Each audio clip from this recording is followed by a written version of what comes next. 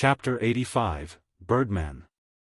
Gentle Snow's invite caused both Xiao Yueru and Xiao Yuer to pay attention. Shifeng's strength must definitely be great. However, they have never specifically seen him in action, so they were extremely curious about his capabilities. They wanted to experience the strength of the rumored chief forger of Star Moon Kingdom. Right? Join our party, Big Brother Black Flame. Our party members are all very skilled, so our leveling efficiency will be a lot higher, Xiao Yuer said from the side. Xiao Yueru sent a glare towards Xiao Yuer. The girl actually made the statement before she could. Xiao Yuer hid behind Gentle Snow, cutely sticking her little tongue out at Xiao Yueru. Xiao Yueru stamped her feet in anger, causing her chest to bounce indefinitely. If it were not for Black Flame being present, she would have taught this little girl a lesson right this instant. Although the beauties were filled with interest in Shifeng's strength, the remaining two male players had their fighting spirits raised instead. Just what did Shifeng possess to earn the attention of the three beauties? Suddenly, a heart of competition grew within them. They looked at Shifeng with a provocative expression, not believing that they were any worse than Shifeng. Regarding these provocative glances, Shifeng paid no attention to them. He said in a low tone, "Thank you for your kind intentions, Miss Snow. However, I have a quest that I need to do here, so I can't level up with everyone." "A quest, is it?" Gentle Snow was slightly shocked. This place was a level 8 monster area, so she was extremely curious about this quest Shifeng possessed. However, trying to ask about someone else's secret would be impolite, so she formally said, "Then, we won't disturb you anymore. If you need help, just ask. Although we don't know how much help we could be, we will still try our best to assist you." Shifeng smiled faintly when he heard Gentle Snow's offer. It was naturally good news that there was someone willing to help him. It would not be an easy task entering the steel fortress Barrutia. There would definitely be monsters there, and it would take Shifeng a long time to deal with them by himself. If there were such a powerful party helping him, then he would be able to save a lot of time. That's great. I need to go to a certain place. However, there are a lot of monsters there, so it won't be easy for me to enter by myself. Can you all help me clear the area? Shifeng implored. Originally, Gentle Snow was still thinking of a way to deepen the relationship between them and Shifeng. Never would she have thought that Shifeng would actually take the initiative to ask them for help. Gentle Snow quickly said, "Okay, I'll invite you to the party. You lead the way." Shifeng accepted the invite, joining Gentle Snow's party under Shifeng's guidance. The party of players quickly arrived at the core region of Fittest Canyon. Will arrive after passing through this forest. However, the number of birdmen here is very high. They are all living up in the trees and are hard to detect, so you all have to pay attention to the birdmen descending at any time. If they catch you in their talons, they will carry you high up into the air, then throw you your death, Shifeng informed as he walked. It's just a bunch of birdmen. What's there to be afraid of? Watch how we'll take care of these birdmen. The shield warrior of the party clapped his chest, speaking in a disdainful tone. Shifeng spoke no more, only silently pushed aside the tree leaves that hindered his path. However, Gentle Snow was not careless. Instead, she commanded, "Everyone, pay attention to the air above. Protect the healer." "Yes." The two male players immediately turned serious, not daring to be careless. They tightly guarded Xiao Yuer's sides. As long as Xiao Yuer survived, she would be able to revive them after leaving the battle. That way, the EXP and skill proficiency lost would be massively reduced as expected. Not a moment later, four white-feathered birdmen descended from the treetops. The sharp talons on both of their feet shot down with shocking speed, like an eagle hunting its prey, catching the male ranger in an instant. The remaining party members reacted quickly, either using their weapons to block the talons or avoiding them completely. Get rid of them. Yueru, attack the birdman that caught Little Song. Yuer, stay in the back. Gentle Snow shouted orders. She used Whirlwind Slash on two birdmen. However, the two birdmen reacted very quickly, avoiding the attack by flying up into the air. Following which, Gentle Snow used Charge, running to save the male ranger named Little Song. Although the twin daggers in Little Song's hands constantly retaliated, the talons of the Birdman were too hard. No matter what he did, he could not hack away the talons gripping his shoulders. Although he wanted to attack the Birdman directly, his position prevented him from landing a hit on the monster's body. He could only helplessly dangle, slowly rising into the air. Zhao Yueru used a flame explosion on the level 9 Birdman's wings, causing -53 damage. The flames burned away some of the Birdman's feathers, causing the Birdman to plummet from the sky instantly. Gentle Snow was already waiting down below by the time the Birdman landed. She directed a cleave at the Birdman's neck, sending the Birdman and its prey flying with the attack and causing -61 damage. Facing the level 9 Birdman, Zhao Yueru and Gentle Snow dealing such a high amount of damage despite the level difference of 4 levels was quite good. The injured Birdman looked pitiful. However, Birdman had a total of 1000 HP. Just this amount of damage was nothing to it. It would be better again after rubbing some spit on its wounds. Moreover, it was the first time Gentle Snow and the others dealt with the attack patterns of flying monsters. They did not know any effective attack patterns and battle techniques. Although Gentle Snow's party managed to save the ranger, they were still at a disadvantage against the 4 Birdmen hovering in the sky. Aside from Gentle Snow and Zhao Yueru, who managed to deal over 50 damage to the Birdmen, the damages dealt by the ranger and the shield warrior did not exceed 20. However, it was not because they were weak, but because the Birdmen were wearing leather armor. Their defense was not low. In addition to the level suppression, the 2 male players would be unable to deal any significant damage. What is this brat trying to do? He still hasn't helped out after all this time. He is even watching from the side. Is he just a paper tiger? The shield warrior, unable to stand by idly and watch, ridiculed Shifeng in a soft tone. However, just as the shield warrior finished speaking, Shifeng took action with an abrupt leap. Shifeng jumped past the trees, arriving in the treetops. Now that Shifeng's agility had reached 40 points, in addition to activating the hidden skill, Flying Steps, he was able to leap around the treetops effortlessly like a martial arts expert. His swords then landed on the Birdman flying in midair, one after another. Every slash from Shifeng's swords caused -160 damage, at least triple the amount of what Gentle Snow and the others dealt. This caused the shield warrior and ranger to shut their mouths immediately. Zhao Yueru watched Shifeng leaping around the forest with a face filled with admiration, both her eyes glistening radiantly. Zhao Yueru, as well, was slightly captivated. Black Flame was definitely not like some person who had dogshit luck. Only Gentle Snow remained very calm. However, Shifeng's way of battle had truly given her some enlightenment. She felt that her previous ways of battling were inflexible, unable to accommodate different situations. However, she was not to blame for this. The previous virtual reality games that were available did not contain such a flexible battle styles. It would not be easy for her to change in such a short period. A short moment later, 4 of the hovering Birdmen fell dead. Their bodies fell heavily to the ground, dropping several copper coins and some light feathers. Let's go. Shifeng sheathed his pair of swords after landing on the ground.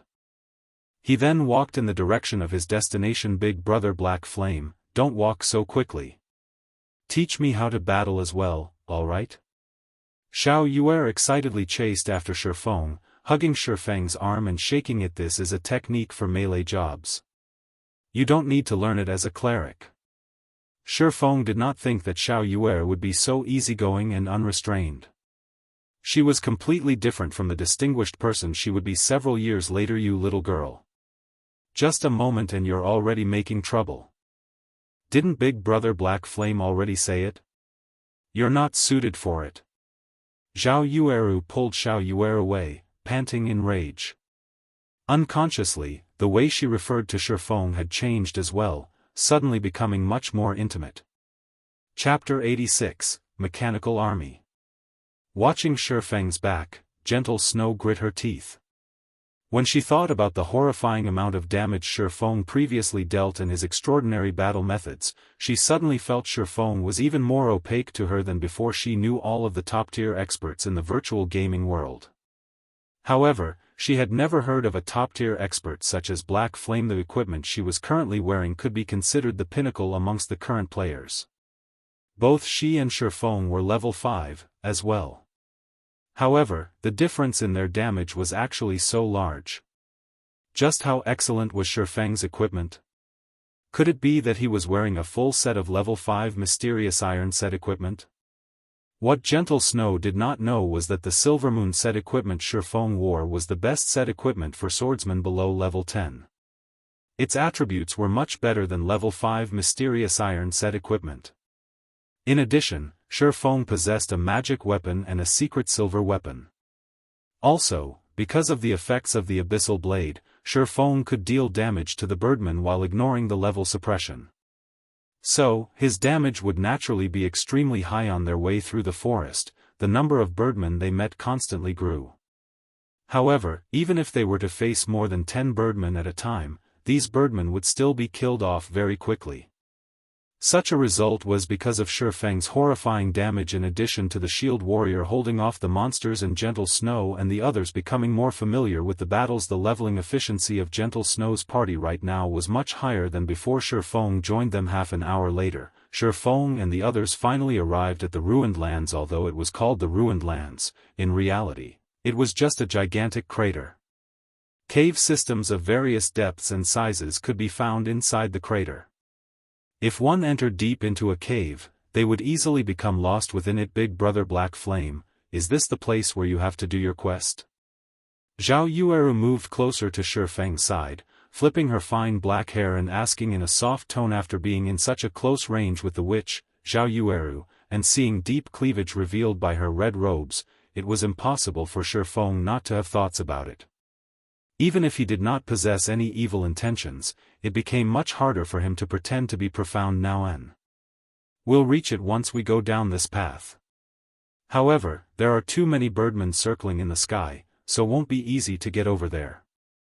Shifeng deliberately shifted his gaze to a side, watching the sky above the canyon that led towards the large crater. The shield warrior and ranger no longer belittled Shifeng's reminder this time. Instead, they held a hint of reverence towards Shifeng now. Taking precautions, they looked towards the Birdman in the sky. On the way to this place, it was only thanks to Shifeng that the two of them did not end up dead. Watching Shifeng take the first step, entering the narrow canyon, a faint smile appeared on Zhao Yueru's face. She kept on having a familiar feeling when she looked at Shifeng. This was the first time she felt this sort of sensation. Soon after, Zhao Yueru followed Shifeng tightly into the canyon. Gentle Snow only smiled sweetly at this scene. How could she not know Zhao Yueru's thoughts? There were extremely few situations where Zhao Yueru was interested in a man in such a way. Of course, if Zhao Yueru could enchant Shifeng, pulling him into Ouroboros, that, too, would be advantageous. Although there were a lot of Birdmen in the canyon, Gentle Snow's party had become increasingly familiar with dealing with these monsters. It was especially true for Gentle Snow. She was a genius. She had already learned Shifeng's battle methods after only seeing them a few times. She used the cliff walls to jump back and forth, and every time she brandished her blade, she would strike a Birdman from the air, sending it to the ground. Moreover, she was able to dodge and avoid the talons and fierce attacks of the Birdman in midair.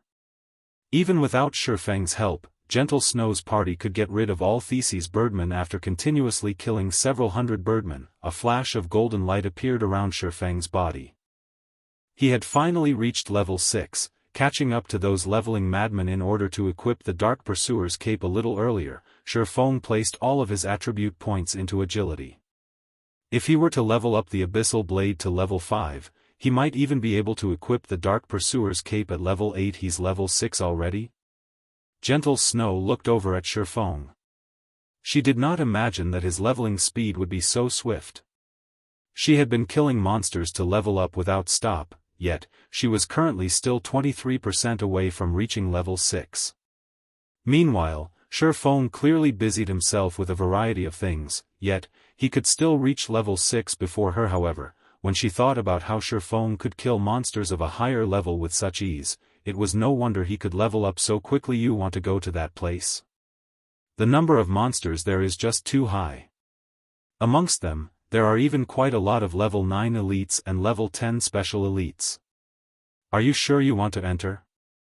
After arriving at the deeper regions of the large crater, Gentle Snow suddenly discovered that the place was filled with wandering mechanical golems.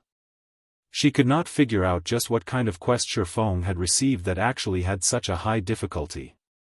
Even if Shifeng were even more powerful than he was now, it was absolutely impossible for him to enter that place. The mechanical golems were around a person's height. Mechanical golem, common monster. Level 9.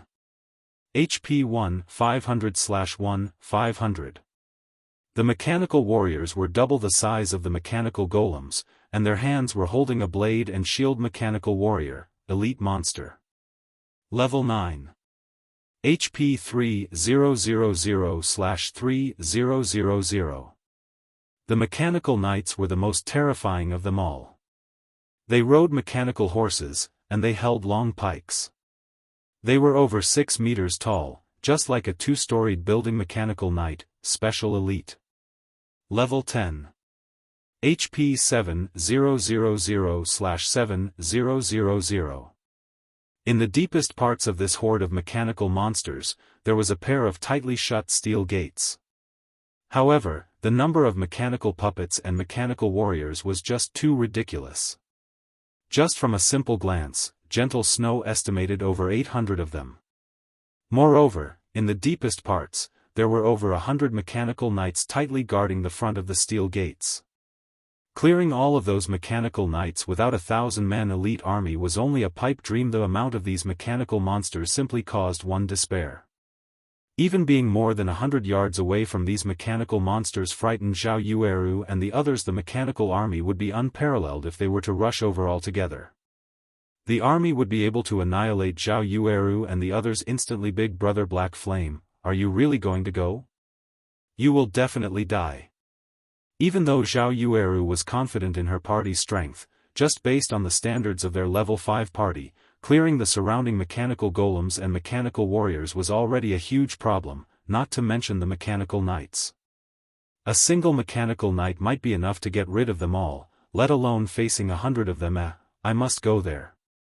However, we need to clear these golems and warriors, which are just hindrances. First, Shifeng nodded his head. Then, let's slowly lure them over and kill them, clearing the way bit by bit. Gentle Snow had already promised Shifeng that they would spare no effort in helping him. Naturally, she would not shrink back now. Moreover, this place was quite good for leveling up. After killing so many birdmen on the way here, they gained quite a lot of common equipment and materials. If they were to clear all these mechanical warriors, their gains should be even greater. It was just that the strength of the mechanical warriors was still an unknown to them. Then, I'll lure them over one by one, Zhao Yueru volunteered. It was easiest for a ranged player to lure monsters. Moreover, based on her skills, even if the monsters were tightly packed together, she would still be able to lure only 2 to 3 of them over. Their party would also be able to dispose of the monsters easily. Hold on, Shifeng suddenly pulled Zhao Yueru back. Is there something wrong? Zhao Yueru asked. The others looked towards Shifeng, puzzled. Could it be that Shifeng did not believe in Zhao Yueru's skills? Shifeng was very clear with the difficulty of this place. However, Zhao Yueru and the others did not know that these mechanical monsters were all weapons of war made by the dwarven civilization. If Zhao Yueru were to go and lure the monsters without knowing this, it would only lead to a party wipe. The mechanical monsters are extremely troublesome to deal with. Their aggro range is extremely wide. There is no need to mention their defense and attack power. If you were to try and lure one, at least 10 more would follow. With the level suppression, we will definitely be unable to take on that many of them at once. I have another idea. Which one of you here has a movement speed of over 14 points? My movement speed is 17. Little Song has also reached 14 points, Gentle Snow answered, even though she did not understand why Shifeng asked such a question. You and Little Song both use a speed scroll. In a moment, lure all of the surrounding mechanical monsters and gather them in a single location. Then, leave the rest to me. Shifeng took out 2 speed scrolls. With these items, based on the mechanical monster's speed, the mechanical monsters would definitely be unable to catch up to the two of them. After associating with Shifeng for some time, Gentle Snow knew that Shifeng was not one to spout nonsense. He definitely must have his own reasonings. Hence, she and Little Song both used the speed scrolls, the two of them starting to lure the monsters from both sides. Chapter 87, Flame Blade Dance. Gentle Snow and Little Song started luring monsters from two sides. Before they even came close to the 30-yard range, the monsters discovered the two of them. The monsters' eyes flashed a red glow, all of them turning their heads and staring at the intruders. Alert! Alert! Intruders detected. After the alarm rang out, all of the mechanical golems and mechanical warriors within a 40-yard radius were alerted. The surrounding mechanical monsters locked onto the two players, and within a moment, the two were being chased by hundreds of mechanical golems and mechanical warriors. Zhao Yueru was secretly shocked at seeing this. Fortunately, she did not rashly act and lure the monsters. Otherwise, they would definitely party wipe. Big Brother Black Flame, there won't be a problem luring the monsters in such a way, right? Zhao Yueru saw that Gentle Snow and Little Song were both being chased closely after by the mechanical army. If they had not run away in time, they might have already been dead by now. Relax. With the speed scroll in effect, these mechanical monsters won't be able to catch up to them, Shifeng said confidently. After some time, as expected, not a single one of the mechanical monsters caught up to the two. Everything happened just as Shifeng predicted. After luring all the surrounding mechanical monsters, the two of them circled the large, empty crater, while the mechanical golems and mechanical warriors chased them without stop. The two of them were very adept at luring monsters. Within a short moment, they had merged the two waves of mechanical monsters into a single wave inwardly. Zhao Yueru was speechless. She, too, had a speed scroll. However, this item was just too expensive. Even if it was her party members, each of them only possessed one speed scroll for the purpose of saving their own lives. She never imagined that Shifeng could easily take out two of them. Moreover, he was only using it to lure monsters. It was truly an extravagant use. However, it was true that, with this added speed scroll, the two of them were able to lure all of the monsters safely. Now, though, the real problem had arrived. After luring so many monsters, how were they going to deal with them? They did not possess any AoE magic, and even if they did, they would not dare to use it. Doing so would cause disorder to the control of hatred, as their MT did not learn an advanced skill such as Crowd Mock. At that time, everyone would just die. Shifeng naturally knew the question everyone was thinking. However, he only revealed a mysterious smile as he walked forward. In 10 seconds, both of you lure all the monsters to the center, Shifeng said in the party chat. Understood, Gentle Snow answered. Finished speaking, Shifeng took out a delicate, dark red scroll, then spreading it open in one go. Incantations were written throughout the inside of the scroll. Just the light coming from the incantations was enough to cause the fire mana in the surroundings to surge. After seeing this, even an amateur would know that the item Shifeng took out was not simple. As an elementalist, Zhao Yueru's face was filled with shock. Just what kind of magic scroll was this? The magic scrolls sold by the magic shops were definitely unable to create such a feat. Just the incantations alone were enough to cause the fire mana of the surrounding area to gather quickly, becoming incomparably violent. Such a gathering of fire mana was even stronger than the fire dragon's roar she used by several times. If Shifeng were to release it, who knew how strong it would be? At this moment, Shifeng activated the magic scroll and pulled out the abyssal blade. Suddenly, the fire mana collected above the magic scroll poured down like mercury, and streak after streak of flames over 10 meters in length penetrated the abyssal blade. Magnificent flames then burst out of the abyssal blade's form, suddenly transforming into a sword of flame. It faintly released the cry of a phoenix, resounding throughout the surroundings. Naturally, everyone noticed such a vast and mighty power. Nobody thought Shifeng would actually still have such a hidden ace in the hole. In fact, Shifeng did not wish to use this Tier 2 magic scroll. He would have one less after every use. Moreover, Shi Feng had only harvested 4 such items from all of Moonlight Forest. Now that he had used one, he only had 3 remaining at this time. Gentle Snow and Little Song had already lured all of the mechanical monsters to the central region of the crater. They then ran towards Shi Feng. The mechanical monsters were coming in closer and closer, 40 yards. 30 yards.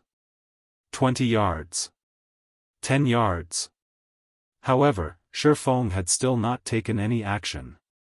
He was only standing there, silently, with his hand holding the dazzling and burning hot sword. Just as Gentle Snow and Little Song ran past Shi Feng abruptly took action, slashing out his burning blade. Tier 2 Magic, Flame Blade Dance. In the blink of an eye, Shi Feng's slash released countless crimson flames. The scorching flames were like an ocean, instantly swallowing the entire mechanical army. The cone-shaped flames burned everything in a 60-yard distance to ash. Even if the mechanical warriors had 3000 HP, they were still unable to withstand the damage from this move as they all turned into a pile of scrap metal. Meanwhile, Shi Feng's experience abruptly increased by a large chunk, rising to 37% of level 6. The other party members had also broken through from level 5, one after another, all of them reaching level 6. Their leveling speed was just too awesome. Everyone's gazes then went towards the loot littering the ground, joy immediately rushing up to their heads. Shi Feng was just too awesome. He used a single move to kill level 9 elite monsters instantly. Although he depended on an external item to do so, being able to obtain such an item was still proof of his ability. If they were to go through this process again several more times, they would be able to reach level 10 at any minute. At this moment, Gentle Snow, as well, was rejoicing at her choice to aid Shi Feng in his quest. Just the EXP they obtained alone profited them big time. Big Brother Black Flame, what kind of scroll did you use?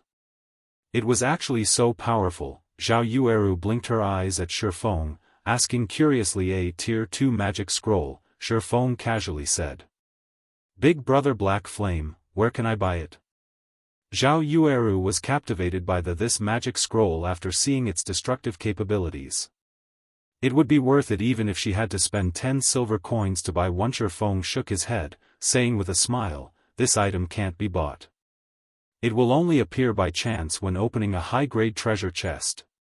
Oh, Zhao Yueru was slightly disappointed. Shi Feng might have spat out blood if he knew Zhao Yueru thought of buying the tier 2 magic scroll for only 10 silver coins. Nobody would sell a tier 2 magic scroll. That was because this item was just too valuable. If used at a crucial point, it was possible to create a comeback situation. In Shi Feng's previous life, there were many large guilds who offered 2 to 3 gold coins for tier 2 magic scrolls but still failed to purchase any. If it were not due to the importance of this quest, Shi Feng would not have been willing to use this scroll. Gentle Snow originally wished to find out more about the magic scroll, as this item was truly too useful. However, after hearing Shi Feng's tone, it was clear that he was feeling heartache over having used the item. Even the rich and overbearing chief forger was feeling heartache. One could just imagine how rare this item was. However, when Gentle Snow heard that she could obtain such an item from a high-grade treasure chest, she thought to herself that she would let the players from her guild make a note of it, following which, everyone else started cleaning up the loot. There were plenty of elite monsters amongst the over 800 mechanical monsters, so there were many items dropped. Amongst them, there was no lack of level 7 to level 8 common equipment. There were even over 30 pieces of bronze equipment and several skill books. You killed all these monsters, and we were not of much help. So, we won't be taking any of the equipment or skill books. Gentle Snow traded all the items to Shi Feng after she finished arranging the loot. However, the shield warrior started drooling when he looked at all the equipment for MTs. He was extremely reluctant to part with them. However, he also did not dare have any objections to give everything to Shi Feng. You all helped out quite a lot. Let's split according to job requirements. As for these skill books, I'll be taking them. Shi Feng only kept all of the skill books because he discovered a special skill, Precision Throw, amongst them. This skill was extremely useful to him. As for the bronze equipment, they were worth but a few gold coins, so they were not as valuable to him. The equipment he was currently wearing was the Silvermoon set equipment. Shifeng did not plan on changing equipment while he was below level 10. As for Blackie and the others, he would obtain equipment that would better suit them. Although the equipment did not serve much purpose to Shifeng, they were very useful to Gentle Snow. I would feel embarrassed if I were to accept them vainly. How about I purchase all of them? I currently don't have enough game coins on hand. Could I pay using credits? Gentle Snow, not wishing to owe Shifeng a favor, softly asked. Paying with credits is fine as well. Shifeng was naturally very willing. In a short moment, Gentle Snow had transferred 50,000 credits to Shifeng, enriching Shifeng quite a lot once more. What about the remaining mechanical knights? Are you going to use a magic scroll again? Gentle Snow looked towards the over 100 mechanical knights guarding the large gate, asking in anticipation. A tier 2 magic scroll can't get rid of them. Moreover, I don't need to kill them to enter into that place. I just need to lure them away. When Shifeng heard Gentle Snow saying so, his forehead couldn't help but sweat. Tier 2 magic scrolls weren't just some kind of cabbage he could waste. Leave it to me, then. Gentle Snow looked at the terrain and entered into deep thought. She felt that there should be no problem in accomplishing the task. Here are some speed scrolls and return scrolls. As long as you run out of the crater, they will not continue chasing. After leaving the battle, you all can use the return scrolls to leave this place, Shifeng explained and took out several scrolls. Seeing that they were about to part from each other, Xiao Yueru felt unwillingness in her heart. She did not know why, but she could feel a sense of ease and security when she was with Shifeng. Big brother Black Flame, let's add each other as friends. We're going to enter a level 5 dungeon tomorrow, so how about you come and join us? Xiao Yueru suddenly said. Gentle Snow was faintly astonished. She looked at Xiao Yueru with a helpless smile. However, she felt that this was not really a bad choice. With Shifeng around, their chances of clearing the level 5 dungeon would be even greater. Shifeng did not think that this witch would actually want to add him as a friend. Moreover, she even invited him to dive into a dungeon. This behavior of hers right now was just way too different from before. We can add each other as friends, but I have some things to do tomorrow. We'll dive into a dungeon together when I have time in the future. Shifeng tactically rejected the invitation. After all, he couldn't suddenly multiply himself into 2 people. As for the matter of adding each other as friends, Shifeng possessed another independent circle of friends after donning the demon mask. So, others would not be able to discover any issues. Let us add each other as friends then. Xiao Yueru softly bit her lips.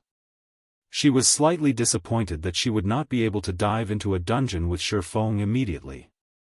However, it was still good that she could add him as a friend. She would be able to contact him more easily in the future system. Do you wish to accept Flaming Moon's friend request? Shifeng hit accept, and the name Flaming Moon entered Black Flame's friend window. Afterward, Shifeng headed towards the left side of the gate. At this moment, Gentle Snow had already arrived at the gate's right side, prepared to lure the mechanical knights.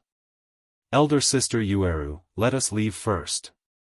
We can just leave the rest to Elder Sister Snow, Xiao Yueru softly said when she noticed that Xiao Yueru remained motionless. I got it. Xiao Yueru, after taking another glance at Shifeng's back, turned around and left. Seeing that Shifeng was ready, Gentle Snow activated the speed scroll and rushed at the level 10 mechanical knights. Halfway there, the eyes of mechanical knights in front of the large gate shone brightly. Their enormous bodies started moving, and all of them had their eyes focused on Gentle Snow. Gentle Snow immediately halted her steps. She then turned around and escaped. The mechanical knights bellowed in rage as they moved their large figures, chasing after Gentle Snow. Only when all of the mechanical knights left did Shifeng hastily run towards the large steel gates. Although Gentle Snow had lured the mechanical knights away, the amount of time they could be lured was limited. Moreover, they would not fall for the same trick the next time, so Shifeng had to seize the opportunity. Arriving at the large gate, Shifeng found a moss-covered keyhole. He then inserted the broken obsidian crystal given to him by Blackbeard. The fortress key had already been stored away for almost a millennium. Blackbeard also mentioned that the key might not be able to open the gates. However, it was still worth a try. Chapter 88, Advancing to Intermediate Rank. After inserting the obsidian key, there was no reaction from the steel gate. It was still as unmoving as ever at this moment. A message arrived from Gentle Snow. She told Shifeng that the mechanical knights had suddenly stopped chasing her and were quickly returning. Crap, it can't be, right? The key really doesn't work? In a fit of rage, Shifeng abruptly sent a punch towards the keyhole. Since he could not use the simplest way to enter, then he could only use the more dangerous method to enter. D. Suddenly, a dazzling golden light radiated out from the keyhole. Countless energy runes flashed on the pair of three-storied gates. After which, the gates slowly opened, letting out ear-piercing creaking sound. Seeing that the mechanical knights had already hurried over, while a gap fit for a person had opened between the pair of gates. Without hesitation, Shifeng pulled out the obsidian key, and the gate stopped moving instantly. Following which, Shifeng squeezed himself through the gap between the gate system. You have discovered the steel fortress Barrutia. The two-storied tall mechanical knights tried to rush in through the gates. However, the gap between the gates was just too narrow for them to pass through. In addition to the gate's immense weight, the mechanical knights could only bombard attacks at the gate outside. Unfortunately, their actions were not one bit useful. I am inside. After Shifeng sent a message to Gentle Snow, he carefully headed forward along the gigantic steel pathway on the other side of the ruined lands. Snow, how is he? Waiting by the side, Zhao Yueru asked when she saw Gentle Snow running in her direction. No problems. He's already inside. However, this quest is truly dangerous. I've roughly estimated the mechanical knight's strength just now, and I've discovered that these mechanical knights are completely different than other special elites. They can swiftly block my attacks, in addition to instantly returning with a counter-attack. If it wasn't for my quick reaction, I might have died just now. If we do not possess a skill that could continuously deal large amounts of damage, even if we could kite them around, we would still be helpless against these mechanical knights.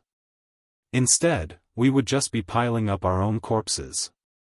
Gentle Snow sat down and took out some refreshments, eating and drinking to recover. Currently, her mind filled with the battle scenes from before. It was truly a thrilling situation.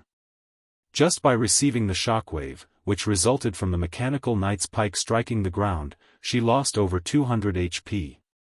If the weapon hit her directly, the consequences would be inconceivable. After listening to Gentle Snow's words, for reasons unknown, Zhao Yueru released a relieved breath. Alright, stop dreaming.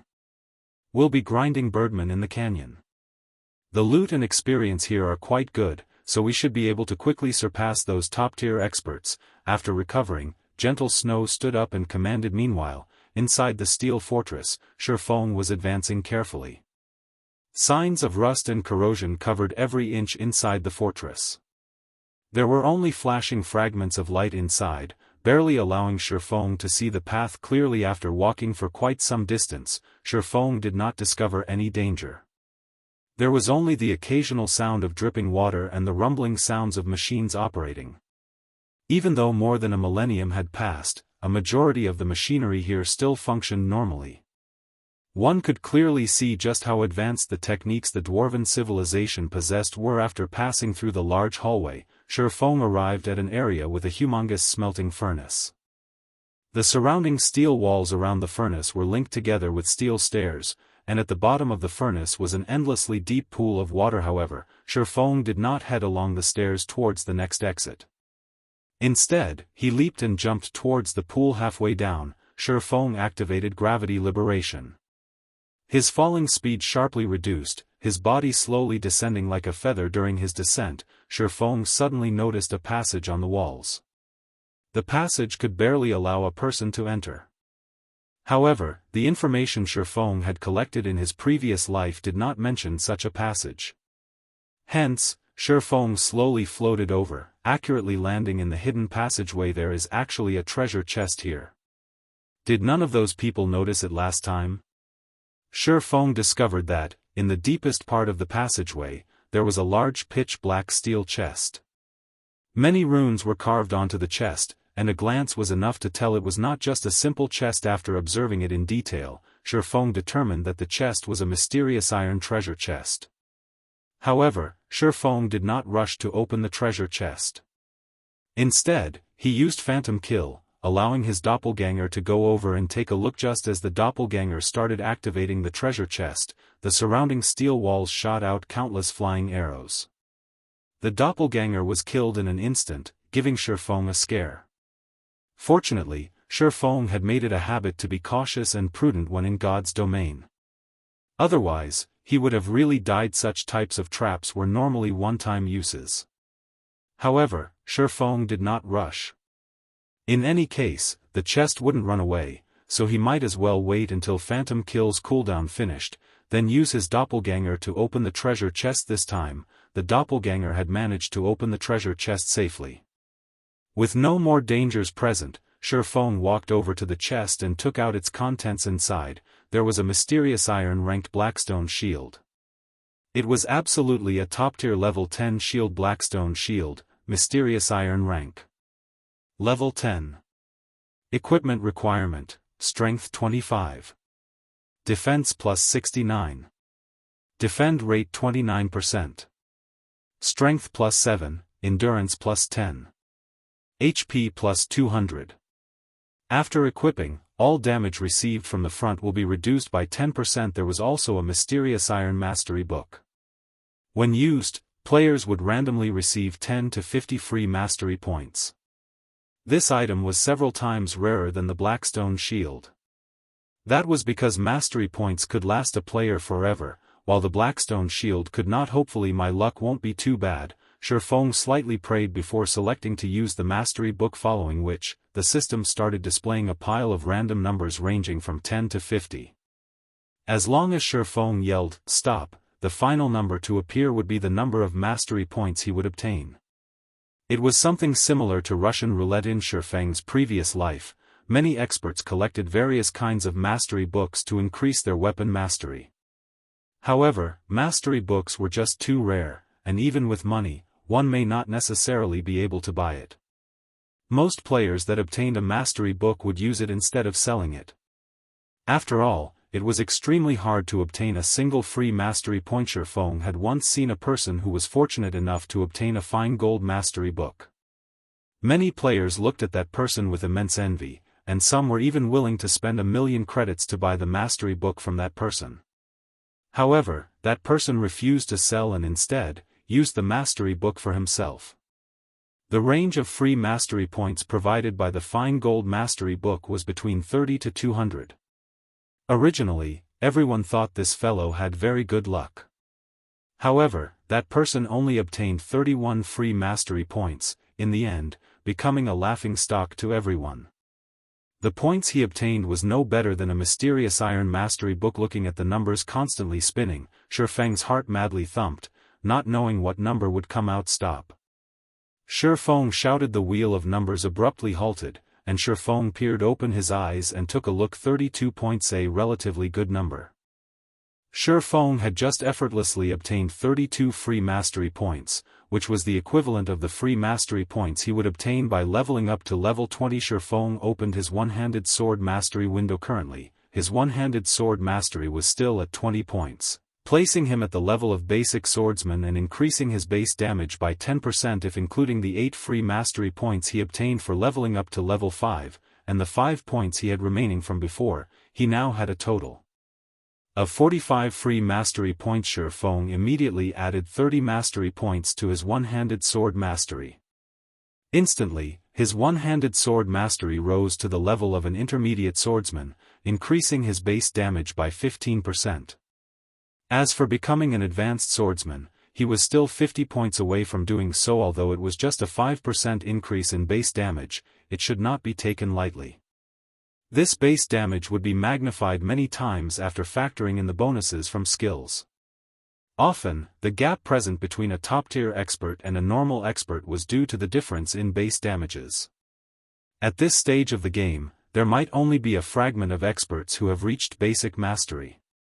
Feng had already reached intermediate mastery, leading them by a lot. Just as Feng was about to continue advancing deeper into the steel fortress, the fortress alarm rang out.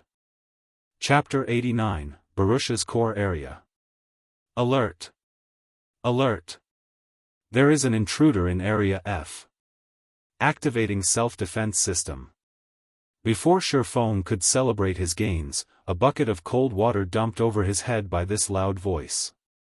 He did not think that there would be such a trap. After opening the treasure chest just after arriving at the passage's exit, Feng discovered that the passages leading to the other areas of the steel fortress were all sealed off, preventing him from entering. Meanwhile, the water level of the pool below started rising, and according to its speed, it would not be long before the passage flooded. Without hesitation, Feng took out a bottle of underwater breathing potion, drinking it. The potion allowed players to breathe underwater for 20 minutes. Following which, Feng immediately leaped into the pool, diving towards the deepest region. After swimming down for over 10 minutes, Feng finally saw a dark passage. However, the water currents from there flowed rapidly, and it would not be easy for Feng to approach the passage. After spending a long period, and drinking a second bottle of underwater breathing potion, Feng managed to crawl his way towards the passage and trance with much difficulty, following which, he was washed away by the rapidly flowing water, his body unable to move as the current continuously pushed him along the passageway.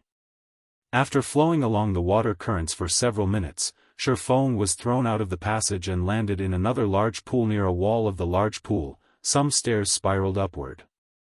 As long as he went up these stairs, he would arrive at the core of the fortress. Feng swam towards the stairway. He then looked at the time.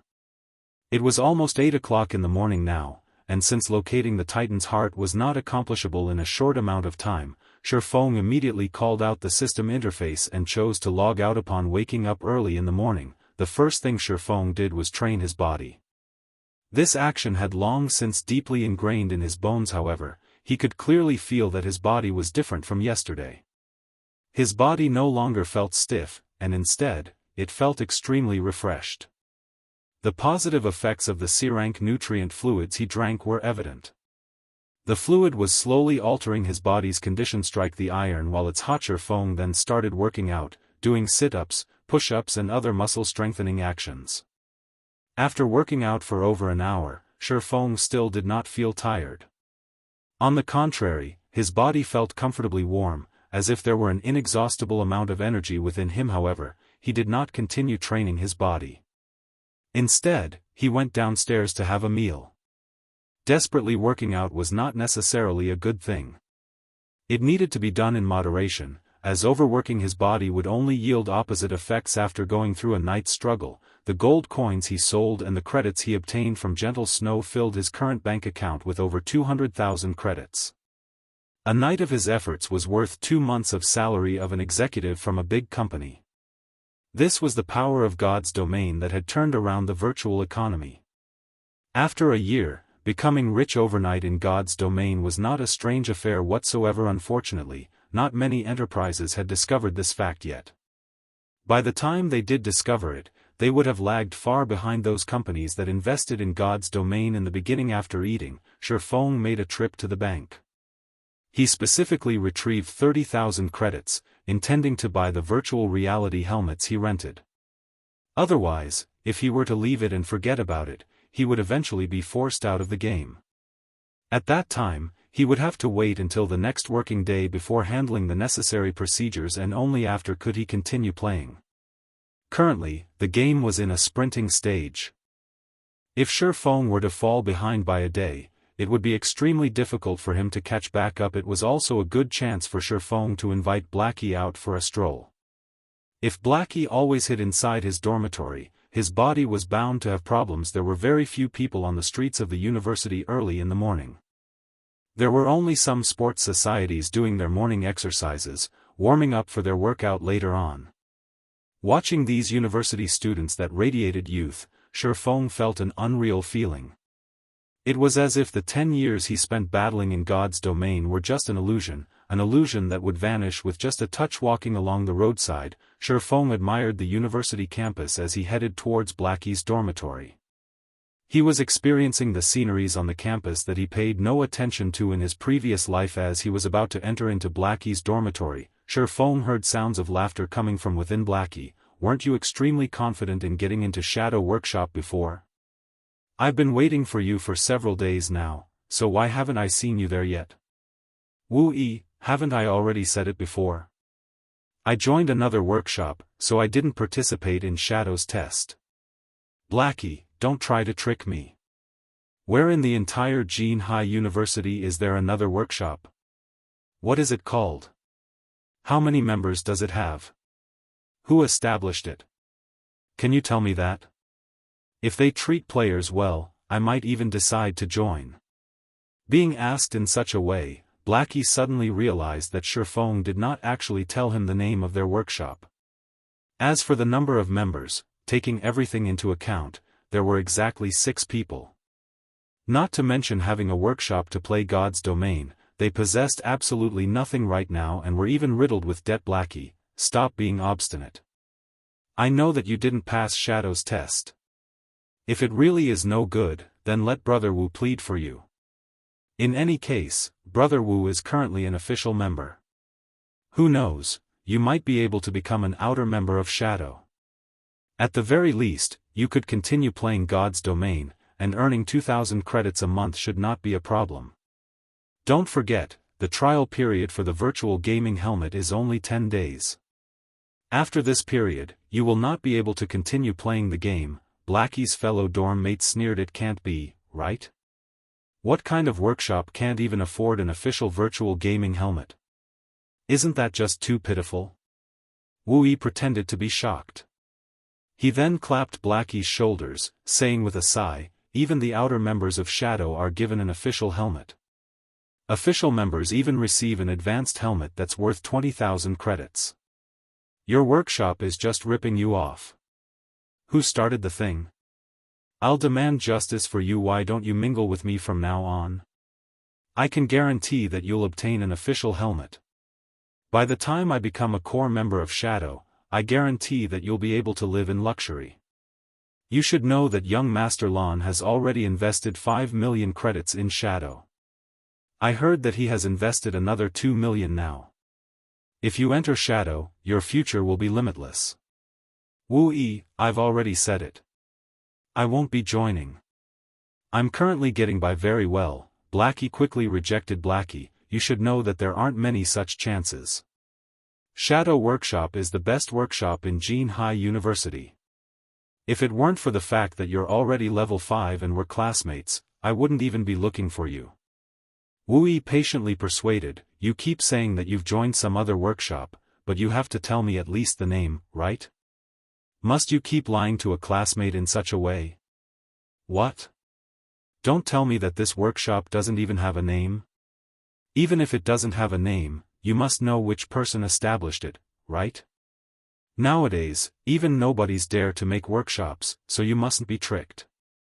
Shadow Workshop has an upright business sponsoring it, and there is also a contract to ensure that you won't starve to death at the very least. Wu-Yi was all praises about Shadow. It was as if one would become an elite in society just for entering Shadow Workshop, becoming the envy of others. However, Blackie had long since seen through Shadow. He did not have even the slightest favorable opinion towards Shadow.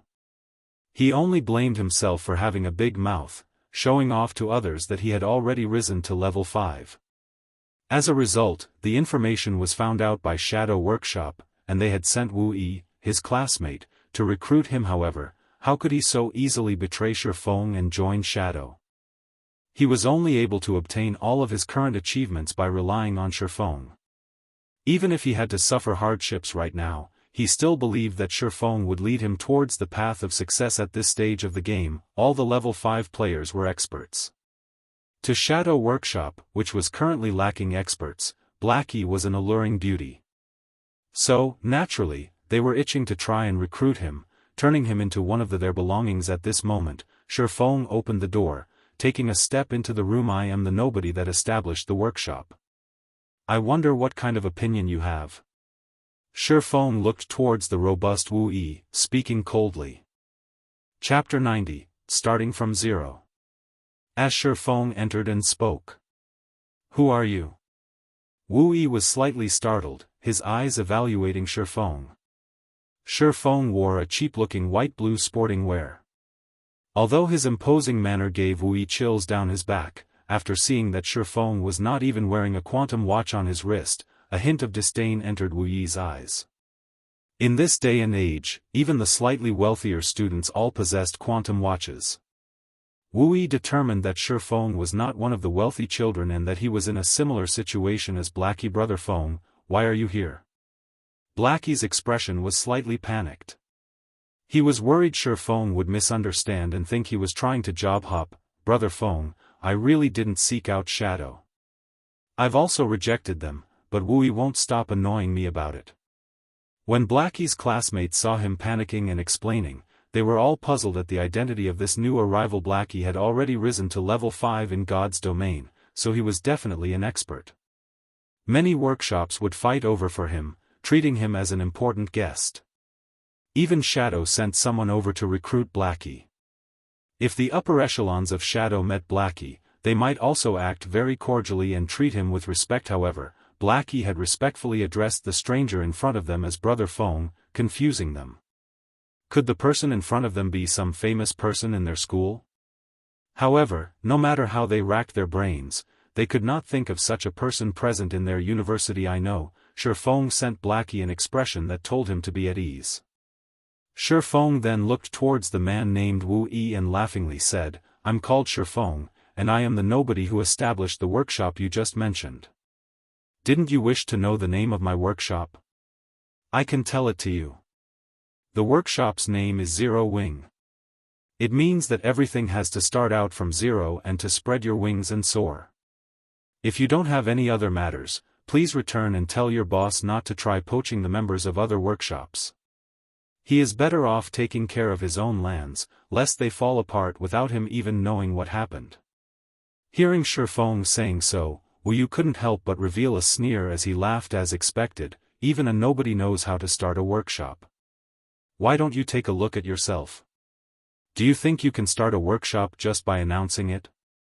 Wu Yi narrowed his eyes, mocking, "Do you know how large our shadow workshop is? Do you know how many members our shadow workshop has? Do you know who is backing our shadow workshop? Do you know how much our workshop has invested? Do you still think that we need to poach members from worthless workshops like yours? Just based on the fact that you guys are still using the trial helmet to play the game shows how dirt poor you are. Did you think that, just by being full of zeal, you could establish yourselves in God's domain and earn money? All the workshops that have tried to establish themselves in God's domain have at least invested several millions of credits. Meanwhile, you have no money, no members, no facilities, and not even the most basic of assurance.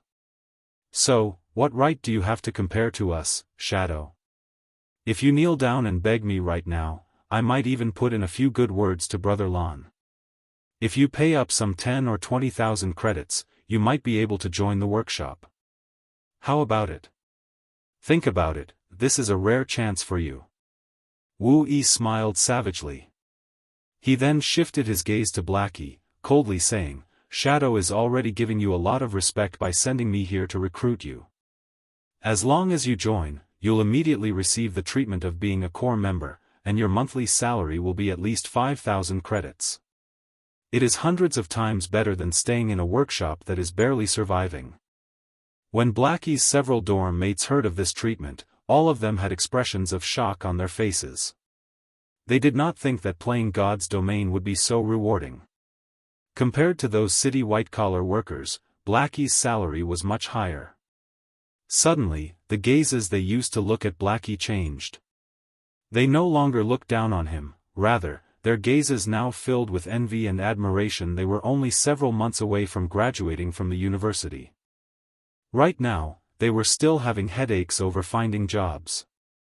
Meanwhile, Blackie had someone personally coming to his door to recruit him, and the other party had even offered a minimum monthly salary of 5,000. As the saying went, comparisons are odious. If they had known about this earlier, they would have properly played games and gave God's domain a try. They might have even become experts. They would not have had to chase after girls for their 4 years in universities and been looked down upon by those girls. If they managed to earn money, beauties would be lined up for their choosing. However, after listening to Wu Yi, Blackie, instead, started laughing. Wu Yi actually dared to make fun of the workshop Shifeng had started, calling it worthless, and even wanted to make Shifeng kneel before him in order to join Shadow. He was retarded. The snow goddess is even paying attention to Brother Feng, and she even wanted to recruit Shifeng. Who was the snow goddess? She was the vice-captain of the first-rate guild, Ouroboros. She was the publicly acknowledged goddess of the virtual gaming world. Compared to Ouroboros, Shadow Workshop was not even worth a dime. Seeing Wu Yi's mood sour, Blackie sneered at him and said, "Wu Yi, even if you exaggerate it to no end, my decision will remain unchanged. Although Zero Wing Workshop has just started, I believe that our future achievements will definitely be greater than Shadow's. I advise you to leave Shadow a little earlier and join our Zero Wing Workshop. I'll ask Brother Feng for a favor. If you kneel and apologize to him, who knows, you might even be able to become a member of Zero Wing." Blackie's dorm mates were shocked upon hearing him. His declaration confused them greatly. In the end, which workshop was truly the awesome one? Could it be that, nowadays, choosing the workshop that couldn't even afford an official gaming helmet was the right choice? You are simply unreasonable. Wu Yi was almost speechless with anger. Blackie actually used his own words to make fun of him. If it weren't for Brother Zhang instructing him that he definitely must invite Blackie, he would have long since left. It was against his expectations that Blackie would have a brain defect, throwing away a good future and insisting on mingling in a gutter-like place. "Blackie, I am only reminding you because I value talent. Our Shadow is currently trying to annex the 45th ranked workshop in Jianghu City, Hungry Wolves Workshop.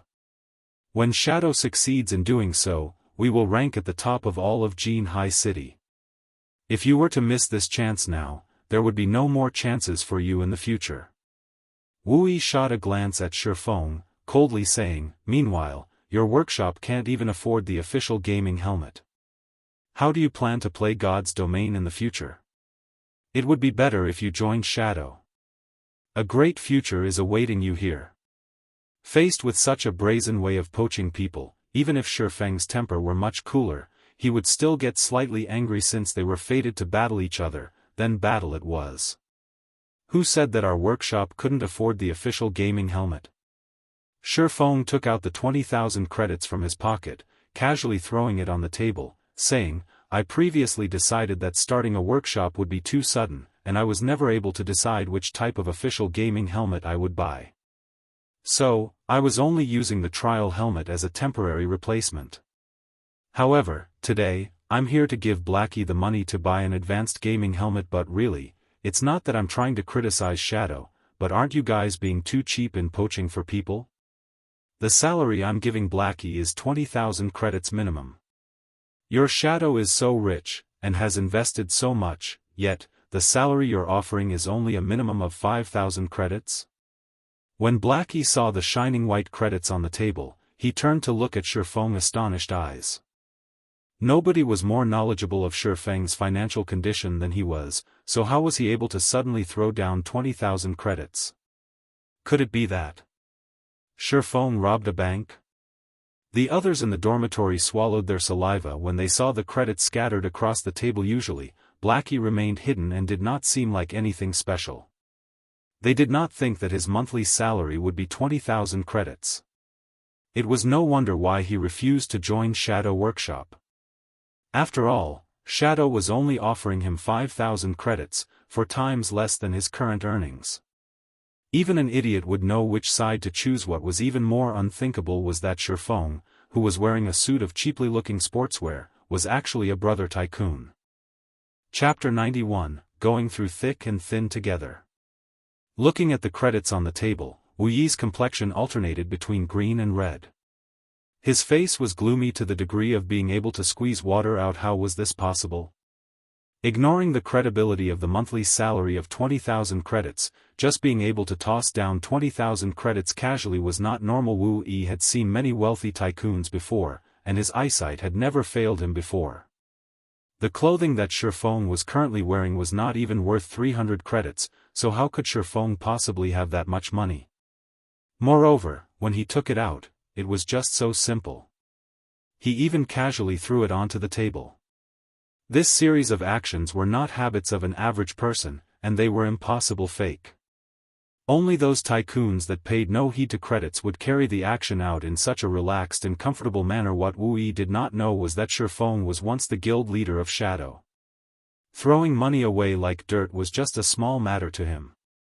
He even spent tens of millions of credits to poach a few master-level lifestyle players. During those times, he had thrown stack after stack of credits onto the table, causing those lifestyle players to worship him immediately. Throwing out just 20,000 credits was not even a warm-up for him. Humph. Just this amount of money is nothing. As long as you have the strength to join the upper echelons of Shadow, a monthly salary of 50,000 to 60,000 credits is just a small matter. Moreover, we have the support of young Master Lan, so our funds are extremely abundant. Furthermore, the celebrities of our school have also joined Shadow. The 1st, 3rd, 6th, and 9th ranked students in the university's most recent fighting competition have all joined Shadow. These people are the true experts, and they could easily rise to fame in God's domain. Meanwhile, what kind of true experts does your workshop have? Wu Yi pretended to be calm as he coldly snorted. However, he still could not help himself to steal a glance at the 20,000 credits thrown on the table. The basic wage for an official member of Shadow was just 3,000 to 5,000 credits. Although it was slightly better than the salary of many university fresh graduates, there was still a limit. Such an amount was not enough for one to act carelessly. Wu Yi, we will deal with the matters of Zero Wing by ourselves. It is still not up to you to comment on our problems. If your boss wishes to annex our workshop, first offer up a monthly salary of 100,000 or above, let me be Shadow's vice leader, and Brother Feng the guild leader. Otherwise, please return. Blackie was extremely irritated after hearing Wu Yi speak. He abruptly stood up and pointed towards the dormitory's entrance as he looked at Wu Yi with a disdainful smile. Blackie's performance was extremely arrogant and incomparably rampant. He held no regard for Shadow at all. Was it amazing to have many members? Did being an expert in a fighting competition mean they could play well in God's domain? If one had the ability, then they could hitch up a relationship with those first-rate guilds. See if they pay any attention. Blackie, you better not regret this in the future. Shadow is fated to become a giant in Jianghu City. When that time comes, don't even think about joining Shadow. Wu Yi left after speaking. He was determined to tell Brother Zhang and young Master Lan about everything that had happened here, letting them take care of the ignorant Shifeng and Blackie. Thanks for your worries, but I never eat the medicine of regret when I do something. Although Shadow is amazing, unfortunately, it isn't enough to enter my eyes. Blackie loudly declared, and almost everyone in the entire building could hear him speak. Blackie's dorm mates were all stunned. When did Blackie become so awesome? He actually dared to let out such bombastic words, publicly rejecting the invitation of Shadow Workshop that's famous throughout the whole university. How many people dreamed of the job he rejected? After Wu Yi left, Blackie instantly lost his previous heroism. His bum immediately landed in a chair, his heart silently lamenting that it was all over. Because of his momentary rampant emotions, he became hot-headed and made enemies out of Shadow. Wasn't this just making trouble for Zero Wing? On the other hand, Shifeng was extremely touched. As expected, Blackie was still the same in both his previous and current lives. In Shifeng's previous life, Blackie had immediately resigned from his position without hesitation and followed Shifeng. Now, this was a true brother. In Shifeng's previous life, the countless people around him could only share the gains but not the pains. Shifeng also knew what Blackie was currently worried about, so he clapped his hands and said in agreement, "Well said." In the struggles of the virtual gaming world, winning or losing can be changed in the blink of an eye. There are no such things as eternal winners. As long as we work hard enough, sooner or later, we will definitely surpass Shadow. As long as Zero Wing Workshop developed, they were bound to come into conflict with Shadow.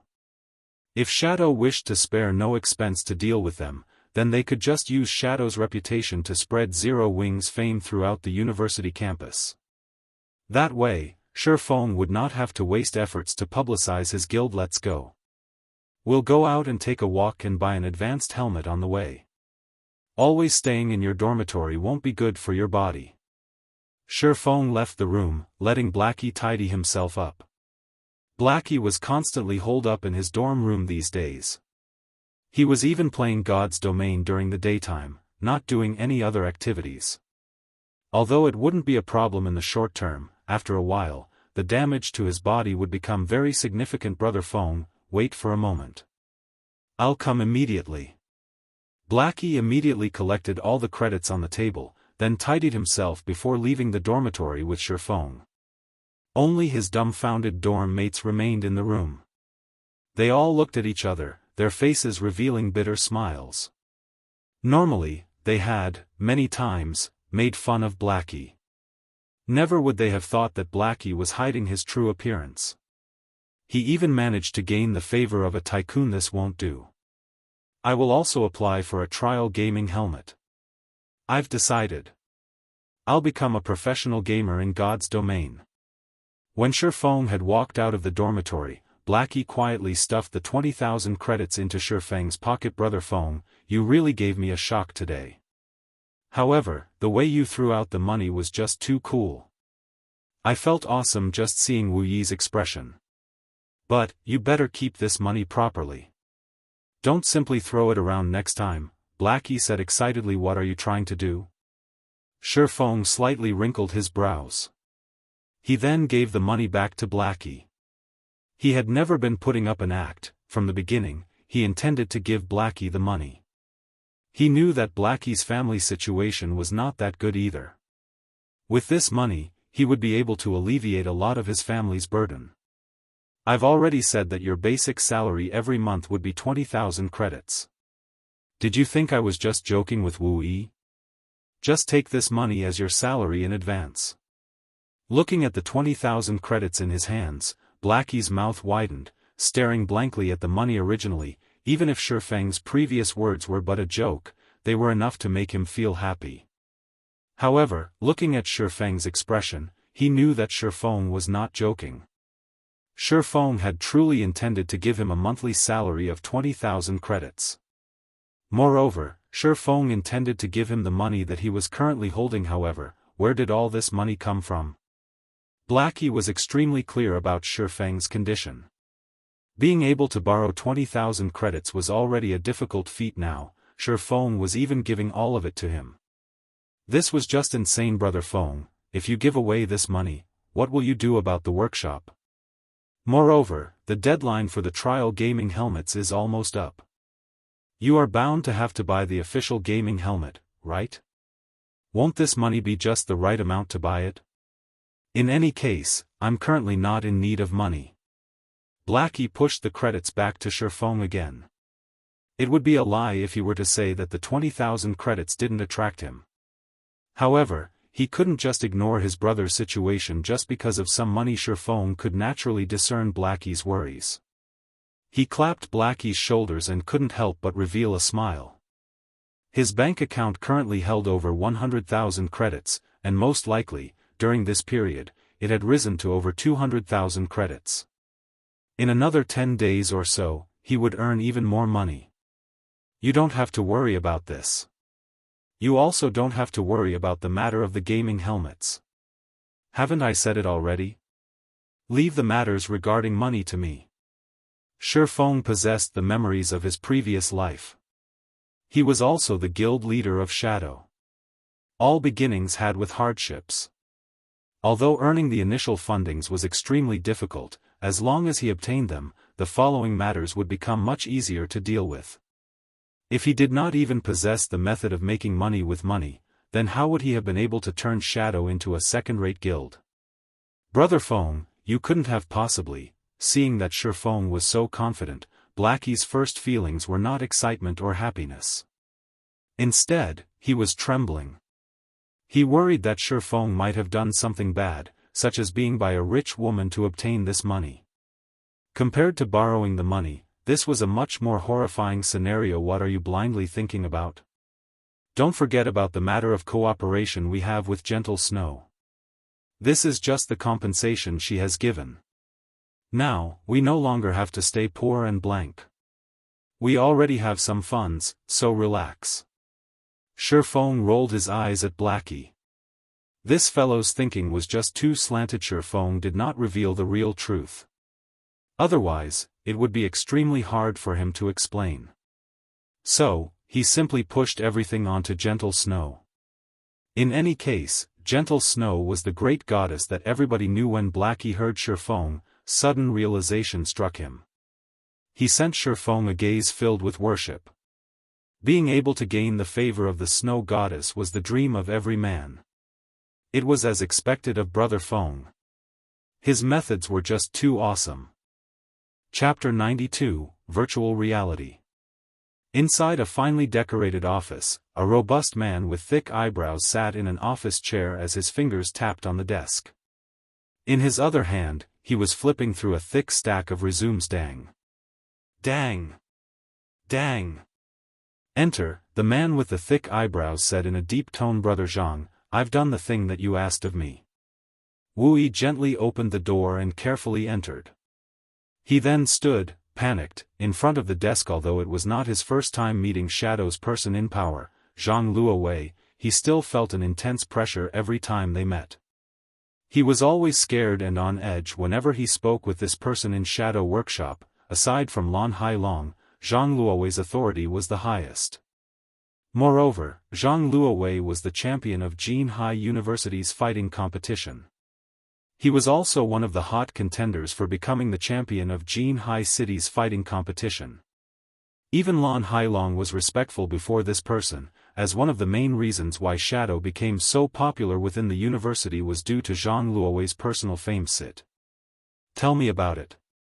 Zhang Luowei placed the resumes to a side, his finger pointing towards the leathered sofa in front of his desk. Although Zhang Luowei looked like an amiable person, Wu Yi knew that, below that appearance, there was an abyss-like horror. Zhang Luowei's personality was both vicious and merciless. Otherwise, he wouldn't have been able to suppress fighting experts like Zhou Yuhu and others. After some thought, Wu Yi slightly organized his words before saying, Brother Zhang, the others have already agreed. It is only that Blackie that is a stone inside a latrine pit, both smelly and hard. He wouldn't agree, no matter what, and he had joined a newly established workshop called Zero Wing. He even said that it was beneath him to join a trash workshop like Shadow. Not willing to join, is it? He's even joined Zero Wing workshop. Zhang Luowei displayed contemplation as he smiled. However, inside his eyes, a cold glint flashed. What is the origin of this Zero Wing workshop? Why haven't I heard of it before? Brother Zhang, Zero Wing workshop was established by a Year 4 student named Shifeng. I heard that this workshop has nothing at all. They are also buying their gaming facilities only today. However, that person is quite rich. He offered Blackie a basic monthly salary of 20,000 credits. He even wanted me to bring back word to Brother Zhang, telling you to stop trying to poach members of other workshops and take care of your own land. Wu Yi was very angry while he spoke. When I heard this, even I couldn't bear to stomach it. They are just a greenhorn workshop, yet they dare to challenge Shadow. Brother Zhang, how about I take some men to extinguish their overwhelming attitude? Shifeng, is it? I seem to have heard this name before. Zhang Luowei wrinkled his brows slightly, trying to figure out where he heard this name. However, after thinking for some time, he still could not recall. He shook his head, saying, Don't bother with them. In a few days, the school will be holding the annual fellowship party. This is a great chance for Shadow to have a meteoric rise, so we don't have the time to waste on these little workshops. Right, you organize the newly recruited members and have them quickly level up. The guilds in White River City will be starting the competition over the honor of getting the first clear for the 20-man dungeon very soon. We also have to fight for the fame obtaining the first clear of a level 5 dungeon. Yes. You can rest assured, Brother Zhang. I will help them quickly rise to level 5, Wu Yi clapped his chest, assuring elsewhere. Shifeng brought Blackie along to purchase 2 advanced virtual gaming helmets. Although the current virtual reality technology was very advanced, the basic helmet was a cheaply made in consideration of the general masses. Its degree of synchronization was just 80%. However, the advanced version of the helmet could reach up to 90% synchronization, and the user's 5 senses would become much more sensitive. Although the difference did not seem too great, during a battle between equal strengths, this small difference would be the determining factor of victory or defeat. The battles in God's domain were always life or death battles. Moreover, the penalty of a single death was a great amount of EXP and skill proficiency. Hence, most large-scale workshops would allocate an advanced virtual gaming helmet to all their official members. Previously, Shifeng did not have the money to purchase even a basic gaming helmet. Now that he had the money, however, he naturally would not fall behind in this aspect. After purchasing the advanced gaming helmets, Shifeng found a good restaurant and ordered some high-class nutrition meals. He ate with Blackie as they talked about the future development of their workshop. Such a situation made Blackie feel like he was in a dream. God's domain had only been running for slightly more than 3 days. Not only had Shifeng solved the problem of the gaming helmets, but Shifeng also brought him to a high-class restaurant for a meal and discussion of the matters of developing their workshop. The more unbelievable thing was that Shifeng unhesitatingly gave him a salary of 20,000 credits. Just how many university students' dream was it to have a monthly salary of 20,000 credits? On the other hand, he hadn't even helped Shifeng out much, yet, he was able to obtain such a salary. Although Blackie did not voice it, inwardly, he was extremely moved. He felt extremely apologetic to Shifeng, so he silently swore that he would work hard to be of help to Shifeng. Shifeng and Blackie conversed for a long time. They properly discussed the matters regarding the future development of their workshop. They also prepared to officially recruit Lonely Snow and the others, establishing a real workshop. The remaining matters were to find a location to set up their workshop, purchasing facilities for the workshop, and the workshop's administration. Brother Feng, leave these to me since I'm usually doing nothing during the day. It is already hard on you just to level up and earn money. Anyway, I am an economy and management major, so it is a great chance for me to display my specialty. I guarantee that you will be satisfied, Blackie assured. He couldn't help but want to start his work immediately. Good, then I'll leave it to you, Shifeng smiled. He felt extremely relieved with Blackie managing things. After the two parted, Shifeng sent a message to his parents. He then sent them 3,000 credits, telling them not to send him living expenses any longer. He told them that he had already found a good job, and that he was able to support himself financially. Shifeng was still not ready to tell his parents about everything. If he were to tell them that he had earned over 200,000 credits in just a few days, they would most likely not accept it. So, he might as well take it slow, gradually increasing the money he sent them. That way, his old folks would be able to gradually accept it, thinking it reasonable and fair. At 7 o'clock in the evening, after having his meal, Shifeng drank a bottle of Sirank nutrient fluid. He put on the newly bought advanced virtual gaming helmet, starting his conquest in God's domain. Upon entering God's domain this time, the sensation Shifeng felt when he stood beside the large pool was completely different. The cool breeze blowing. The sounds, water flowing into the pool. The scratches and rust that were clearly visible on the steel walls. The faint smell of machine oil. Even the feeling of manipulating his own body had become much more relaxed. Shifeng flexed his body on the stairway. He then pulled out his swords, slashing out streak after streak of beautiful sword images. The sword images kept flickering in and out of existence, giving an unpredictable feeling. The feeling I had while playing God's domain in the previous life is finally back. Shifeng stopped waving his swords, extremely pleased with his current condition. In his previous life, Shifeng was used to using the virtual reality cabin. The virtual reality cabin synchronizing rate could reach up to 97%. In God's domain, if the system interface, status indicators and other such things weren't present, players would be practically unable to differentiate between the real world and the virtual world. After getting used to his body, Shifeng felt that he should start searching for the Titan's heart. Chapter 93, Dark Clown. The spiral staircase led directly to the core control area on the highest floor. After climbing an unknown number of steps, Shifeng arrived at a winding corridor that led towards the core area. Ancient magical runes were carved into the walls on both sides of the corridor, and even though almost a millennium had passed, this corridor was still gleaming with light. Only some parts of the corridor had decayed, damaging the magical circuits etched in it and plunging those particular areas into darkness. Fortunately, not many parts of the corridor were badly decayed, so Shifeng was still able to clearly see the entirety of the long, narrow, and maze-like corridor. Just after Shifeng set foot into the corridor, the alarm once again rang out. Alert! Alert! The intruder has already invaded Area A of the fortress, the magic corridor. Activating guardian statues on duty. Shifeng then heard loud booming noises coming from the corridor, as if some gigantic machine had started moving. Shifeng no longer dared advance slowly. He immediately used a speed scroll, dashing through the magic corridor at flying speed. After taking several turns in the magic corridor, Shifeng discovered a machine that had a flashing red light. Although this machine was just the size of a football, it was constantly producing alarms, as if it were a tool meant for guiding the guardian statue. Sentinel Guard, Common Monster. Level 10. HP 200/200. Shifeng immediately understood how he was so easily discovered. This Sentinel Guard was just like a radar. It could detect enemies within a range of 500 yards, and after discovering them, it would set off an alarm.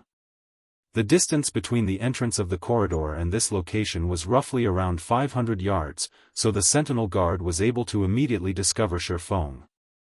As long as Shifeng could get rid of it, then he would be able to rid himself of the alarms of this area. However, this thing had very sensitive reactions. It would not let any enemies get within 30 yards.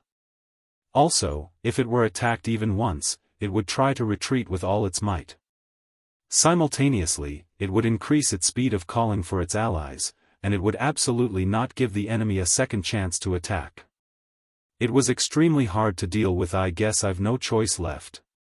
I can only give it a try. Shifeng unsheathed both of his swords. He could already hear the angry roars of the guardian statues coming from behind him. Based on his strength, fighting in this narrow area would only lead to his own death.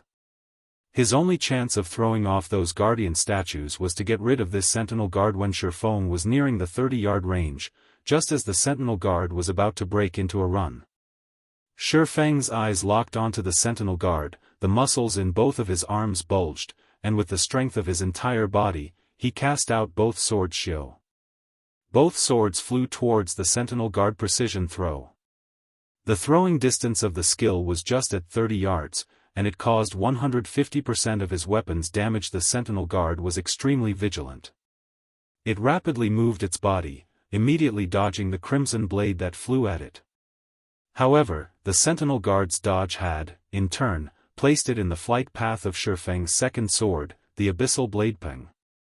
The Abyssal Blade pierced through the Sentinel Guard, causing -211 damage and instantly killing its system. Level 10 Sentinel Guard killed. Level difference of 4. EXP obtained increased by 400%.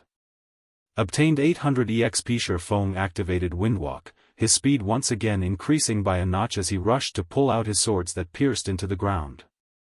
He then rushed towards the magic corridor's exit. Without the guidance of the Sentinel Guard, the guardian statues were like flies that lost their eyes. They ran around all over the place, completely unable to find Shifeng. More than a dozen minutes later, after getting rid of another 3 Sentinel Guards, Shifeng finally escaped the magic corridor. Arriving at the control room, there was a barrier in the central region of the control room. A dark gray-colored sphere of iron was placed inside the barrier. This sphere of iron was the heart of the steel fortress, and it was the fortress source of energy. It was the Titan's heart. I never thought that, after so many years have passed, there would still be somebody who would come to this place. Before Shifeng could examine the entire control room in detail, he heard a deep sneer coming from the entrance of the barrier. This sound was bone-chilling, and no human was capable of producing such a sound. Only a puppet or a corpse would be capable of sounding so emotionless. Welcome to my steel fortress Barrutia. In order to celebrate your arrival, I've decided to use your fiery flesh and blood to feed my baby. Come out, hellhound. Shifeng could faintly see the outline of a humanoid life form inside the barrier. However, the figure seemed to be currently absorbing the energy of the Titan's heart, so it did not have surplus powers to deal with Shifeng, sending out its pet in its stead. Ao. Ao. Ao. A large black dog, its entire body covered in flames, rushed out from the barrier. Hellhound, elite rank. Level 15. HP 6000/6000. Crap, did I come at a bad time? Shifeng's brows slightly wrinkled as he observed the hellhound. According to the information in his previous life, there were definitely no lifeforms or monsters in this place. The person that did the quest was able to safely take the Titan's heart away. So, why was it that, when it was his turn to do the quest, a mysterious character appeared here, trying to steal the Titan's heart's energy? However, Shifeng also thought of another possibility. This mysterious character stole all the energy of the Titan's heart first. Meanwhile, the player who came here had merely taken away the Titan's heart that was empty of any energy. On the other hand, Shifeng had coincidentally run into this energy thief. However, unfortunately for Shifeng, he wasn't even capable of defeating the pet of this mysterious character, not to mention the person itself. Since you want to battle, then come. Shifeng pulled out his swords, his attention affixed on the slowly approaching hellhound. As the hellhound's distance from him continuously shortened, Shifeng could feel his surroundings become exceptionally hot, causing his mouth to feel parched. Shifeng thought of taking out a cold beverage to enjoy, but he currently couldn't carelessly move about. He would immediately reveal a weak point as soon as he moved. As a level 15 elite monster, the hellhound's intelligence was already extremely high. It was the reason why it leisurely walked towards Shifeng. That was because the hellhound knew the best time for it to launch an attack. As long as Shifeng revealed a gap, it would immediately bite at him with all its might, not letting go of Shifeng until he was completely dead. In the confrontation between the two, after all was said and done, the hellhound was still the more powerful. So, naturally, it would not simply wait. Its legs immediately pushed against the ground, leaping high into the air and transforming into a ball of fire.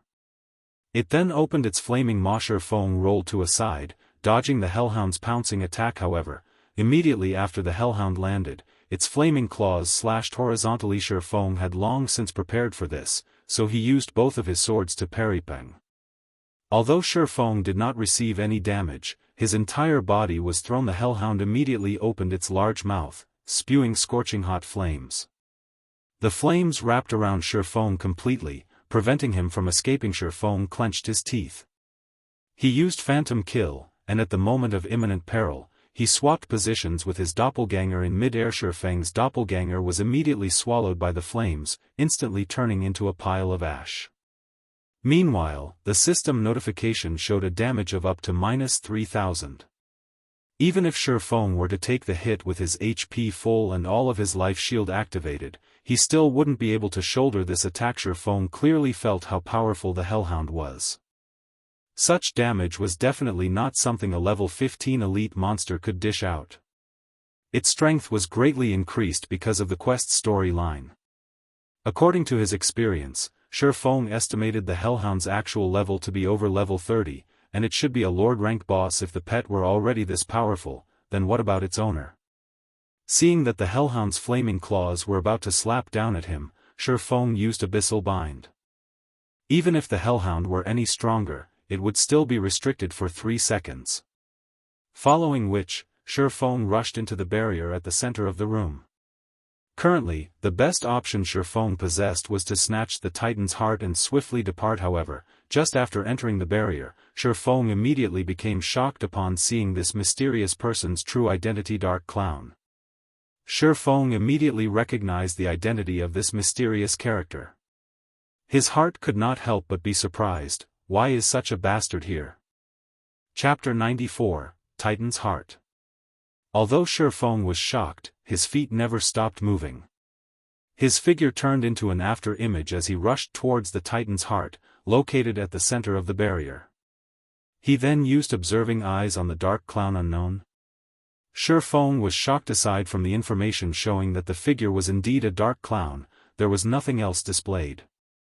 All of it was just question marks. There were only two possibilities for such a situation to occur. The first was that the dark clown was equipping an advanced camouflage item. The other was that its strength was simply too overwhelming, preventing the basic observing eyes from identifying it. It was very clearly the latter situation taking place in this case. According to Feng's memories, dark clowns were a group of mysterious lifeforms. They always wore clown clothing with many bells as decorations. They looked human, but were not human. However, neither were they living spirits. Each one of them was extremely powerful. They could simply appear at any location, and they could come and go without leaving behind a single trace. Even if it was the palace of Star Moon Kingdom, they could still easily enter it. However, this was but a small matter. Feng had previously seen a Tier 3 Great Druid NPC die at the hands of the Dark Clowns. Their methods of attacking were simply unforgettable. The attacks were impossible to avoid. Despicable human, you actually dare barge into this place? The dark clown had its face wrapped in a black cloth, revealing only its two glowing red eyes. Although its enraged expression could not be seen, its tone was extremely agitated. Streak after streak of green-colored energy was currently being absorbed by the dark clown. Clearly it was a crucial moment, so it was unable to take action against Feng. This situation gave Feng a chance to prevent this assimilation ceremony, and deal heavy damage to the dark clown. Otherwise, when this critical period passed, the dark clown, which was capable of killing even a Tier 3 Great Druid, would instantly kill Feng with just a wave of its hand. Cyber, get rid of him for me. The dark clown urged. Feng revealed a faint smile. Seeing the dark clown's anxious appearance, Feng tried even harder to deal some damage against it. As for the hellhound behind him, it was still restricted by chains. It was too late, even if it tried to rush over to Feng. Chop. Feng used all of his strength. With the flick of his wrist, a large explosion sounded out. The abyssal blade turned into a streak of black light, piercing directly towards the magic circle that was absorbing energy from the Titan's heart. Dang! The magic weapon Abyssal Blade, which had been successful in every previous endeavor, was blocked outside of the magic array. It created brilliant white sparks as it collided with the magic array, dealing no damage at all to the absorption magic array. Pitiful human. Did you think a weak little swordsman like you could destroy my magic array? Just give up and become Cyber's food. Who knows, I might even let your soul go. Otherwise, prepare for endless pain after you die. The dark clown threatened. At this moment, the hellhound rushed over. You're just a clown, yet you dare spout nonsense. Did you think I have no ways to deal with you? Feng sneered. He took out a dark, gray-colored magic scroll from his bag. No. You're literally insane. Do you know what you are trying to do? The dark clown abruptly yelled out in shock after seeing this piece of dark, gray-colored magic scroll. It seems you know your stuff. At worst, we'll both die together. Feng did not wish to use this item either. However, he was going to die anyway, so why should he still care? He then unfolded the magic scroll, and his mouth started chanting the activation incantation. This was one of the only 3 Tier 2 magic scrolls that Feng possessed, Obliterating Torrent. It possessed the ability to devour all magic elements, turning them into nothingness. This magic scroll belonged to the peak of Tier 2 magic scrolls. Suddenly, the magic elements in the center of the barrier surged, becoming incomparably violent, following which, it started collapsing without any signs of stopping. The absorption magic array was made up of magic elements, so, naturally, it could not escape its fate as it collapsed and exploded. The entire magic array was similar to frying beans, producing crackling sounds. The magic array loudly exploded, dispersing streak after streak of dazzling shockwaves. Shifeng immediately activated Defensive Blade, becoming immune to the damage of 6 ranged attacks. He then rushed towards the Titan's heart. However, it was not easy to collect the Titan's heart. Shifeng either had to deplete all the energy the Titan's heart possessed, or he would need to have the key to remove the barrier. Fortunately, Shifeng had the key. In the midst of the explosions, Shifeng unlocked the barrier protecting the Titan's heart, then stored it in his bag. The shockwaves created by the obliterating torrent sent the Hellhound flying away, violently slamming it into a wall. The wall then split apart like a spiderweb. Following which, the Hellhound heavily landed on the ground, and didn't stand back up. However, the shockwaves of the explosion did no harm to the Dark Clown, as if they had just passed through its body. The Dark Clown's body seemed as though it did not exist in this plane of existence. However, the backlash from the magic ceremony failing had caused great damage to it. The Dark Clown silently glared at Shifeng, faintly having the intention to take action. Humph. Come if you have the ability. Shifeng smiled in disdain as he took out another deep blue-colored Tier 2 magic scroll. Shifeng had already obtained the Titan's heart. Even if he died, a quest item could not be dropped. The Dark Clown was already extremely weakened as well, and at most, it would only be slightly stronger than him. Shifeng still had 2 pieces of Tier 2 magic scrolls. At worst, he would perish together with the Dark Clown. He could still revive after dying, but if the Dark Clown died, then it would truly be dead. Let's see who's afraid of who. Despicable human, I'll let you off this time. We will meet again sooner or later. It will be your death when that time comes. The Dark Clown gave up the notion of getting rid of Shifeng after seeing the magic scroll. It only left behind a ruthless remark as it disappeared from the control room, together with the Hellhound. Shifeng silently waited for a moment. After confirming no movements from his surroundings, he let loose a breath of relief. However, he did not store away the Tier 2 magic scroll. He truly did not wish to use the Tier 2 magic scroll and perish together with the Dark Clown. However, based on the Dark Clown's intelligence, it too would make the right choice. Shifeng had already obtained the Titan's heart. He took out a return scroll and started chanting. 30 seconds later, Shifeng turned into a white glow, disappearing from the control room as well. After Shifeng disappeared, the Dark Clown appeared once more. The red glow let out from its eyes became even more brilliant now. It clearly did not expect Shifeng to be so cautious. From beginning to end, Shifeng had never put away the Tier 2 magic scroll. Otherwise, it would have had a chance to kill Shifeng. Wretched human. The method I've spent more than 10 years researching to absorb the energy from the Titan's heart. When I recover, I will definitely make you wish for death. The Dark Clown bellowed.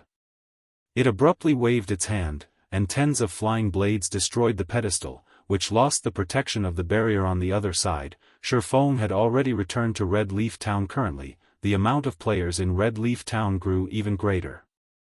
The streets were filled with players selling level 0 to level 2 common equipment and basic skill books. Shifeng took a look at his bag.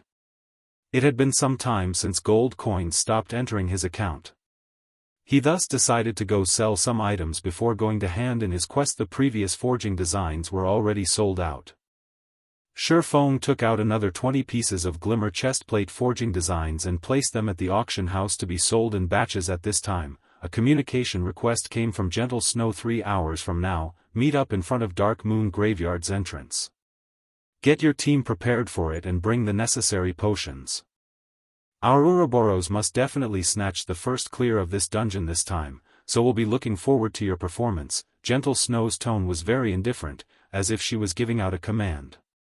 It was completely different from their meeting just now. Will do. I'll definitely arrive 3 hours from now. However, Shifeng did not particularly mind it, as that was the Snow Goddess's regular attitude.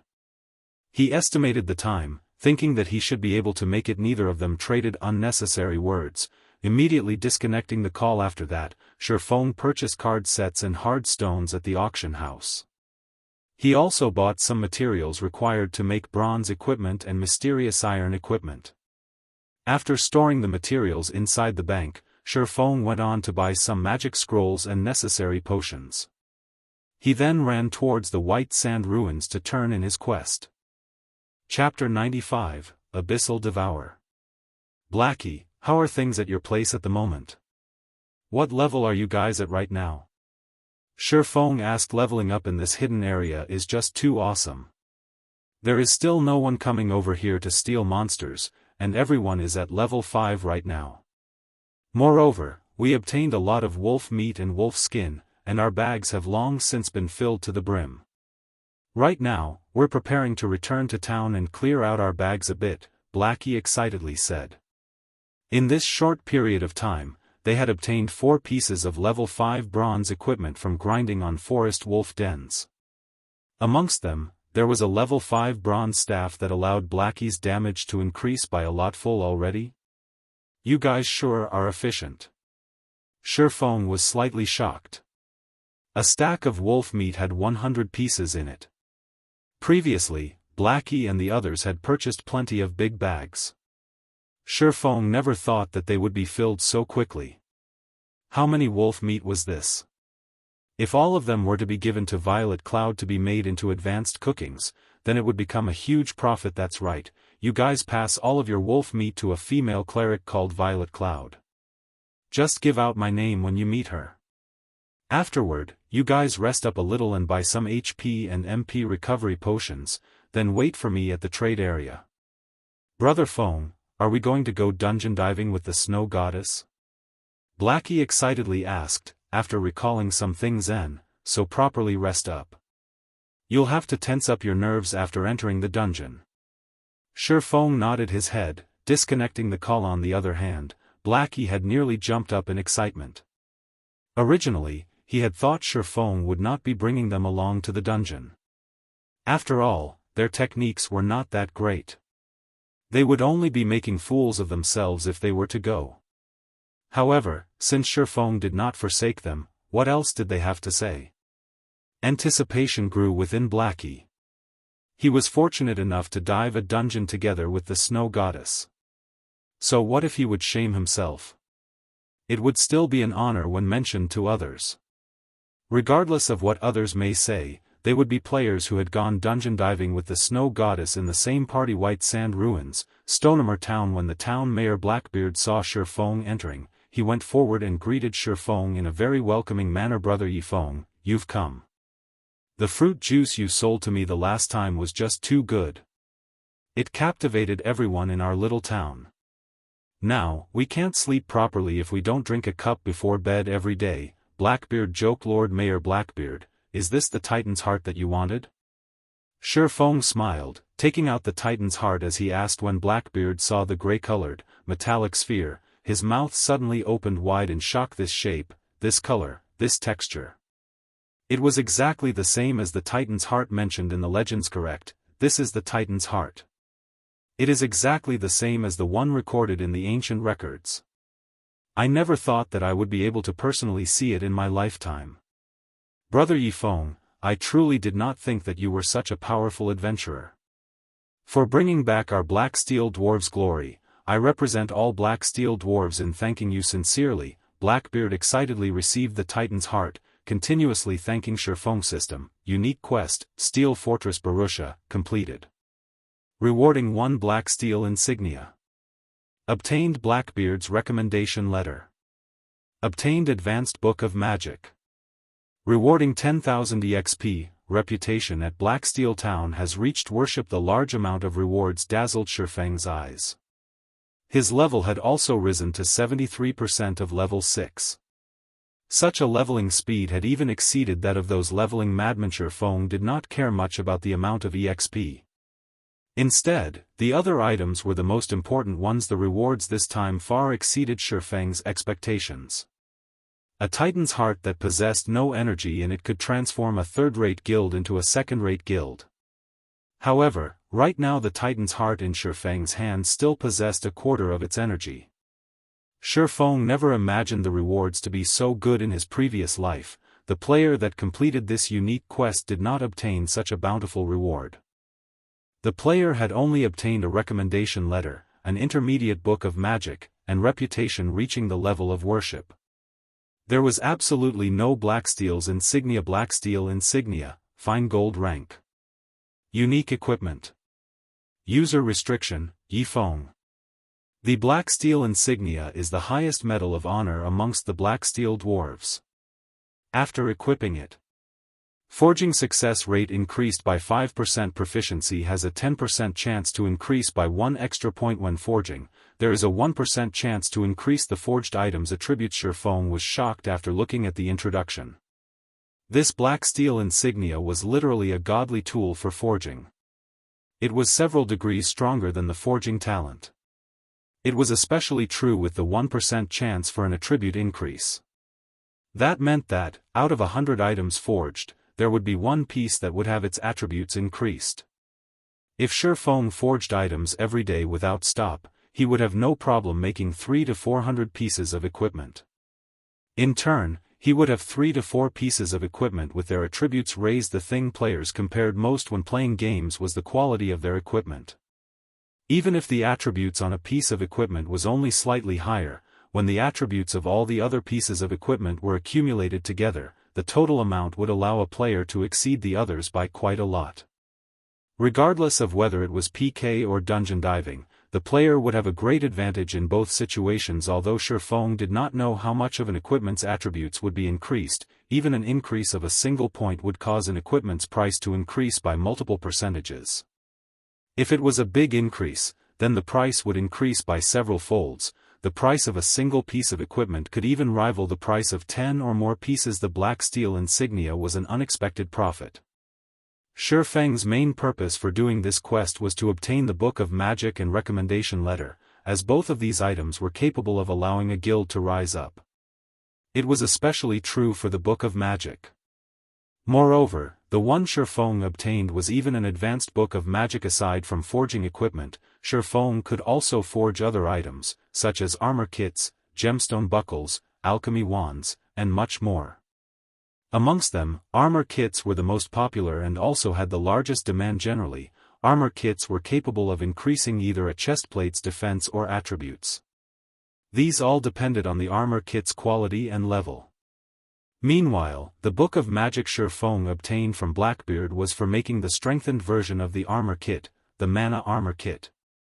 The Book of Magic was a unique item, and there was only one of it in the entire God's domain. In Xianxia's previous life, it was exactly this item that had allowed a guild to earn a large sum of money, turning it from a third-rate guild into a second-rate guild. As for Blackbeard's recommendation letter, it would only be useful in White River City, so Xianxia was still unable to use it right now. However, now that Xianxia's reputation in Stonehammer Town had reached the level of worship, he could purchase a few bronze equipment, and even mysterious iron equipment, that would bind to the player's character upon purchase.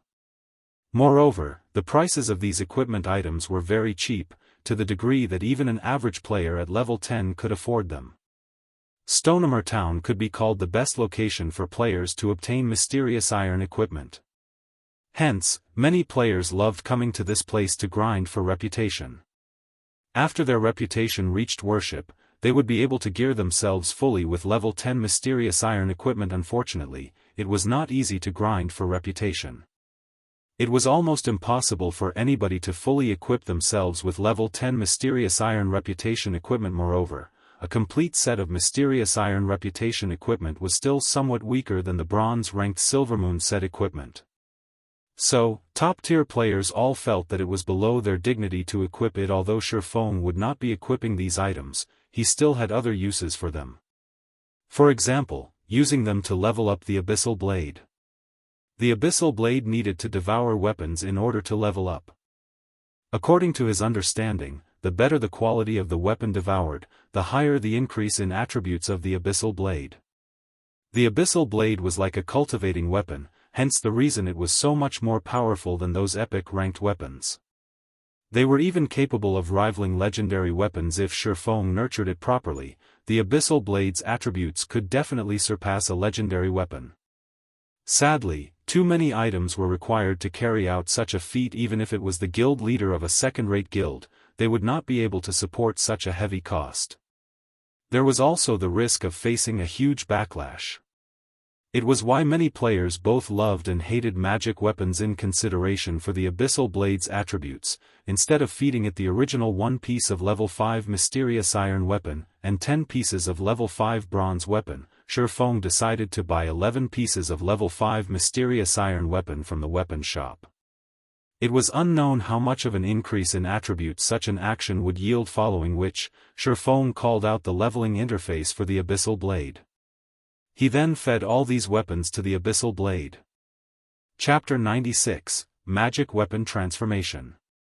After choosing the weapons to devour and clicking level up for the Abyssal Blade, the Abyssal Blade suddenly let out a dragon's roar. Countless black flames started emerging from the blade of the sword. The black flames then transformed into a dragon's head, immediately biting at the weapons that had been chosen. The dragon devoured the weapons. Bite by bite, in the blink of an eye, the black flame devoured all 11 Mysterious Iron weapons, and all of their essences flowed into the Abyssal Blade. The Abyssal Blade no longer looked like a fire poker, and it now gave off a faint cold feeling of sharpness. The blade's color and luster had also become more rustic, similar to a blade covered in dust for many years. When Shifeng held the Abyssal Blade once again, the weapon felt slightly heavier than before. He felt a refreshing feeling when his hand wrapped around the sword's hilt. Shifeng then waved the sword a few times. Hua! Hua! Hua! The air was like paper, creating tearing sounds as he sliced it apart. The boss of the weapon shop was also a forging expert. When he saw this, his mouth opened wide in shock. He even nearly pulled out his goatee. The ordinary-looking weapon was actually so sharp that it could easily surpass a fine gold weapon. If it were utilized properly, it might even be able to break apart a bronze weapon with a single slash. Good sword. Shifeng waved the Abyssal Blade a few more times. After leveling up the sword, Shifeng felt that it had become much more suitable for him. He then checked the Abyssal Blade's attributes. Abyssal Blade, Magic Weapon, One-Handed Sword. Attack Power 39. All attributes plus 14. Attack Speed plus 5. Ignore monsters level by 5 levels. Attacks have a 15% chance to cause 2 times damage, 10% chance to induce Doom Curse, reducing all stats by 40%, lasting 30 seconds if wielder belongs to any swordsman job, all skill levels plus 2. Increase free ability points received by 2 points for every increase in level equipment. Level 5. Can be leveled up. Devour 10 level 10 bronze equipment and 1 level 10 mysterious iron equipment to level up to level 10. Can be evolved, unknown, additional skill 1, Phantom Kill. Instantly creates a doppelganger. You can control this doppelganger. Doppelganger will have 50% of original body's attributes and all skills. At the same time, doppelganger and the original body can be swapped. Duration of 35 seconds. Cooldown, 5 minutes. Additional skill 2, Abyssal Bind. Binds enemies and prevent movement, reducing defense by 100%. Duration of 3 seconds. Cooldown, 1 minute. Additional skill 3, 9 Dragon's Slash. Instantly create 9 phantoms of the Abyssal Blade for the wielder to use. Each phantom sword is capable of dealing up to 30% damage. Duration of 24 seconds. Cooldown, 5 minutes. The Abyssal Blade was personally created by Master Smith Ulysses using the Black Dragon King's fangs as material. It is one of 36 famed swords, and it is ranked 31st. However, this sword has been cursed by the Black Dragon King. Aside from being able to provide the wielder with immense strength, there will be a backlash every period. However, after being remodeled by Jack using a star crystal, the strength of the backlash has been greatly reduced. If the wielder is unable to suppress the backlash, the wielder will receive the curse of the Black Dragon King, permanently reducing all attributes by 50%. Unable to be dropped, unable to be traded. The Abyssal Blade's attributes increased by quite a lot. Just its attack power alone could rival a level 5 mysterious iron two-handed weapon. With the basic attributes included, it would far exceed even a level 5 secret silver two-handed weapon. It was a one-handed weapon that had the destructive power of a two-handed weapon. Moreover, a one-handed sword was much lighter, and its speed was much faster. That meant the Abyssal blade possessed both the destructive power of a two-handed weapon and at the same time, the lightness and speed of a one-handed weapon. This was the terrifying part of magic weapons, and only master smiths were capable of forging such weapons with such a result. Shifeng was looking forward to the Abyssal blade's rise to level 10 originally. Shifeng intended to sell off the level 10 fine gold greatsword he had obtained from the Sun Temple. However, he dismissed that notion. If he were to let the Abyssal blade devour this weapon, he wondered just how much of an increase the Abyssal blade would have. However, it was but a thought of Shifeng's. To obtain an overall positive increase, it would not be possible just depending on a single weapon. Shifeng would, at the very least, need to pair it up with 10 level 10 secret silver weapons. Currently, even mysterious iron weapons were as rare as a phoenix's feather, not to mention priceless secret silver weapons. After sheathing the Abyssal blade, Shifeng took out a return scroll and started chanting, returning to Red Leaf Town. If he were to run back instead, he would, with a 100% chance, be late. If he were to make the snow goddess wait for him, he dared not to think of the consequences. Red Leaf Town, trade area. After Shifeng transformed back to his original appearance, he made some minor adjustments to the appearance of the Silvermoon set equipment. It now looked more like an assembled set of bronze equipment. If Shifeng were to appear in front of Gentle Snow with his original appearance, she would definitely find something fishy about it. At that time, Shifeng would not find it easy to explain himself. Brother Feng, we're over here. Blackie stood up and shouted as he saw Shifeng walking over. The others, as well, stood up to welcome Shifeng when they saw him approaching, sending gazes of appreciation at him. If Shifeng had not let Blackie carry them, they most likely would not have been able to reach level 5 so quickly, and very likely, they would still be struggling at the bottom of the ranks currently. Most of the veteran players in God's domain were level 4, and a minority had reached level 5. However, there was nothing great about the equipment they were using. If veteran players were lucky, they might possess 1 or 2 pieces of bronze equipment that had good attributes. Only those expert players would possess 6 or 7 pieces of bronze equipment.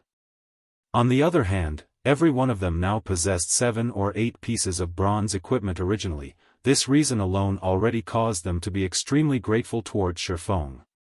They all decided to continue following Shifeng. They never thought that Blackie would actually be willing to sign a contract with them, allowing them to join Zero Wing Workshop and become one of its official members. They could also enjoy a monthly salary of 4,000 credits. They were not just fools playing a game.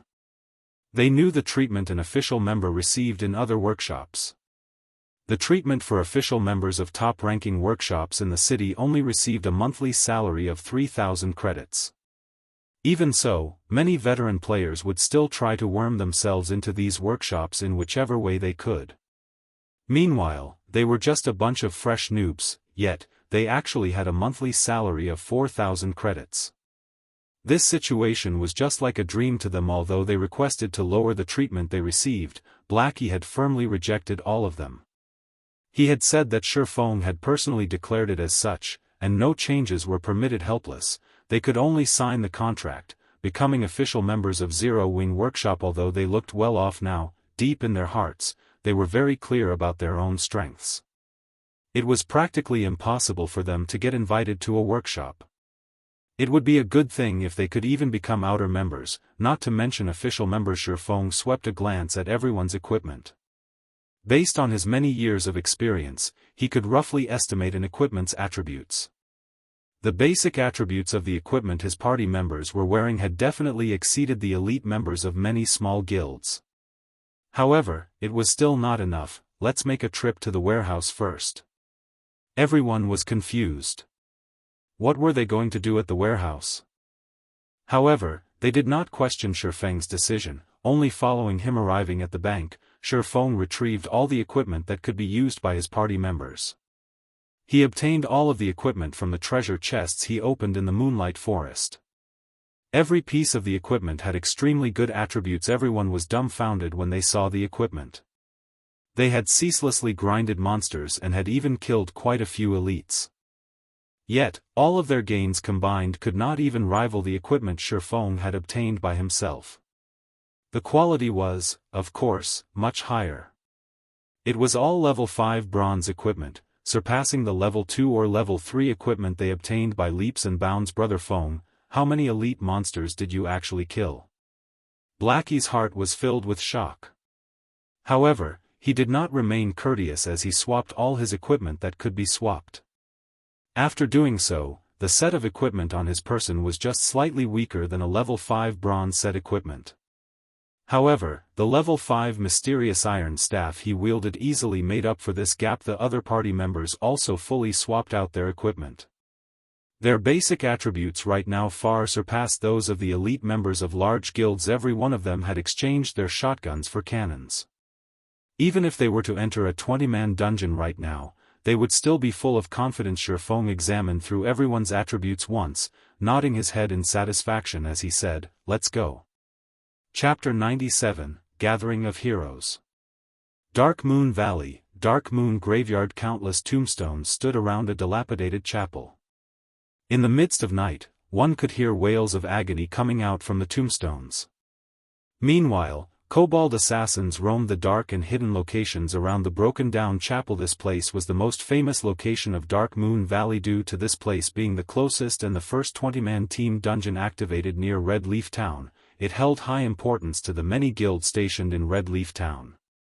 Compared to the previous 6-man party dungeon, the various guilds were paying the most attention to this team dungeon. That was because team dungeons and party dungeons were different. Not only was the difficulty for team dungeons higher, but the equipment that dropped from them was also better. Moreover, only by clearing a team dungeon would a guild be able to prove their strength. Aside from that, there was a gigantic glory list beside the teleportation gate of every team dungeon. On it, the names of the team and players who obtained the first clear for the dungeon would be listed for latecomers to admire. Of course, aside from the first clear, the record for the fastest to clear the dungeon would also be recorded, with the reserved record set at 3 hours.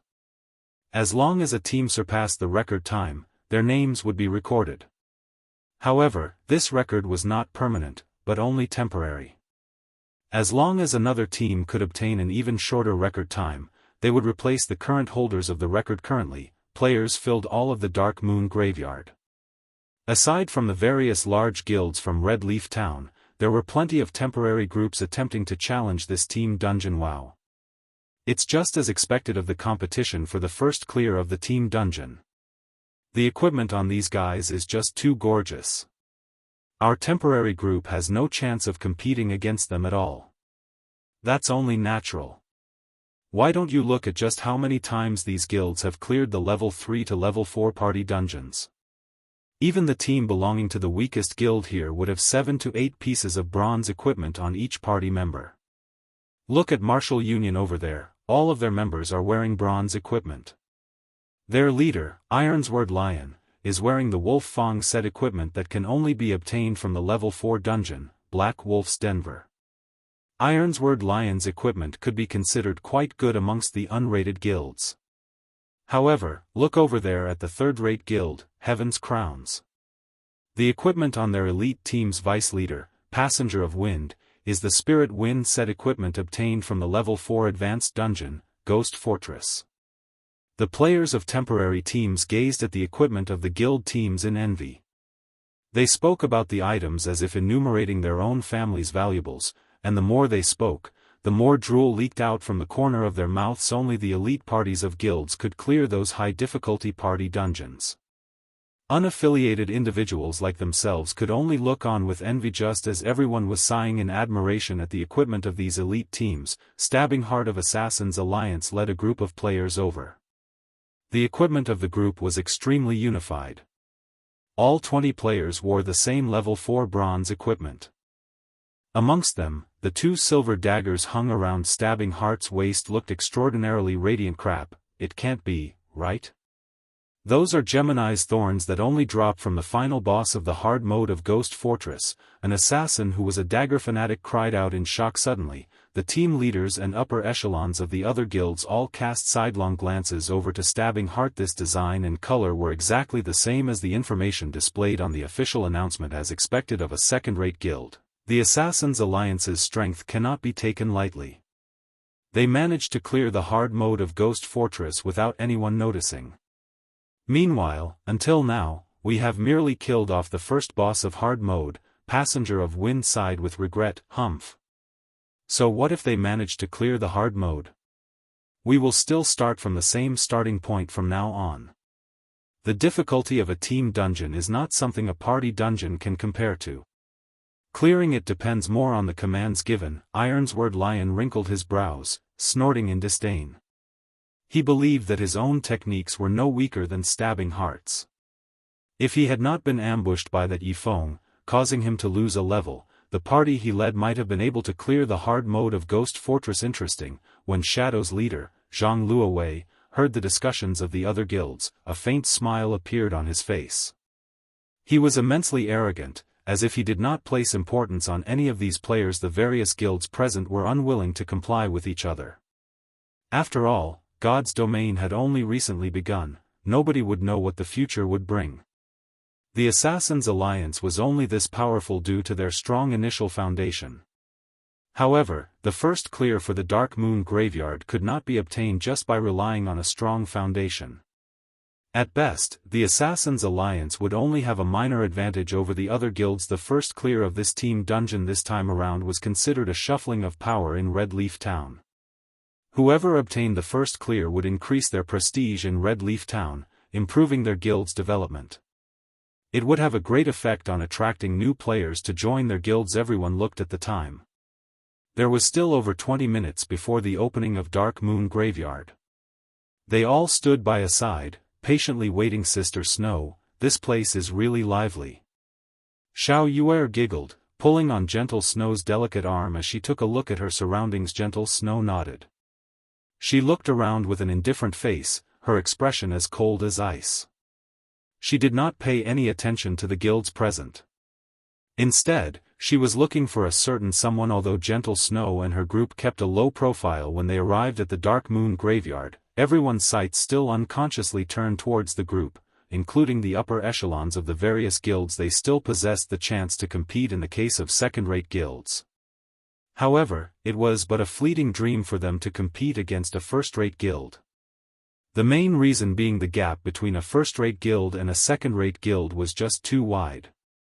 Not only was there a difference in the number of players in the guild, but there was also the difference of the quality of players and fundings. Just by standing in this place, Gentle Snow caused a great pressure to loom over the upper echelons of the many guilds present. As for the cause for this pressure, aside from the disparity between their guilds, the disparity between personal strength was also one of the causes. As long as one played virtual reality games, they would certainly know of the Snow Goddess. However, this name was not praise for Gentle Snow's stunning complexion, but for her frightening strength as expected of the Snow Goddess. The equipment on her body is likely the most top-notch equipment available to players at this stage of the game. Stabbing Heart inwardly admired the silver-red battle armor that Gentle Snow wore. This was the Flame Light set equipment that could only be obtained from the level 5 advanced dungeon, Lava Cavern. The Assassins' Alliance was never able to clear this dungeon. Moreover, this Flame Light set was a mysterious iron set equipment that would only drop from the hard mode of the dungeon. The set equipment was much better than any other equipment, not to mention the crimson-colored Flame Spirit Greatsword in Gentle Snow's hands. That was a level 5 secret silver two-handed sword. The weapon itself could easily overwhelm his pair of mysterious iron-ranked Gemini's thorns. The pressure this set of equipment gave off to the other experts present was enormous. In addition to Xiao Yueru and Xiao Yuer's mysterious iron equipment, Gentle Snow's group practically flattened everyone else at the Dark Moon Graveyard. How were these experts supposed to compete against Gentle Snow's group now? Why isn't he here yet?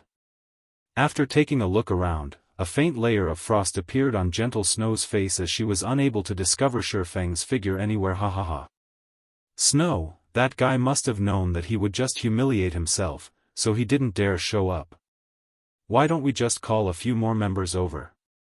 Xiao Yueru stuck out her impressive twin peaks, laughing delightfully. Gentle Snow gave Zhao Yueru's words some thought. The first clear for the Dark Moon Graveyard was extremely important. If Shifeng really was not coming, then she should be making some preparations ahead of time. Just as Gentle Snow was prepared to contact her subordinates, Shifeng and his party ran over. Sorry, I've made you all wait. Shifeng scratched his head, apologizing. Although he hurried over, the distance was just too far. Moreover, they had met a level 5 extremely rare elite on the way here, so they had wasted some time. Chapter 98, Whetstone Recipe. After not meeting for just more than a day, Shifeng discovered that Gentle Snow and the others of her group had changed their equipment. All of them were wearing gorgeous equipment. The level 5 flame light set equipment all of them were wearing was the best team equipment currently available. With this equipment, as long as the team leader commanded properly, they would definitely conquer the normal mode of Dark Moon Valley after familiarizing themselves with the dungeon regarding the Dark Moon Graveyard. Even if Shifeng now possessed a full suit of Silvermoon set equipment, he still had quite a lot of requirements. For instance, the advanced Whetstone recipe. This was the strengthened version of the Whetstone. The recipe for this item could only be obtained from team dungeons. Moreover, only bosses of the dungeon would have a chance of dropping it. You still remembered to come. That's enough. Since you're already here, leave your party, and we'll reform the group. Zhao Yueru originally wanted to taunt Shifeng, but Gentle Snow stopped her a step earlier. Gentle Snow was still slightly angry from before, but after sweeping a glance at Shifeng, she shockingly discovered that Shifeng had reached level 6 currently. The level 6 players in all of Red Leaf Town were top-tier players previously. When she met Shifeng, his level was nothing special. It was just below average. Now that he was able to catch up to such a degree, one could see that Shifeng's leveling speed was extremely fast. As for Blackie and the others standing behind Shifeng, all of them were level 5. They were also fully geared with bronze equipment, and such a standard was relatively good amongst temporary team. Shifeng's party then disbanded, all of them joining Gentle Snow's team. All of the surrounding guilds and players saw Shifeng join Gentle Snow's team. Judging from the equipment of Shifeng's party, it was obvious that Shifeng and the others were not members of Ouroboros. However, it was extremely odd that they were still able to join Gentle Snow's team and enter the dungeon together. The equipment worn by Shifeng's party did not seem very high-leveled. They wore only scattered pieces of bronze equipment, not that different from the equipment of a temporary team. This was the important struggle for the first clear of a team dungeon.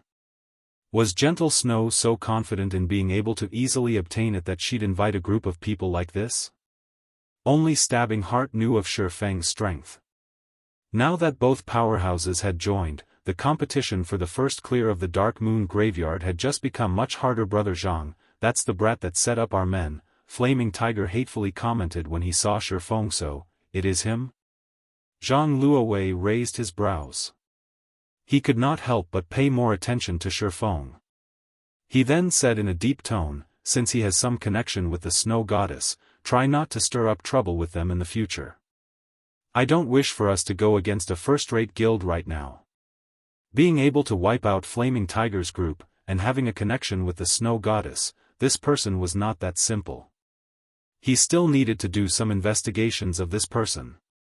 If this person had just joined the Snow Goddess by chance, he would definitely make this person pay for his actions. Yes, I understand, Brother Zhang.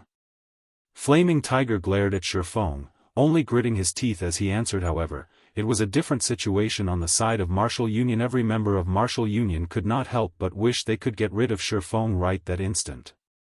It was especially true for Ironsword Lion. Previously, he put out the word that he would kill Shifeng back to level 0.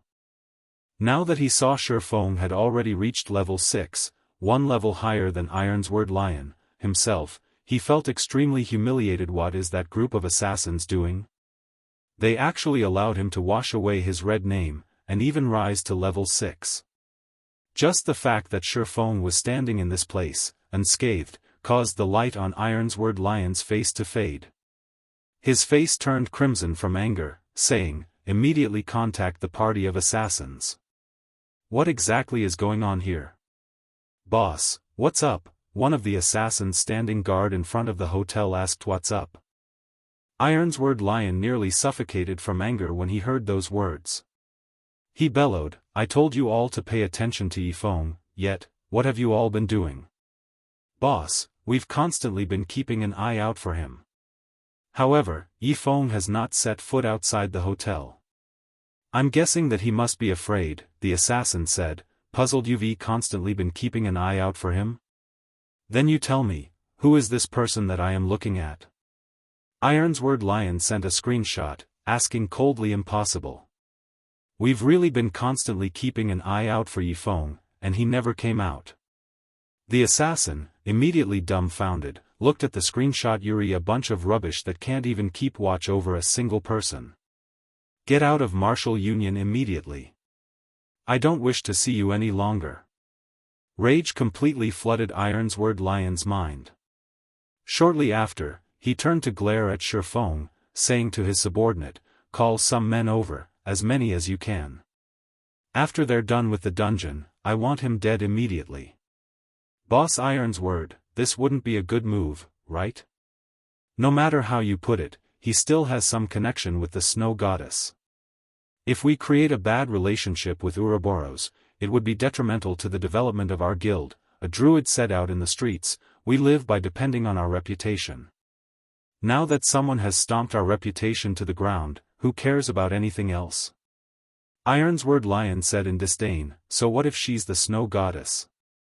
She still hasn't met this daddy right here. I don't believe that a stupid skank like her could do much to me. If she knows how to be tactful, I can still give her some face. If not, then I'll kill her back to level 0 as well. Boss is right. God's domain just has slightly more players. How prestigious was it during those years that we swept across Martial World? Now, we can also sweep across God's domain just like before. What should we be afraid of?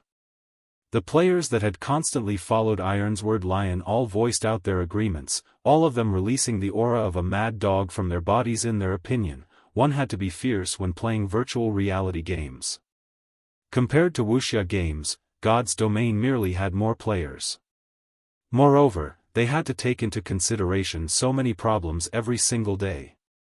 What good was worrying about each and every little thing?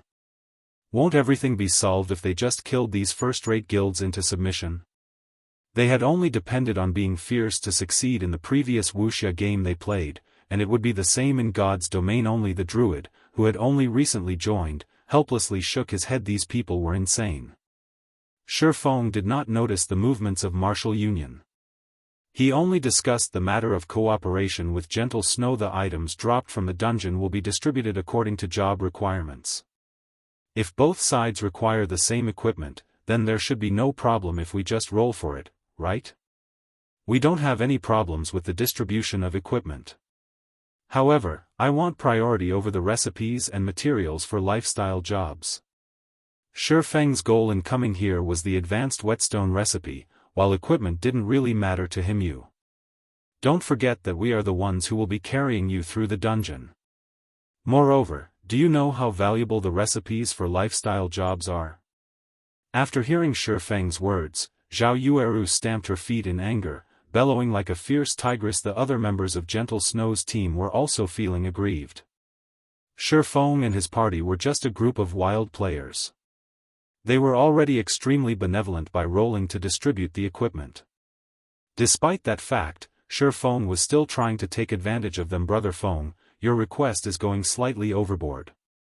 In any case, our equipment is slightly weaker than theirs, and even just clearing the dungeon would be a problem for us. So why don't you change your requirements? Blackie advised. Although their equipment was very good, compared to the set equipment of these people, they were clearly still a step behind. Being able to roll for equipment was already a good condition.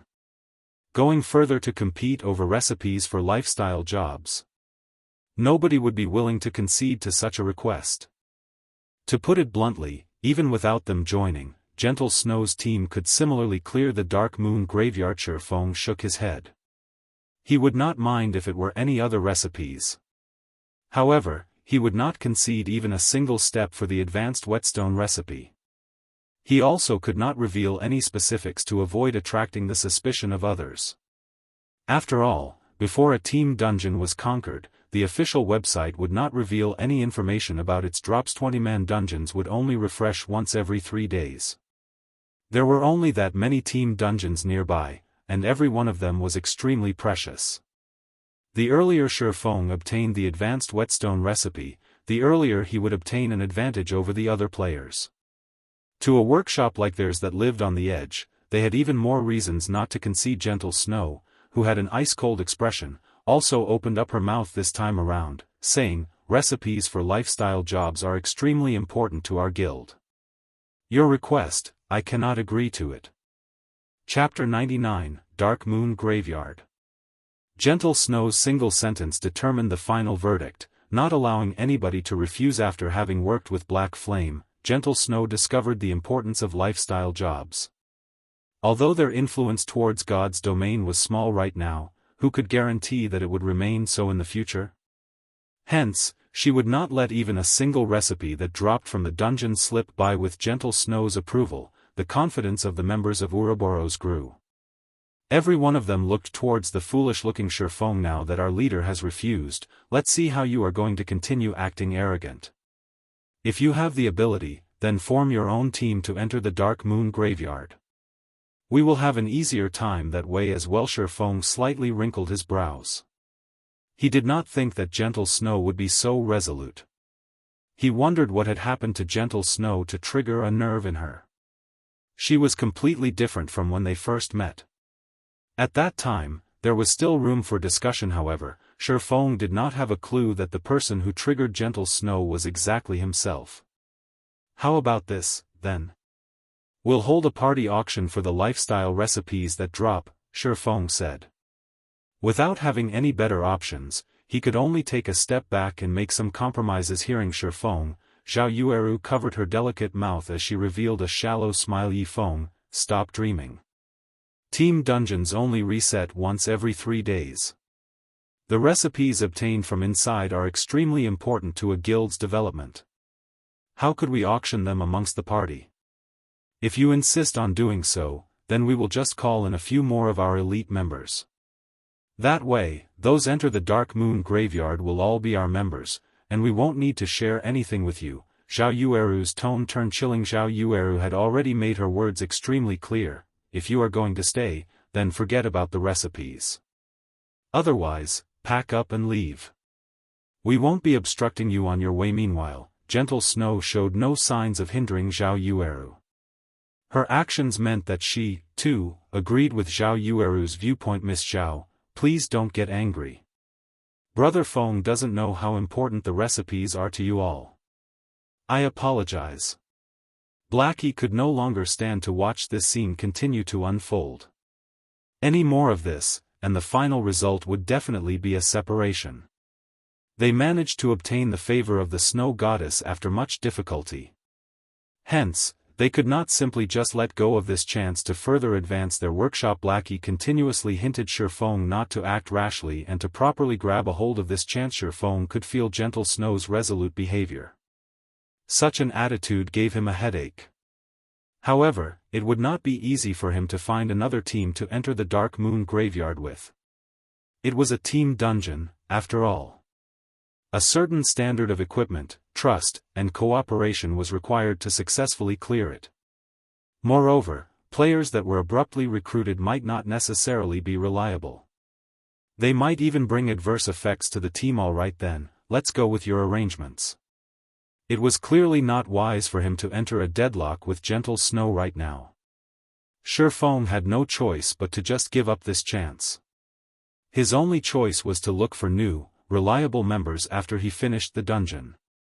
He would then bring them to dive into other team dungeons. Seeing Shifeng agree, Blackie let loose a breath of relief. On the other hand, Zhao Yueru was slightly pouting. She inwardly felt unfortunate that she was not able to chase Shifeng away. Gentle Snow did not pay attention to Zhao Yueru's irritation. The time for the dungeon's opening already arrived. The other guild teams were all entering the dungeon, one after another. Hence, Gentle Snow said in the team chat, "Let's go in then." Before entering the dungeon, Gentle Snow had set the dungeon's difficulty at normal. That way, after entering the teleportation gate, everyone would be sent to the normal mode of the Dark Moon Graveyard. Team dungeons were similar to party dungeons, in which they had 3 different difficulties: normal, hard, and hell. However, guilds that were not familiar with the dungeon would usually start off by obtaining and understanding information from the normal mode of the dungeon. They would then use the information obtained to prepare for hard mode and hell mode. Right now, every guild was competing for the first clear of the Dark Moon Graveyard. They wanted to use this chance to increase their influence towards the players in Red Leaf Town. So, naturally, they would not start off by challenging a higher difficulty. The team entered the teleportation gate, one after another. They all turned into a streak of white light as they entered the Dark Moon Graveyard. Team dungeons were unlike party dungeons. The map inside a team dungeon was extremely large. They were practically the same size as a small town, with some being the same size as a city with a population in the millions. The Dark Moon Graveyard was the first team dungeon available near Red Leaf Town, so the map of the dungeon was relatively small. Unlike the team dungeons in other virtual reality games, the main goal when entering any team dungeons in God's domain was to find the exit. As long as players could find the exit and leave the dungeon, then they would have cleared the dungeon. After leaving the dungeon, they would also receive the corresponding dungeon rewards. Dark Moon Graveyard was different precisely because of this reason. Taking into consideration that this was the first time players of God's domain came into contact with team dungeons, the Dark Moon Graveyard's difficulty was lower than other team dungeons. Players only needed to consider one key point when inside the dungeon: survive. As long as they could survive and leave through the exit, they would clear the dungeon immediately. After everyone entered the Dark Moon Graveyard, a chilling wind ambushed them, causing their entire bodies to shiver. It was past dusk in this place, and a red moon hung above the sky, shining down on the earth. Gravestones littered the wasteland, and the gigantic stones formed one gigantic maze. A strange atmosphere filled the place, coupled with countless wails of anguish. I'll divide up our responsibilities first, so when the time comes, just make sure you do your own part. Gentle Snow was not even the slightest bit shocked by the strange atmosphere. Instead, the corners of her lips curved upwards, forming an excited smile. Although they wasted several minutes, they properly determined each team member's responsibilities. That way, whenever anything unexpected occurred, everyone could react with the quickest time possible. The team had a total of 4 healers, with 2 being clerics, 1 oracle, and 1 druid. There were 2 MTs in the team. One of them was a shield warrior, the other, a guardian knight. Meanwhile, Sherphone was arranged into the dagger party. The party's main goal was to combat at the front lines. On the other hand, Lonely Snow was arranged into the protection party. Their main goal was to protect the team's lifeline. The healers. Alright, scout party, search for a path. We will follow behind at a slower pace. Once Gentle Snow was satisfied with the team's formation, she arranged for 2 assassins to scout ahead. After entering the wasteland maze, the 2 assassins immediately reported the situation they discovered. Gentle Snow responded immediately, allowing her team to advance towards the best possible route and easily avoid the trap set up by the Kobold assassins and Kobold warriors. Kobold assassin, common rank. Level 5. HP 1, 600/1, 600. Kobold warrior, elite rank. Level 5. HP 3, 500/3, 500. If they triggered the trap here, they would have to go up against more than 30 Kobold assassins and 7 or 8 elite Kobold warriors. Such a situation would definitely cause major losses to the team. Thanks to Gentle Snow's quick decisions, the team inched closer and closer towards the maze's exit. On the way, they only needed to kill a small amount of kobolds. Even Sherphone was slightly shocked by Gentle Snow's leadership. It was as if all matters within the Dark Moon Graveyard were within the palms of her hands. Zhao Yueru walked up to Sherfeng's side, proudly saying, "What do you think? You should see how far apart your strengths are now, right?" Sherphone remained silent. He did not pay much heed to Zhao Yueru, his hand only tightening its grip on his treasured sword hanging on his waist. Humph. Speechless now, are you? Zhao Yueru thought Shifeng was tacitly agreeing, her heart feeling a wave of pleasure. However, not long after Zhao Yueru felt pleased with herself, two blood-curdling screams came through the team's chat scout party. What happened? Gentle Snow hurriedly asked System. Player White Cry has died. System. Player Wind Shadow has died. What happened? When Zhao Yueru saw that the two players who died were both from the scout party, her heart filled with questions. However, nobody answered Zhao Yueru. Due to the settings of God's domain, players were unable to initiate communication after death. Everyone immediately tensed up.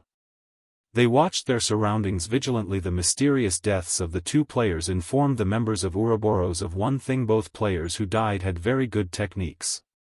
Otherwise, they wouldn't have become elite members of Ouroboros. Their sudden deaths and the lack of even the slightest information could only mean one thing: this place had become extremely dangerous. Chapter 100, Go ahead, if you can. Everyone, pay attention to your surroundings. Healers, stand in the middle. Protection party, guard the healers. MTs, prepare to activate your life-saving skills at any time. Dagger party, prepare for battle. Gentle Snow was not frightened by the situation. She immediately gave out commands, staying combat ready. Haughtiness invites disaster, humility receives benefit. This sentence just happened to be applicable to the members of Ouroboros.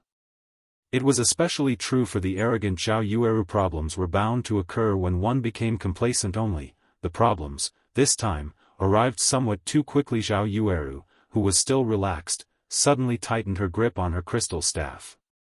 She was no longer acting cheerful or witty, her expression now turned solemn.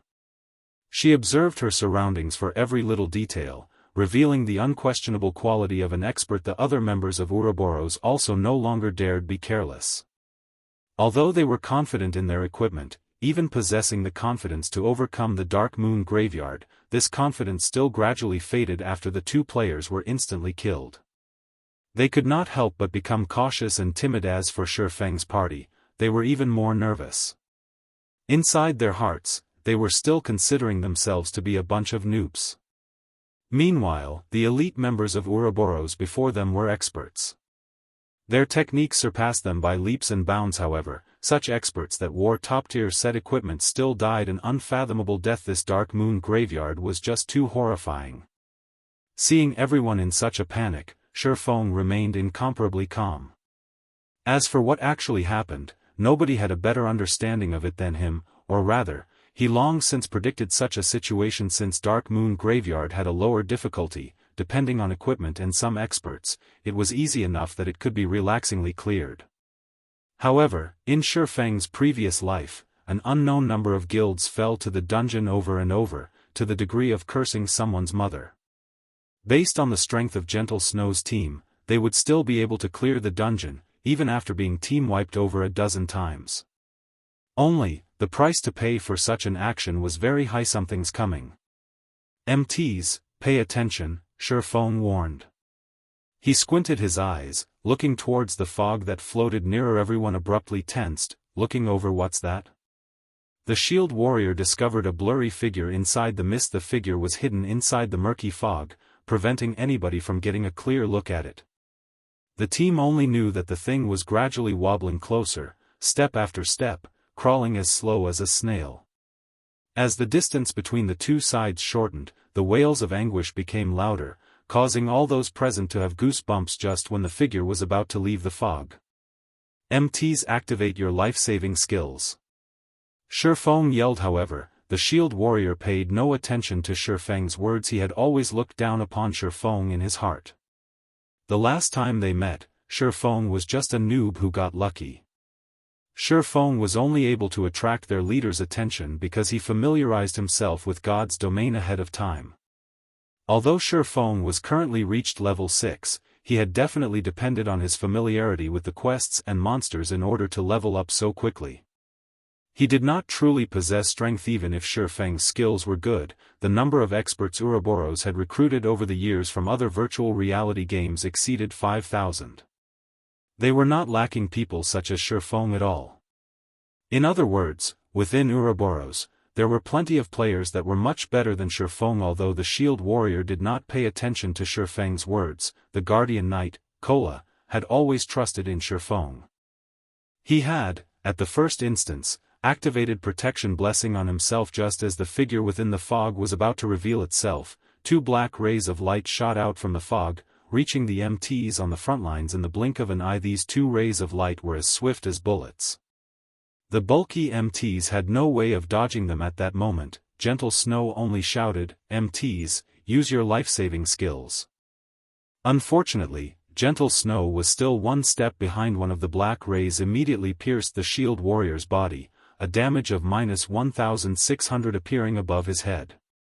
He was killed instantly. The shield warrior's eyes affixed to his chest where the black ray penetrated, unwillingly passing on. Meanwhile, after activating protection blessing, the damage Kola received reduced by 50%. In addition to the secret silver-ranked sky armor that he received from Shifeng, Kola only received slightly more than -500 damage, losing slightly more than half of his HP. Everyone was dumbfounded after seeing this. A level 5 MT wearing bronze set equipment died, just like that. Meanwhile, more figures started appearing out of the fog. When Gentle Snow recalled the terrifying black rays from before, she immediately commanded, "Healers, heal. Everyone retreat. Guardian Knight, cover everyone else's retreat.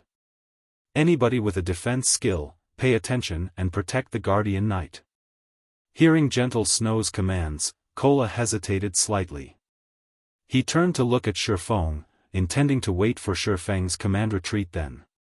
Pay attention to your positioning and maintain a straight line with the people behind." Shifeng nodded his head. After receiving Shifeng's orders, Kola immediately took action. Seeing such a scene, Gentle Snow felt slightly upset in her heart. However, she did not voice it. On the other hand, Zhao Yueru was not as willing. "A noob like you, instead of listening to Snow's commands, you actually listened to that lucky dog shit's words?" Was he trying to imply that the Snow Goddess' strength and commands weren't as reliable as Shifeng's? However, just as Zhao Yueru was about to open her mouth, she immediately snapped it closed. That was because, while Kola was retreating, he was actually able to simultaneously use his shield to block the black rays that fired towards the other players.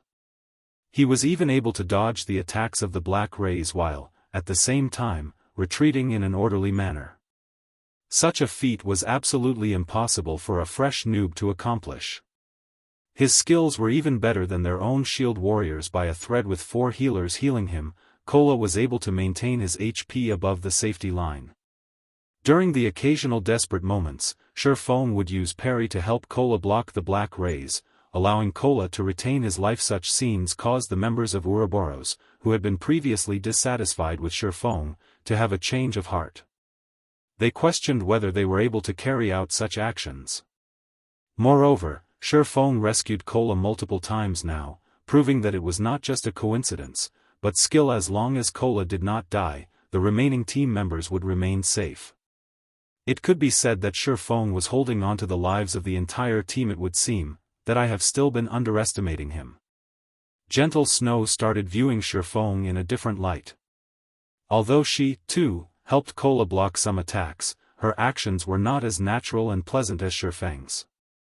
He was capable of blocking the attacks while not hindering Kola's movements. After everyone retreated some distance, they were finally able to clearly see the figures within the fog. They had gigantic bodies with the height of 2 people.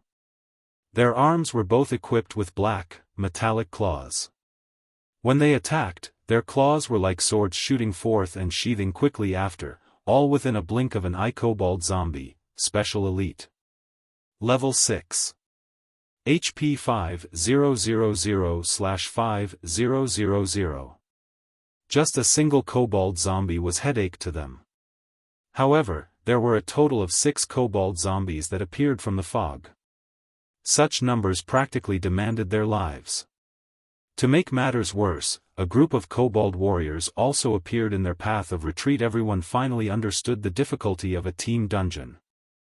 Its difficulty was practically over 10 times that of a party dungeon. Weary finished, Zhao Yueru felt despair in her heart when she saw the number of elites and special elites. How are we supposed to fight this many elites and special elites?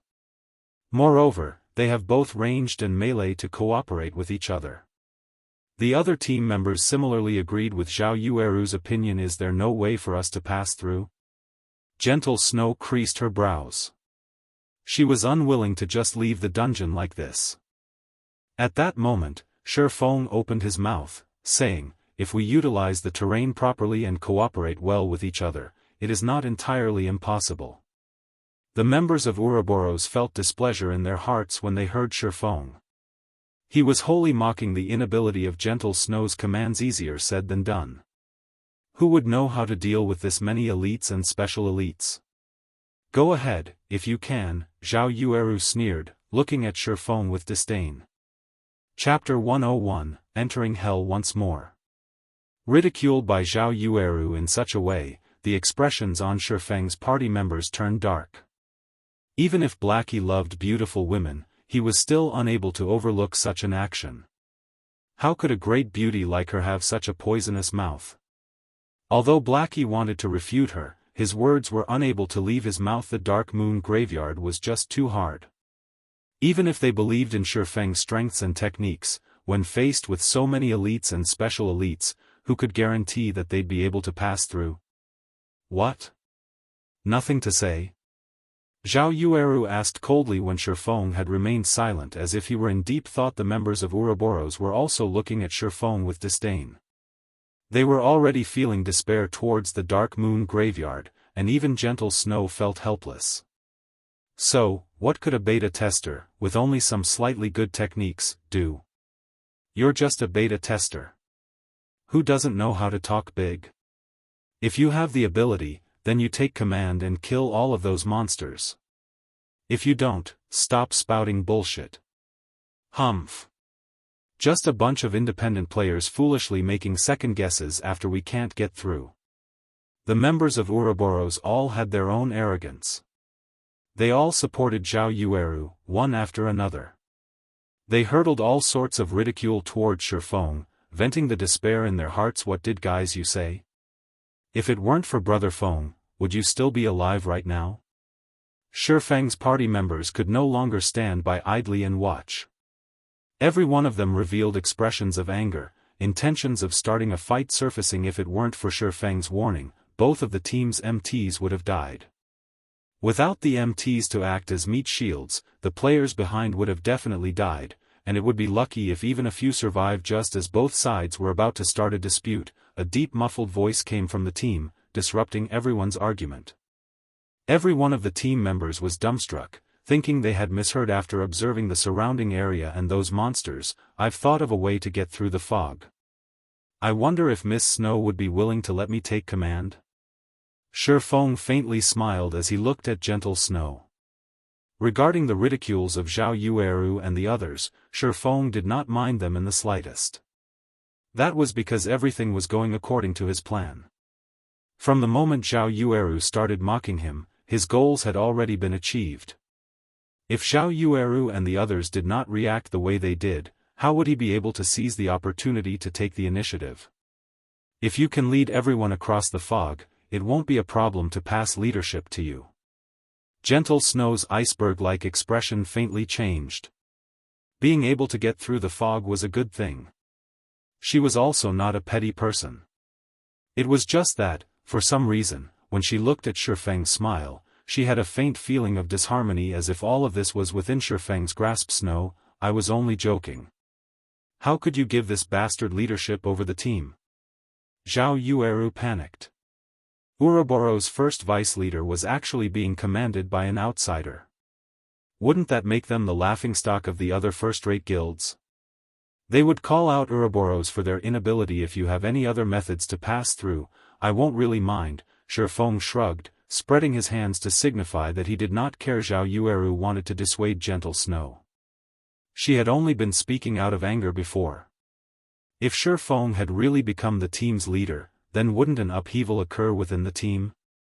Who would be willing to submit to an independent player?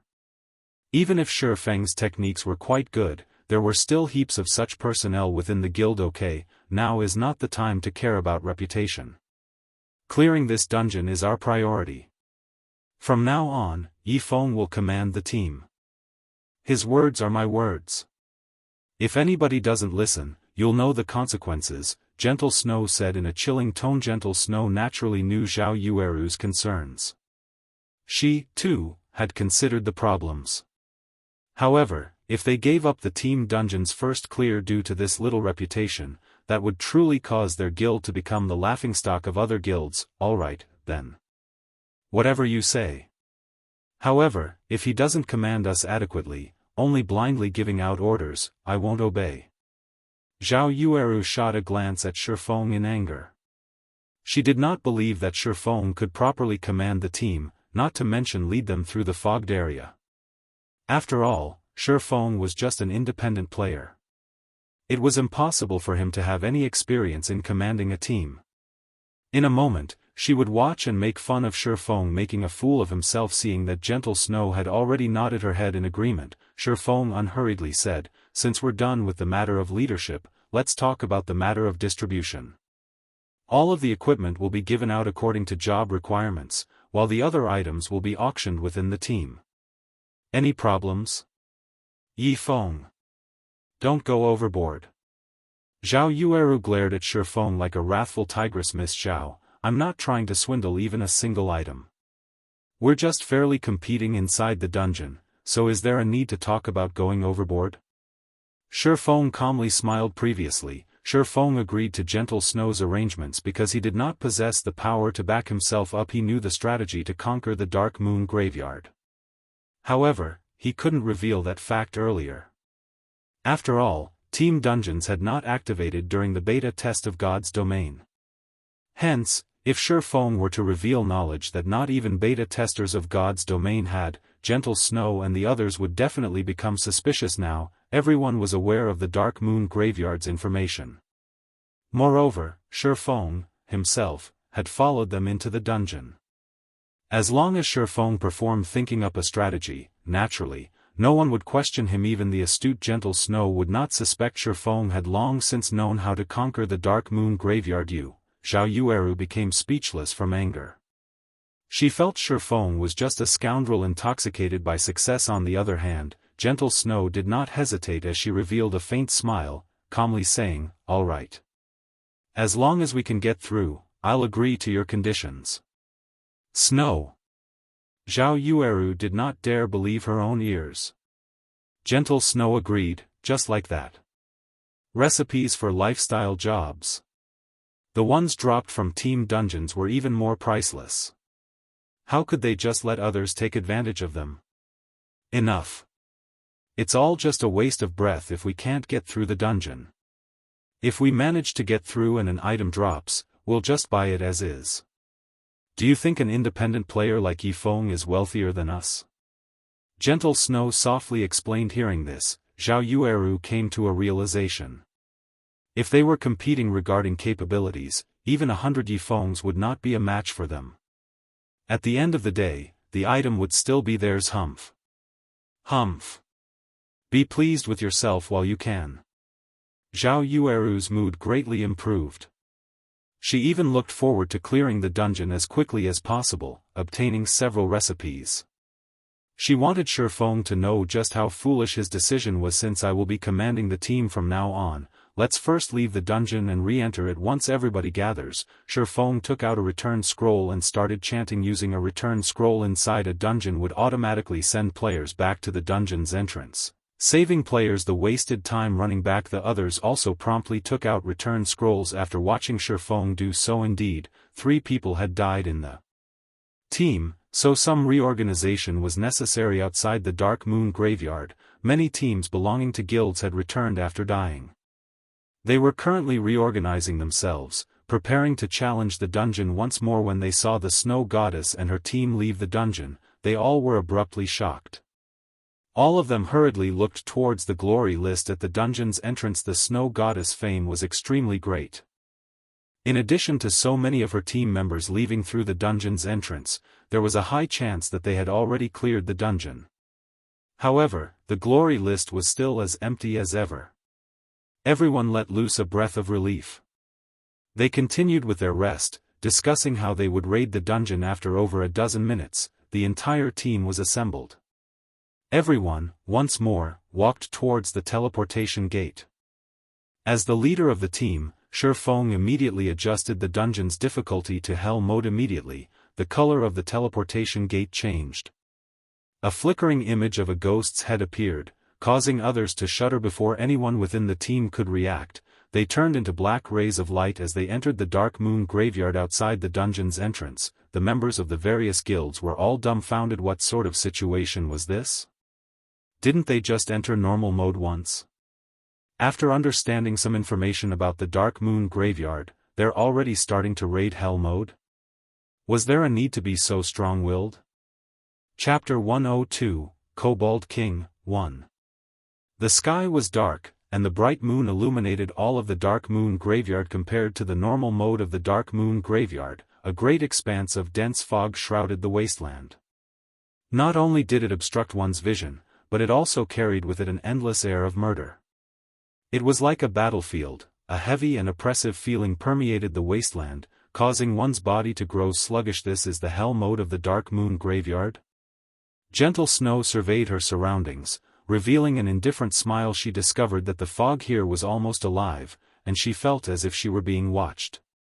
Moreover, there were crimson-red spots glowing, floating about the fog, most likely the blood-red eyes of the kobolds. Just the number of monsters here far exceeded that of the normal mode.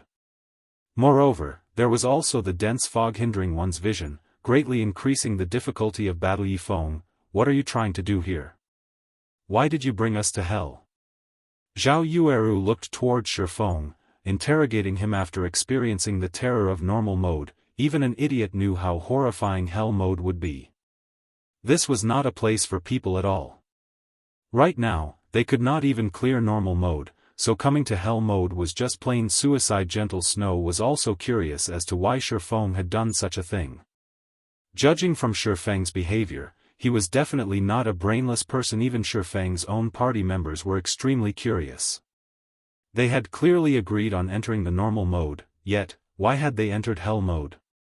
I'm the team leader now, my words are final. Since I've chosen hell mode, I obviously have my own reasons. You may leave if you have any opinions about it, I won't be stopping you, Shifeng said with a smile. What comes around, goes around. Previously, he had only humbly submitted to Zhao Yueru because he could not reveal his hand. Now that they were in his territory, naturally, he would no longer act with modesty. You bully. Zhao Yueru's almond eyes widened into circles as she glared at Shifeng, her twin peaks bouncing indefinitely. She stomped the rock beneath her feet, unable to find any words. She gritted her teeth, immediately turning her head away and no longer looking at Shifeng. This scoundrel actually went so far as to use her previous words to spite her, possessing not even a hint of a gentleman. When all of this was over, she would properly put Shifeng in his place. Originally, Blackie intended to mediate between the two. However, when he saw Zhao Yueru's sudden silence, not speaking even a word, he secretly raised his thumb at Shifeng as expected of Brother Feng. He even dared meet a great beauty head-on. If he were standing in Shifeng's position, he would not have been able to do such a thing. Yifeng, do you really have the confidence to clear hell mode? You should know that, although the difficulty is only different by 2 levels on the surface, in reality it is 10 or more times harder. The requirement of equipment, cooperation, and leadership also increases by several levels. I don't want my team members to die a meaningless death, Gentle Snow softly asked. Although the death penalty inside team dungeons was much lower than the death penalty in party dungeons, it was still a 5% experience loss. Moreover, hell mode was different than the other difficulties. The loss of experience in hell mode after a single death was 10%. Without a success rate of 70% or above, most players were unwilling to dive into the hell mode of a dungeon. There should be no problems. However, we still have to try before we can know the results. Shifeng did not reveal his full opinion. Based on the team's current composition and equipment, Shifeng was extremely confident of clearing the hell mode of the Dark Moon Graveyard. Otherwise, he wouldn't have chosen hell mode in the first place. In Shifeng's previous life, only after going through countless team wipes and experience accumulation, he figured out several methods of passing through the hell mode of the Dark Moon Graveyard. If he let Gentle Snow to fumble about slowly, Who knew how long he would have to wait or how many team wipes they'd have to go through before they successfully passed through. Watching Shifeng's calm behavior, after giving it some thought, Gentle Snow decided to support Shifeng's decision. It was a good chance for her to observe the extent of Shifeng's capabilities. If he performed well, it would be beneficial to invite him to join the god-slaying army. Gentle Snow nodded. At this time, even if the others were still unwilling, they had no choice but to listen to Shifeng's commands. However, it was not because they believed in Shifeng, rather, they believed in Gentle Snow's decision, after which, Shifeng started assigning responsibilities. Overall, his arrangements were mostly similar to Gentle Snow's. The difference was that he placed 3 elementalists in the Dagger Party and disbanded the Scout Party to place their members in the Protection Party instead, protecting the healers after entering the fog. Both MTs are to activate your life-saving skills and rush after me without stopping. However, pay attention to dodge attacks.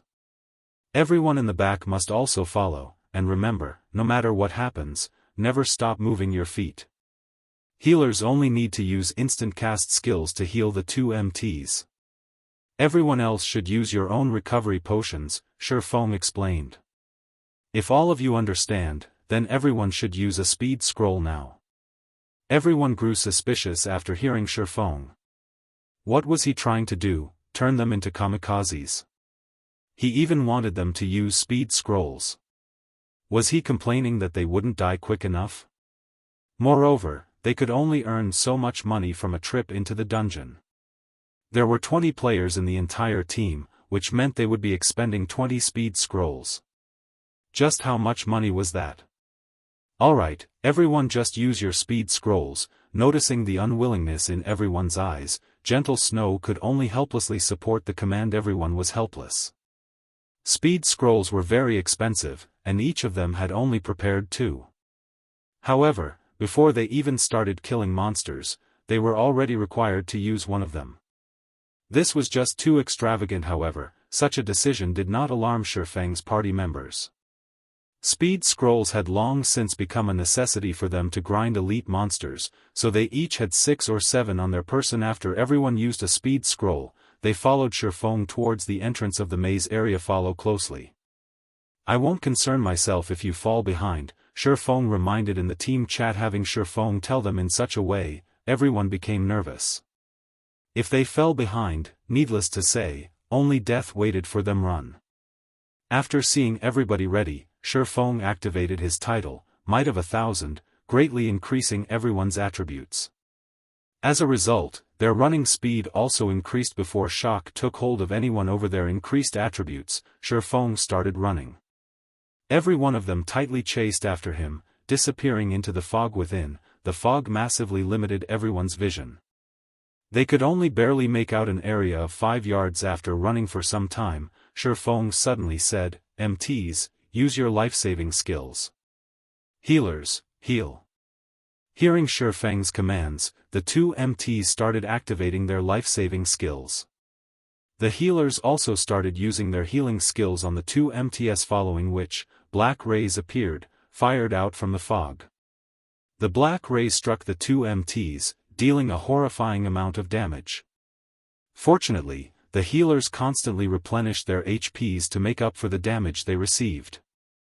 In addition, the 2 MTs had high movement speeds, reducing the chances of the black rays striking them. With the 2 MTs taking the full brunt of the damage, the other team members behind had nothing to worry about. In such a way, everyone ran after Shifeng for a full 10 minutes, making twists and turns every so often. In between, they all used another speed scroll. If the healers were lacking mana, they would drink mana recovery potions. Such a situation worried the members of Ouroboros greatly. How was this still a dungeon raid? They were just throwing money away. Moreover, everyone clearly felt the countless monsters closely chasing after them. The monsters constantly bellowed, and as long as they halted their steps, those monsters would definitely kill them. Fortunately, this place was just like a maze. There were plenty of paths available for them. Moreover, the paths were relatively narrow, resulting in a situation where the monsters hindered each other's advance. As a result, it would not be easy for the monsters to catch up to the team. Turn left ahead and enter the small path. After everyone has entered, both MTs block the entrance of the path and use your life-saving skills. Healers, spam your heals on them. Blackie, prepare to use Hell Flame. When the MTs are unable to hold on, the 3 elementalists should use Frozen Nova to block the monsters. If the MTs die, all melees are to stand forward and block the way, but none of you are allowed to attack.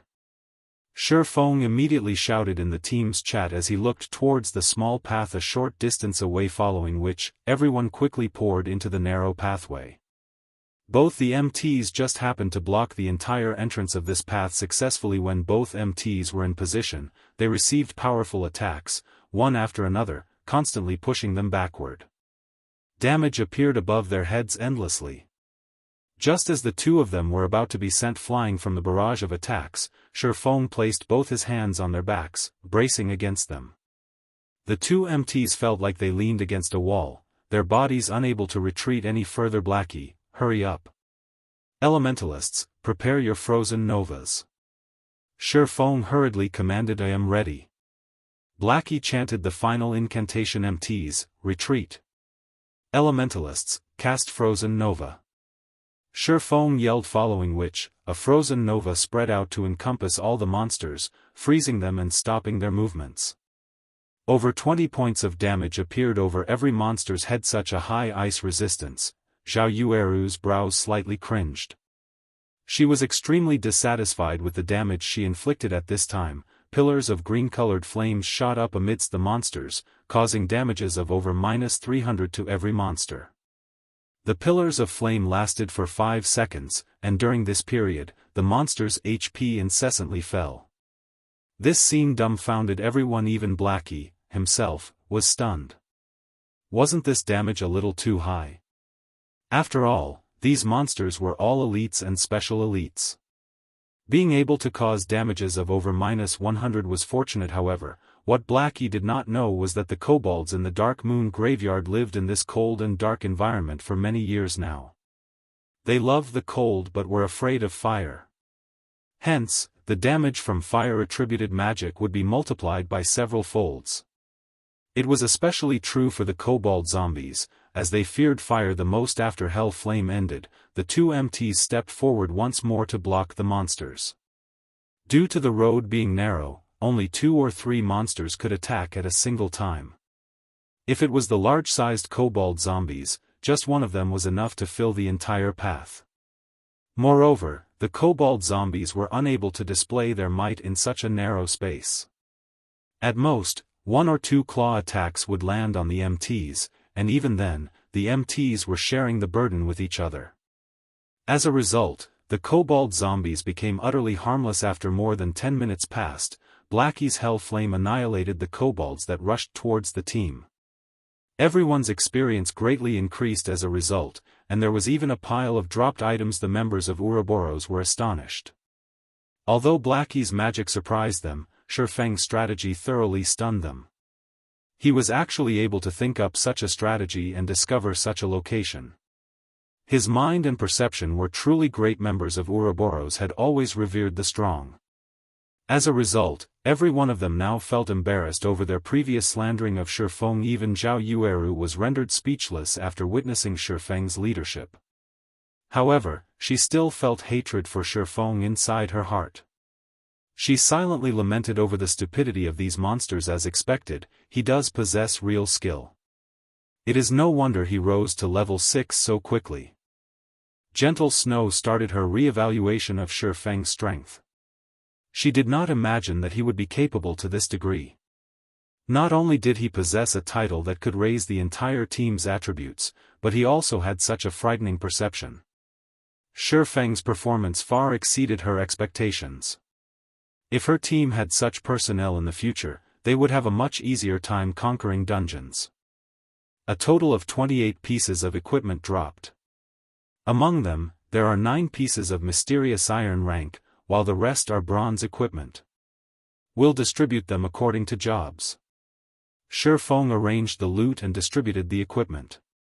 He distributed them accordingly, and players who had similar jobs would roll for the equipment, with the higher number obtaining the equipment. Hearing Shifeng report their gains, everyone sucked in a deep breath. They were unable to utter a single word due to their excitement. Currently, mysterious iron equipment was considered top-tier equipment. Previously, they had killed so many monsters in the normal mode of Dark Moon Graveyard, yet, only a few pieces of bronze equipment dropped. Right now, however, they only killed a large wave of monsters, but already obtained so much mysterious iron equipment and bronze equipment. This drop rate was just too frightening. Chapter 103, Kobold King, 2. Discovering that the hell mode of a dungeon dropped so much valuable equipment, even Gentle Snow was stunned. If they could clear the hell mode of the Dark Moon Graveyard, it was unknown just how much top-tier equipment they could obtain. With top-tier equipment, they would have a much easier time conquering the other team dungeons. Thinking up to this point, Gentle Snow became much more interested towards conquering the hell mode of the Dark Moon Graveyard.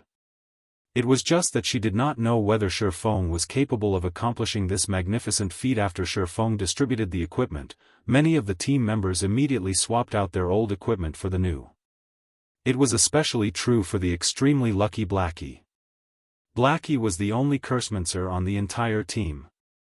Among the 9 pieces of mysterious iron equipment, there were 2 pieces of the Death Word set equipment meant for Cursemancers. The Death Word set equipment was at the apex of all level 5 set equipment for Cursemancers.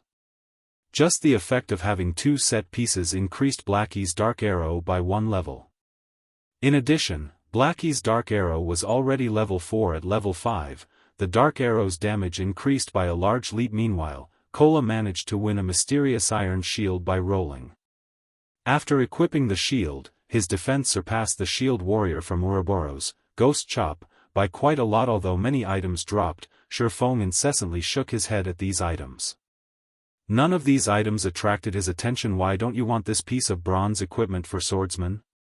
Gentle Snow asked, astonished. With just a glance at Shifeng's equipment, anybody could tell it was just individual bronze equipment assembled together. According to logic, their attributes should be much weaker than the equipment dropped from the hell mode of the Dark Moon Graveyard. However, Shifeng remained indifferent towards the equipment dropped. The attributes of this equipment isn't as good as what I'm currently using. Just give it to your guild swordsman. Shifeng carelessly gave the equipment to Gentle Snow. Naturally, he would not mention that he already possessed a set of Silvermoon set equipment, which was the best set equipment for swordsmen under level 10. After hearing Shifeng, the other swordsman in the team repeatedly expressed his gratitude towards him. Even if Shifeng were to take away the equipment for swordsmen, nobody on the team would complain. On the contrary, they would feel it was only natural that he would do so. No matter what anybody said, it was all due to Shifeng's efforts that they were able to obtain so much equipment. However, Shifeng displayed himself to be extremely impartial, causing the members of Ouroboros further admiration. Their gazes when they looked at Shifeng held even more reverence. Now Shifeng stayed unmoved while faced with top-tier equipment. In the virtual gaming world, not many people would be capable of remaining as impartial when leading a temporary team. Noticing everyone had mostly recovered, Shifeng said inside the team chat, "Everyone, prepare yourselves. We will be going to the next strategic point. Those without speed scrolls, come get them from me." The members of Ouroboros were troubled when they heard this. Each of them had only carried 2 speed scrolls and both had already been used. However, they felt extremely awkward asking for speed scrolls from Shifeng. After all, they previously made a mockery of Shifeng. It would practically be a slap to their own faces if they asked Shifeng for the expensive speed scrolls now.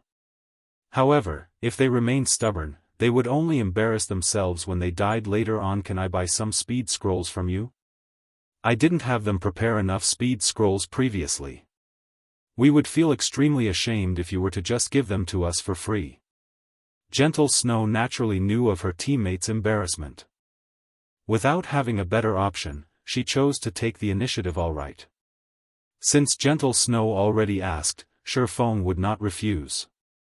After all, his money didn't grow on trees either. Fortunately, Shifeng was prepared for such a situation, purchasing plenty of speed scrolls. He provided each team member of Ouroboros with 3 speed scrolls. However, when the members of Ouroboros were trading the speed scrolls with Shifeng, they all had their heads lowered in embarrassment. They felt deeply ashamed in their hearts. Some of them also thanked Shifeng directly, leaving Shifeng at a loss. Dirty bastard, this lady is a magnanimous person. Seeing that you've performed well, I've decided to forgive you. Give me the scroll then. Zhao Yueru walked toward Shifeng, her head raised and her arms hugging her bosom. The crimson-red robe she wore revealed a deep cleavage, and a bashful tinge of red appeared on her delicate face as she spoke. Shifeng naturally understood that it was a difficult feat for the incomparably prideful flame witch from his previous life to carry out such an action.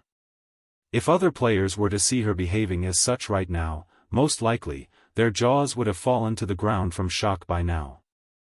Not only was Zhao Yueru currently displaying frailty, but she also apologized to Shifeng.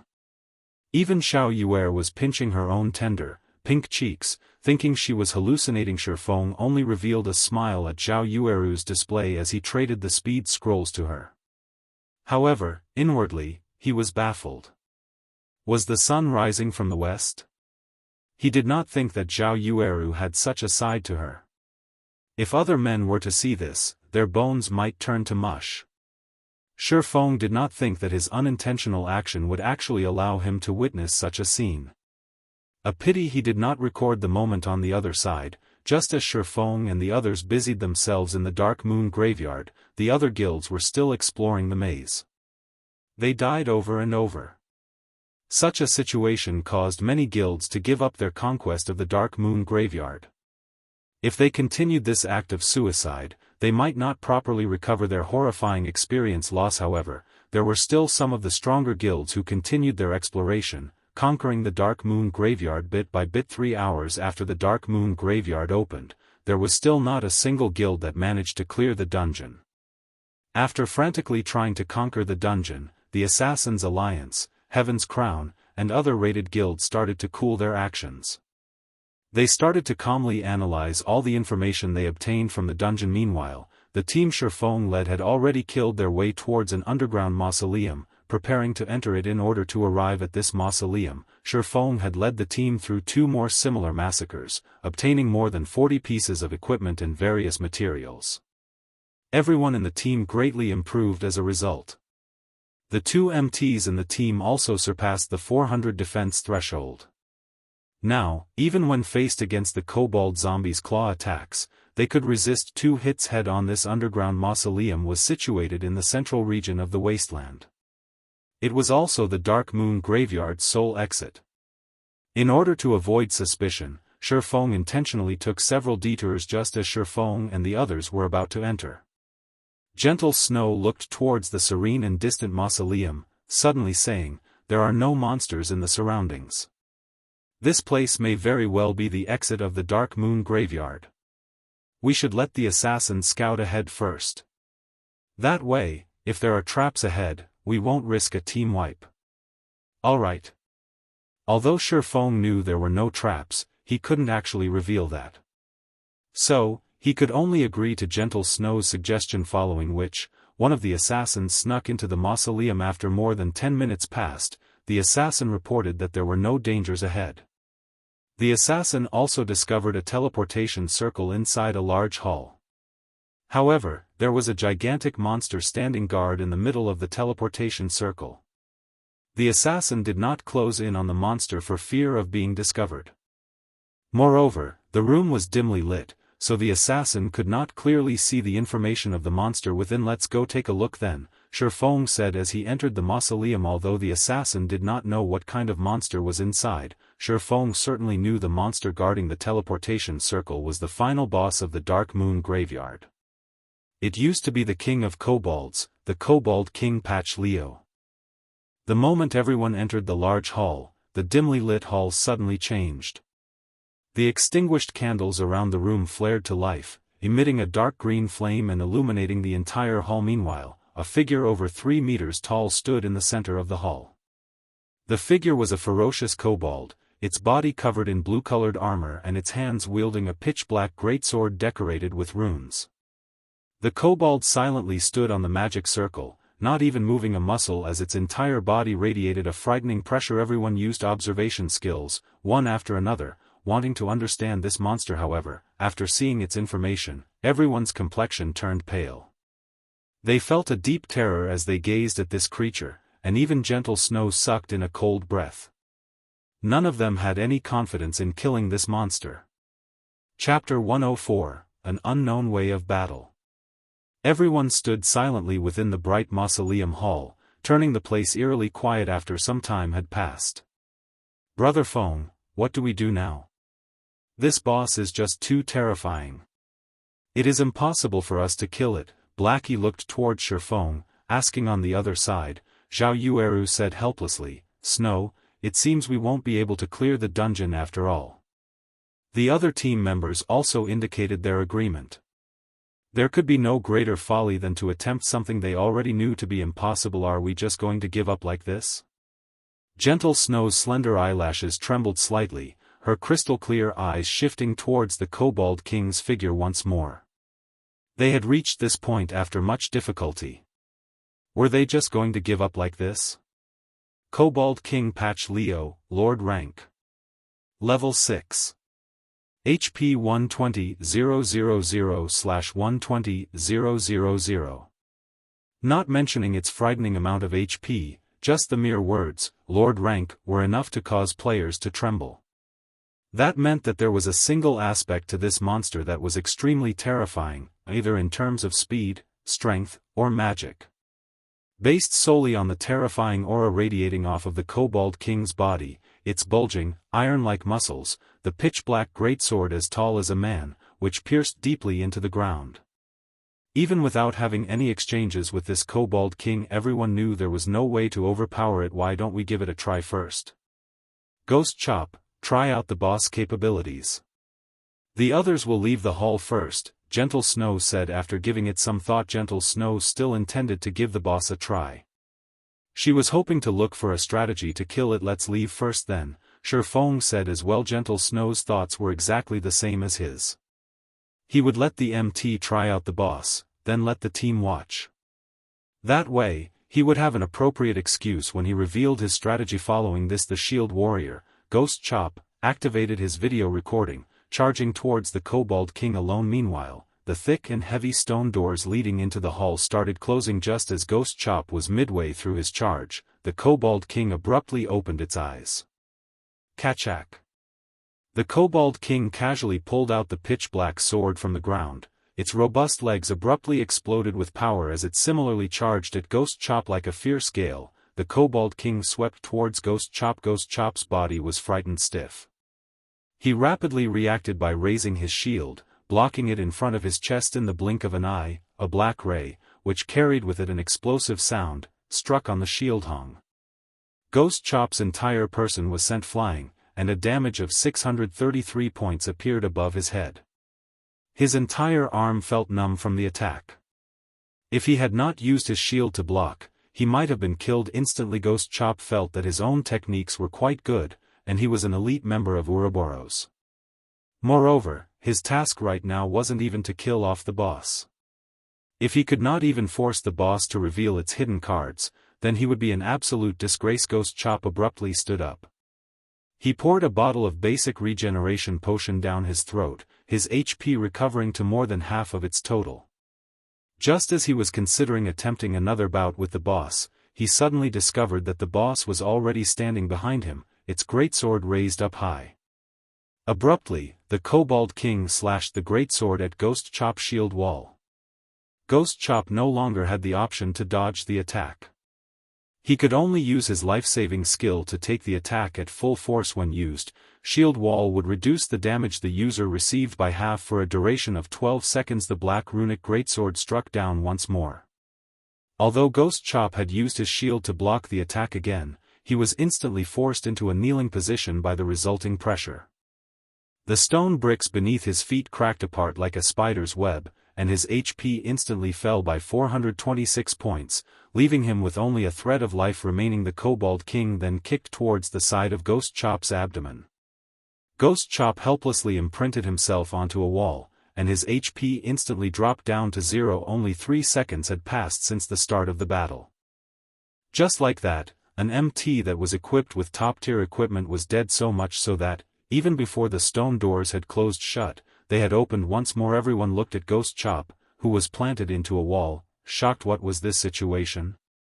The door had just closed before opening again, and their MT was already dead.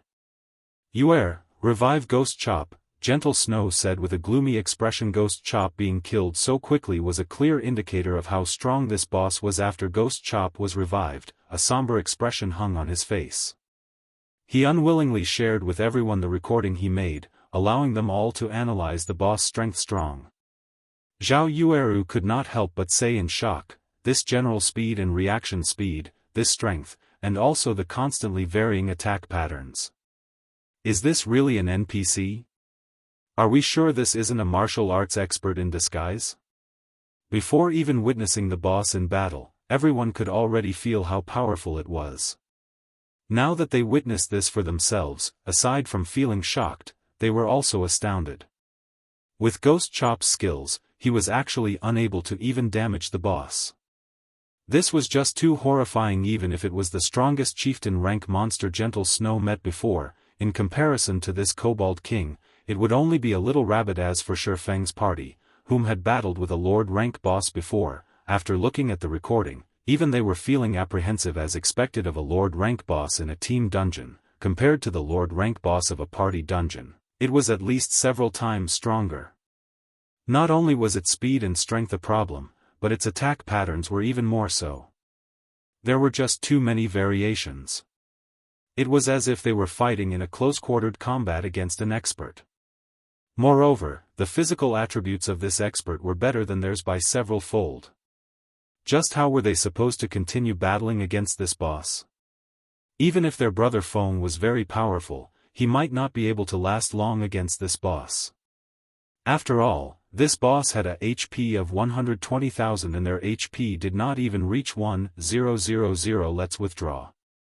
After considering for a good while and thinking up of all sorts of simulations, Gentle Snow still came to the conclusion that they would be team-wiped. She was not prepared to waste time here, and rather prepared to raid the normal mode of the Dark Moon Graveyard. The boss in the normal mode should be a chieftain rank boss, which should be much weaker. According to their current equipment, they would at least have a 20 to 30% chance of killing the boss. Everyone else could only give up after hearing Gentle Snow say this, so all of them took out return scrolls. At this moment, Shifeng suddenly said in the team chat, after looking at the Kobold King's attack patterns, if Miss Snow, the two MTs, and myself were to implement a rotation battle, we should have somewhat of a chance at succeeding. I wonder if Miss Snow still wishes to raid this boss. Although Shifeng's voice was soft, it was as if a light in the darkness appeared, brightening everyone's spirits. Brother Feng, are we really going to fight it? Blackie looked at the Kobold King, swallowing down a mouthful of saliva. Even at such a distance away from it, Blackie could still feel his legs trembling. If he were to close in on it a little more, he might already be on the ground, kneeling. In fact, it wasn't just Blackie who was impacted by the Kobold King's imposing aura. The other team members did not fare any better than Blackie. They instinctively acknowledged that they could not beat it, wanting to run away from it. You have a plan? Shock flashed past Zhao Yueru's eyes as she looked at Shifeng, asking. This was a lord inside a team dungeon. Its HP was several times higher than the lords in the wild. Its attack power and attack patterns, as well, were despairingly powerful.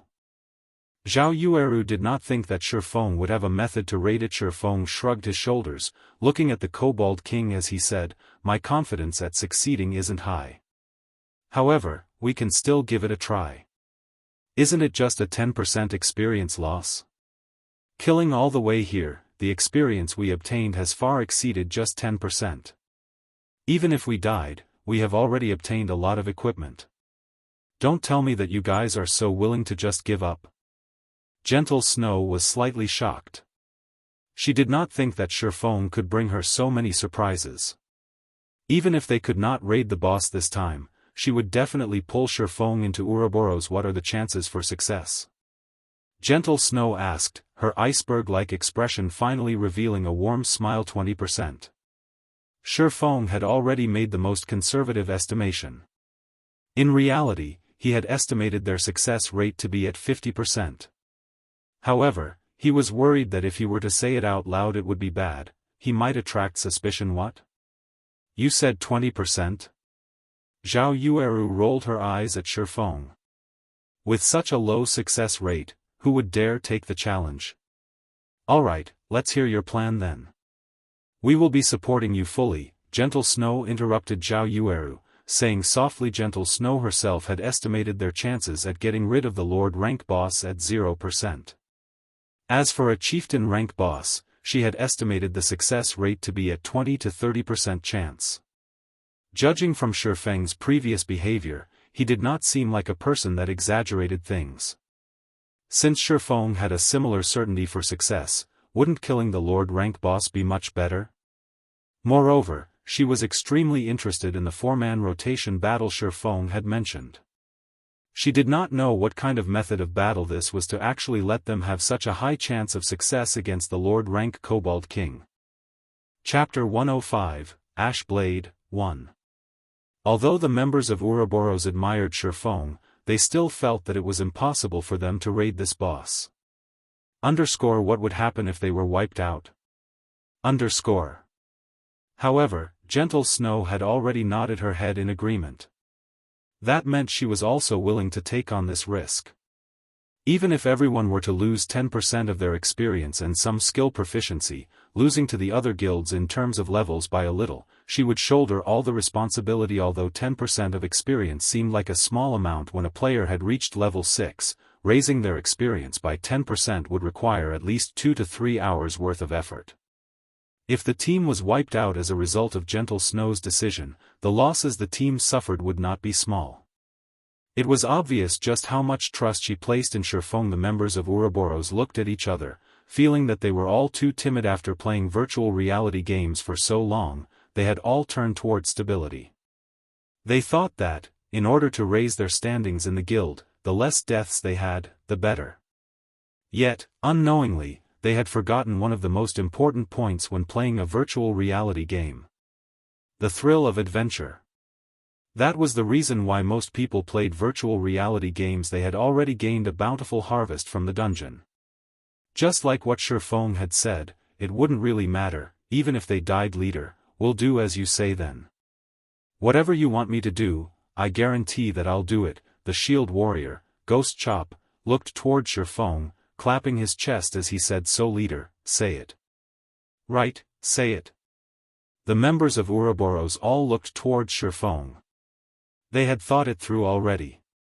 If they were going to make a loss, so be it. However, on the off chance that they did succeed, endless glory would await them. Since everyone has agreed, I'll tell you my strategy. After we start the raid, only me, Miss Snow, and the 2 MTs will battle with the Kobold King. The other melee jobs are to all stay at a distance. Berserkers, listen to my command to use charge. Assassins, after giving the boss a bleeding effect, immediately distance yourselves and use bows to attack. The other ranged jobs should just dish out as much damage as you can. However, pay attention to maintain a distance of 25 yards or above from the boss.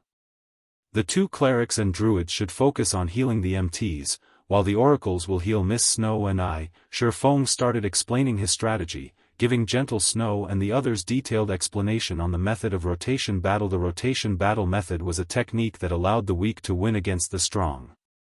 It was a technique specifically meant for dealing with bosses. In Shifeng's previous life, this method of battle was gradually discovered by some experts a month after God's domain's opening. These experts then carried out the technique in an actual battle against the boss of a dungeon. Unexpectedly, the technique yielded remarkable results. Bosses, which they were previously helpless against, were easily gotten rid of with this technique. Following which, this technique slowly spread out, and within 2 months' time, almost every guild's elite team members had learned the technique. Right now, if they wished to raid this Lord-rank Kobold King, then they would need to utilize this method of battle. Otherwise, for as many battles as they carried out, they would die an equal amount of deaths. There would be no exceptions. After Shifeng's explanation ended, everyone entered into the large hall of the mausoleum.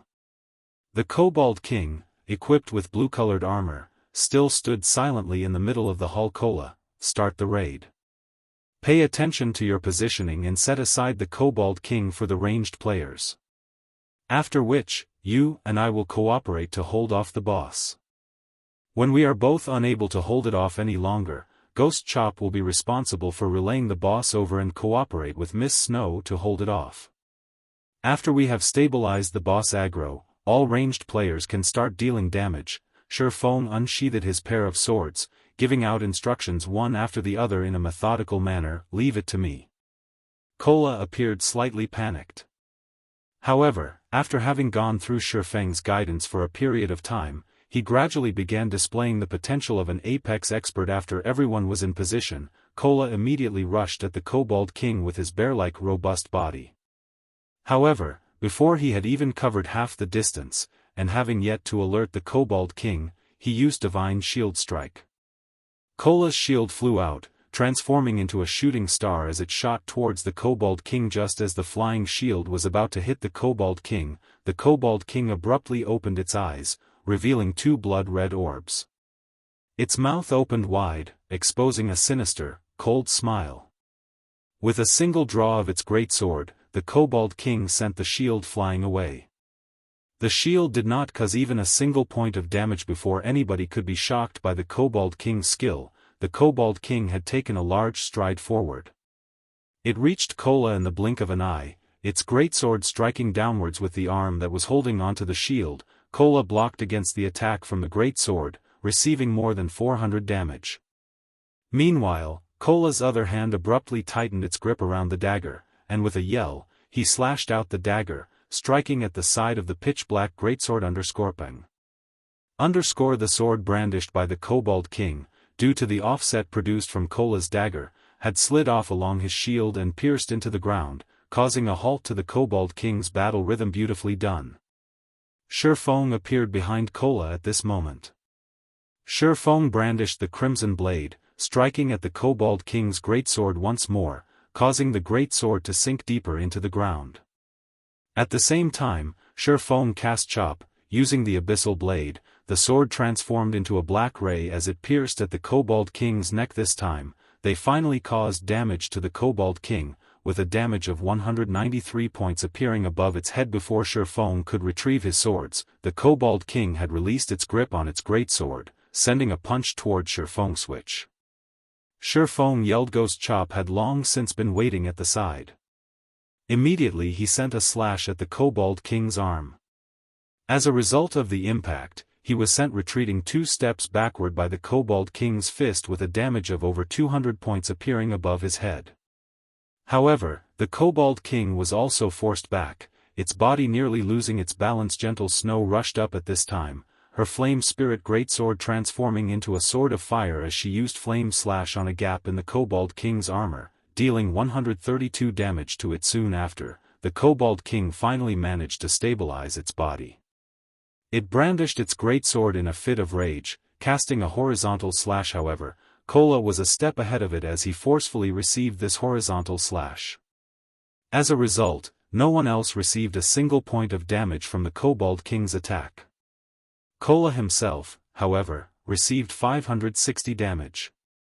Fortunately, there were 3 healers healing him at the same time, bringing his HP from a critical state back up to more than half. Subsequently, Shi Feng and Gentle Snow continuously overlapped their attacks with each other, while Kola and Ghost Chop kept on receiving the damage, and the healers healed them without stopping. In such a way, the team slowly reduced the Kobold King's HP. After coordinating their attacks for several rounds, Gentle Snow was extremely astonished. She did not think there was such a way to fight against a boss. She really did not know just how Shi Feng had managed to think up such a technique. However, what shocked everyone even more was the damage caused by Shi Feng. The damage he caused left everyone practically dumbstruck. A single thundering flash was able to cause almost 700 total damage. Earth Splitter caused over 400 damage, while his normal attacks each caused over 100 damage. Compared to that, Gentle Snow, who was equipped with a suit of mysterious iron set equipment and a secret silver greatsword, had only managed to deal around 240 damage, even after using her most powerful skill. Seeing such a scene, everyone began to wonder, between Shi Feng and Gentle Snow, just who was actually the berserker here? However, no one knew that Shifeng wielded a magic weapon in his hands. In addition to the Silvermoon set equipment and his damaging skills, which were at level 4 to level 5, the damage he could cause would naturally be exaggerated. Ranged players can start attacking now, Shifeng shouted in the team's chat after feeling that the boss hatred had been completely stabilized at this time.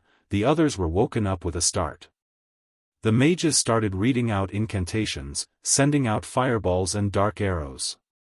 Meanwhile, the rangers continuously fired off arrows from their bows, causing a series of damage to the Kobold King. Amongst all these attacks, Zhao Yueru was the person who dealt the highest damage in a single attack, which was over 100 damage. Following her, Blackie could also deal over 80 damage with each of his dark arrows, while the others only dealt 40 to 50 damage under Shifeng's instructions and the constant combination attacks. The Kobold King became helpless. The Kobold King was forced to retreat, step after step, until its HP continuously decreased without pausing.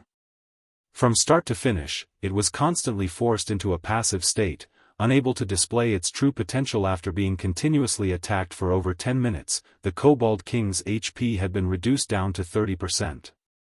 Reaching the boundary of entering a berserk state, the Kobold King's body started increasing its size, and its muscles inflated. After it goes berserk, we won't be able to hold on for long.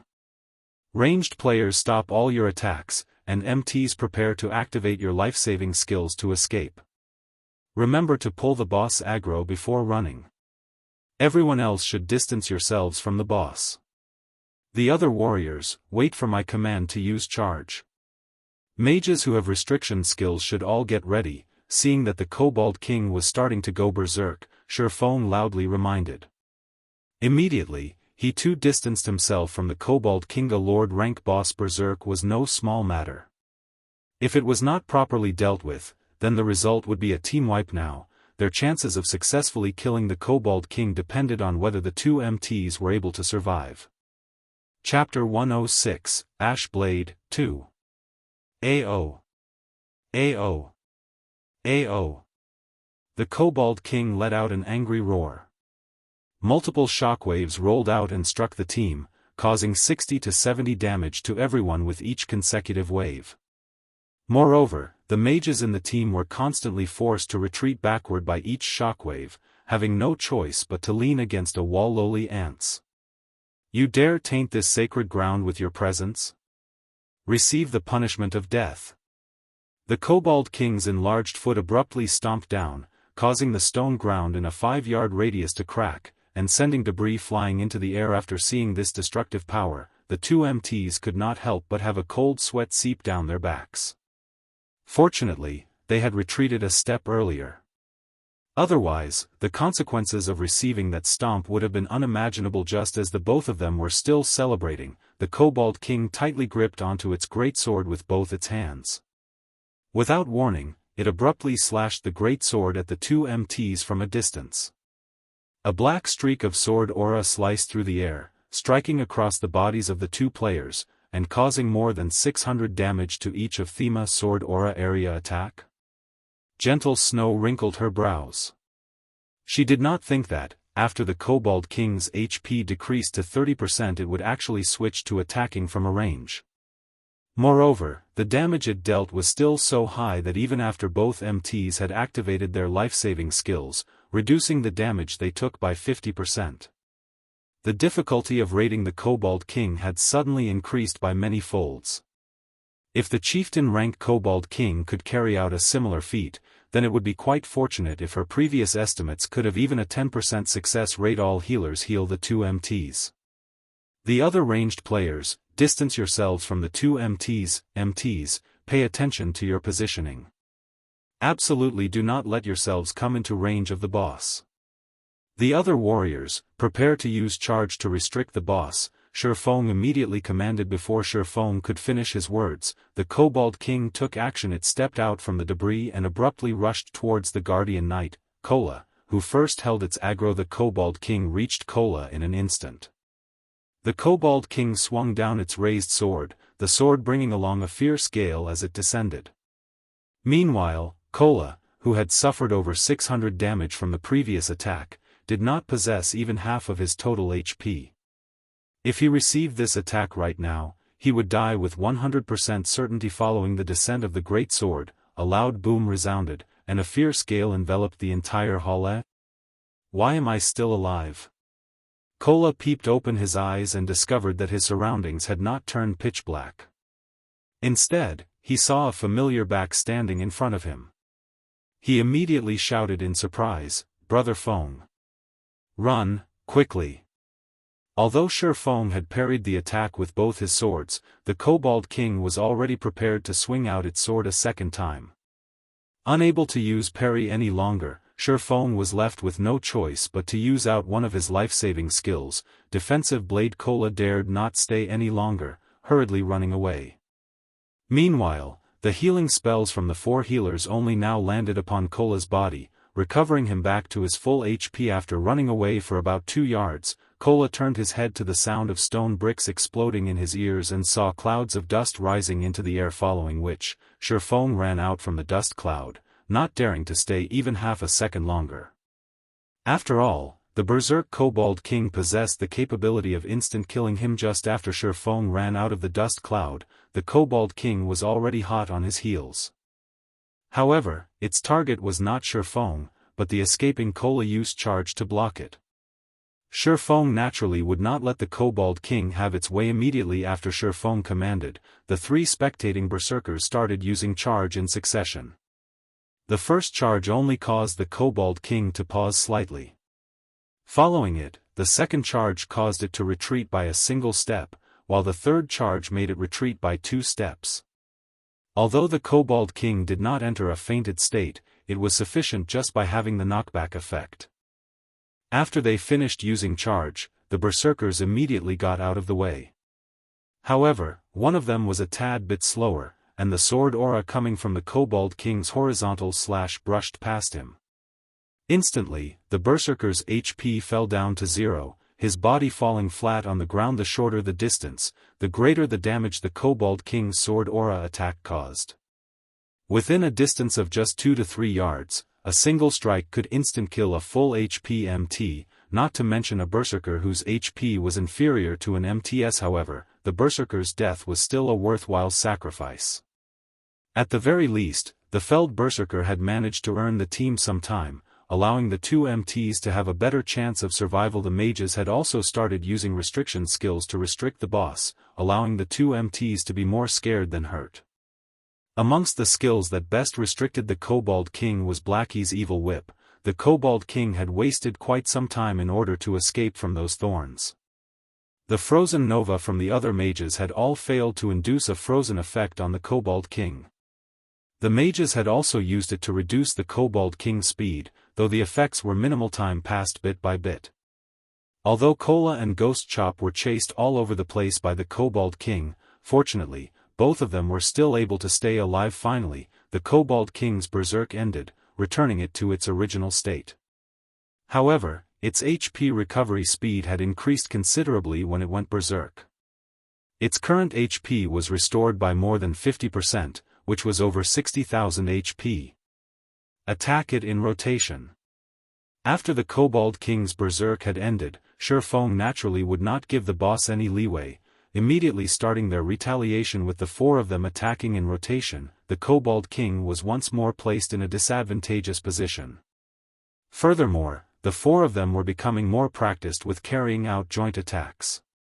After a few minutes, the Kobold King's HP had fallen to 20%. This time, the Kobold King did not go berserk.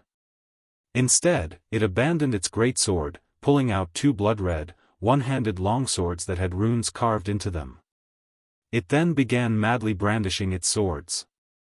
The Kobold King transformed into a tornado that engulfed everything, and anything that came into contact with its blades turned to ashes. This move was one of the Kobold King's ultimate, Blade Storm. All berserkers use charge, then immediately retreat.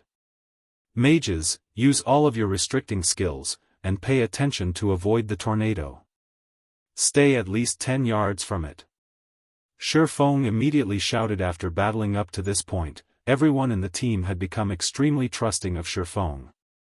Without hesitation, the berserkers immediately used Charge. All the warriors, including Gentle Snow, rushed up to the Kobold King, ramming their bodies at the Kobold King. The mages all used Ice Sphere, while Blackie used Evil Whip. The 7 thorn vines bound both legs of the Kobold King, immediately reducing the Kobold King's speed greatly. The power of its rotation was also significantly weakened. Although the speed of the Kobold King's blade storm had slowed down a lot, and its might reduced slightly, there were still a few players engulfed by it, turning into meat paste in less than 2 seconds. Within the blade storm's duration of 15 seconds, out of the 20 players within the team, 6 had already died. Amongst them, there were 2 berserkers, 1 assassin, 1 cleric, 1 ranger, and 1 swordsman.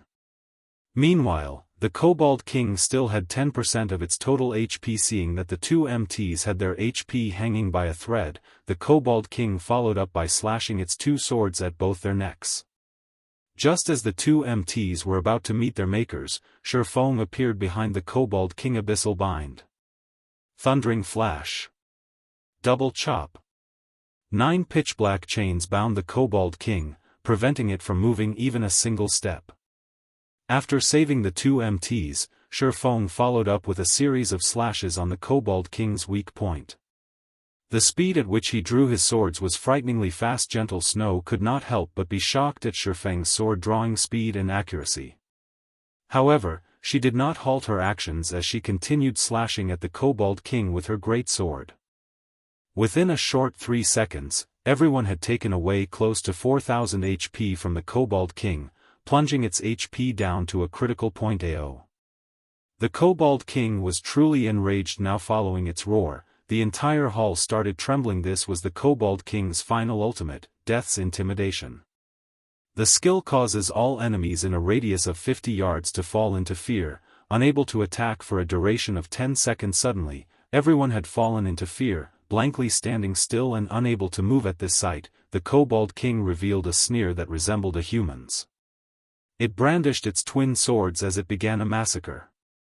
Within an instant, it had taken the lives of a berserker and assassin. Striking out, sword after sword, the 2 MTs were killed off as well. Meanwhile, not even 4 seconds had passed since the Kobold King had used Death's Intimidation. If the Kobold King was allowed to continue having its way, everyone would be dead. When the 10 seconds were up after half of the entire team was dead, Shifeng became the Kobold King's target. Shifeng was finally able to move. Previously, he had activated his extraordinary physique too. His resistance to fear became higher than the average player. So, the effective duration of the fear induced was also reduced by quite a lot. However, the Kobold King's sword was already descending. Unable to avoid it, Shifeng bellowed as he activated Life Shield.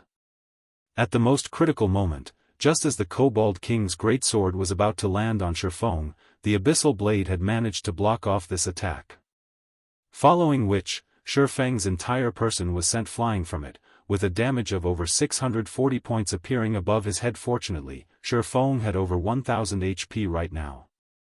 In addition to the life shield absorbing some of the damage he took, he had managed to survive the Kobold King's attack.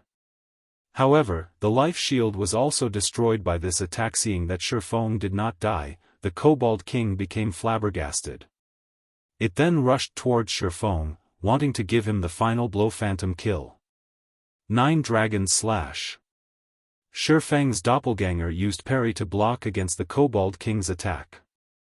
Simultaneously, the doppelganger activated Defensive Blade and was able to delay the Kobold King for quite some time. Meanwhile, the Kobold King was receiving continuous attacks from the 9 Abyssal Blades.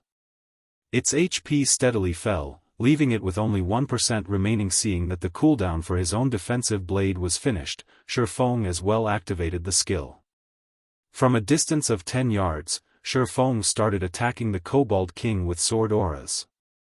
Damages of over 100 points kept on appearing above the Kobold King's head, taking its HP away bit by bit. After the Kobold King had managed to get rid of the doppelganger, its remaining HP did not even reach 300 points.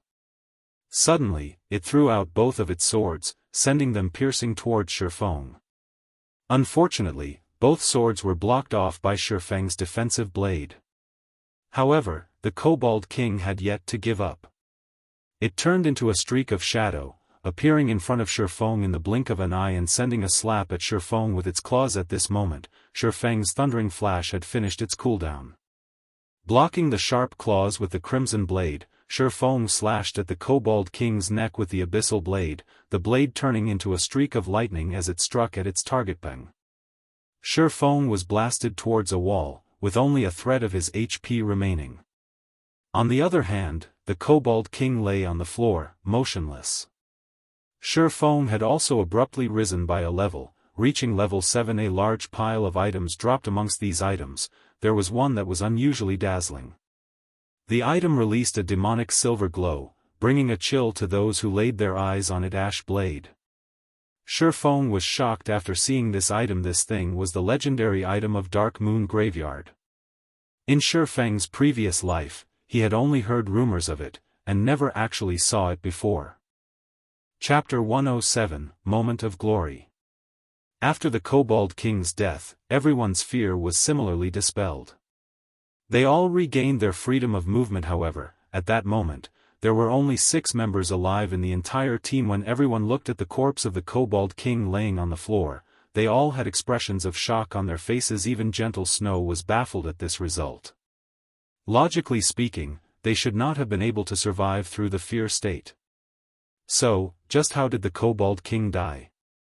However, when she looked at Shifeng standing beside the Kobold King's corpse, and furthermore, at the scant amount of HP he had remaining, realization struck Gentle Snow. Needless to say, Shifeng was definitely the one who had killed the Kobold King. The others were shocked into speechlessness. In such a situation, just what method did Shifeng use that enabled him to kill the Kobold King? Brother Feng, you are too awesome. You killed the boss, even under such a situation. You are literally my idol right now. Blackie excitedly said as he looked at Shifeng with worshipful eyes. The first clear of the hell mode of Dark Moon Valley. This was definitely a moment for excitement. This signified that they would be leaving their names on the glory list for all eternity. In the future, as long as there were players wanting to enter the Dark Moon Graveyard, their names would be on display for these players to behold and revere. At that time, they would become famous even if they didn't want to be. Alright, quickly revive the others.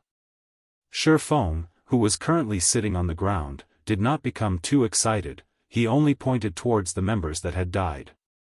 It was not nice to let them continue laying on the ground. At Shifeng's comment, Gentle Snow finally managed to recover from her shock. She looked towards the only surviving healer, Xiao Yuer, and said, Yuer, quickly revive them. Xiao Yuer nodded her head, starting to cast revival. Several minutes later, all the team members were finally resurrected. After Xiao Yueru was revived, she vacantly asked, Yuer, was the team wiped out? Nope. We cleared it. Xiao Yuer faintly smiled. As expected, it was still a team wipe. Xiao Yueru shook her head, inwardly lamenting. If everyone present possessed a dispelling skill, then at the very least they would not end up being completely wiped out. To bear witness to a low HP Kobold King obtaining victory in the end. Xiao Yuer could not help but let out a laugh. If she did not personally witness the Kobold King dying, she too would not have believed it. Hence, she loudly proclaimed, Sister Yueru, the boss is already dead. Impossible. None of us has a skill to dispel fear, Xiao Yueru said with confidence. Even if we wait for the fear to end, the remaining members would not be able to get rid of the boss. If you don't believe it, look over there. The Kobold King was killed off by Big Brother Yifeng in the end. You don't know just how dangerous of a situation Big Brother Yifeng was in at the time. He went all out in the last strike, intending to die together with the Kobold King. In the end, he barely survived with only 16 HP remaining. Xiao Yuer pointed towards the corpse of the Kobold King in the distance, admiration in her voice as she recounted Shifeng's feats. Xiao Yueru turned her head around. Sure enough, it was the corpse of the Kobold King. Xiao Yueru tilted her head, her beautiful eyes sizing up Shifeng's back. She discovered that Shifeng was truly a mysterious person. The way he had commanded the team before was as if a veteran general of many years commanding his team. Every line of command he gave out was extremely precise, and even the positioning of each member was clearly stated. Just how was he an independent player?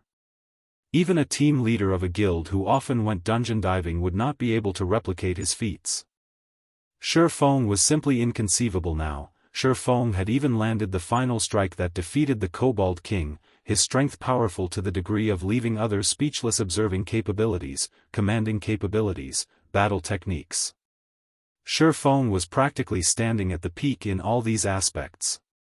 Shi Feng had broken every understanding she had of him. Truly an evil bastard. Zhao Yueru lightly bit down on her lips, her heart filled with displeasure as she looked at Shi Feng. She felt that Shi Feng was definitely toying with her.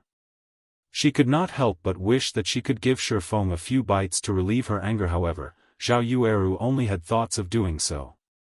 She would not truly carry out such an action. Only after everyone had gathered did Shi Feng begin to tidy up the loot from the Kobold King. Looking at loot, each and every one of the team members anxiously waited for Shi Feng to complete his task. These things were all items that only dropped from the boss of the Hell Mode of Dark Moon Graveyard.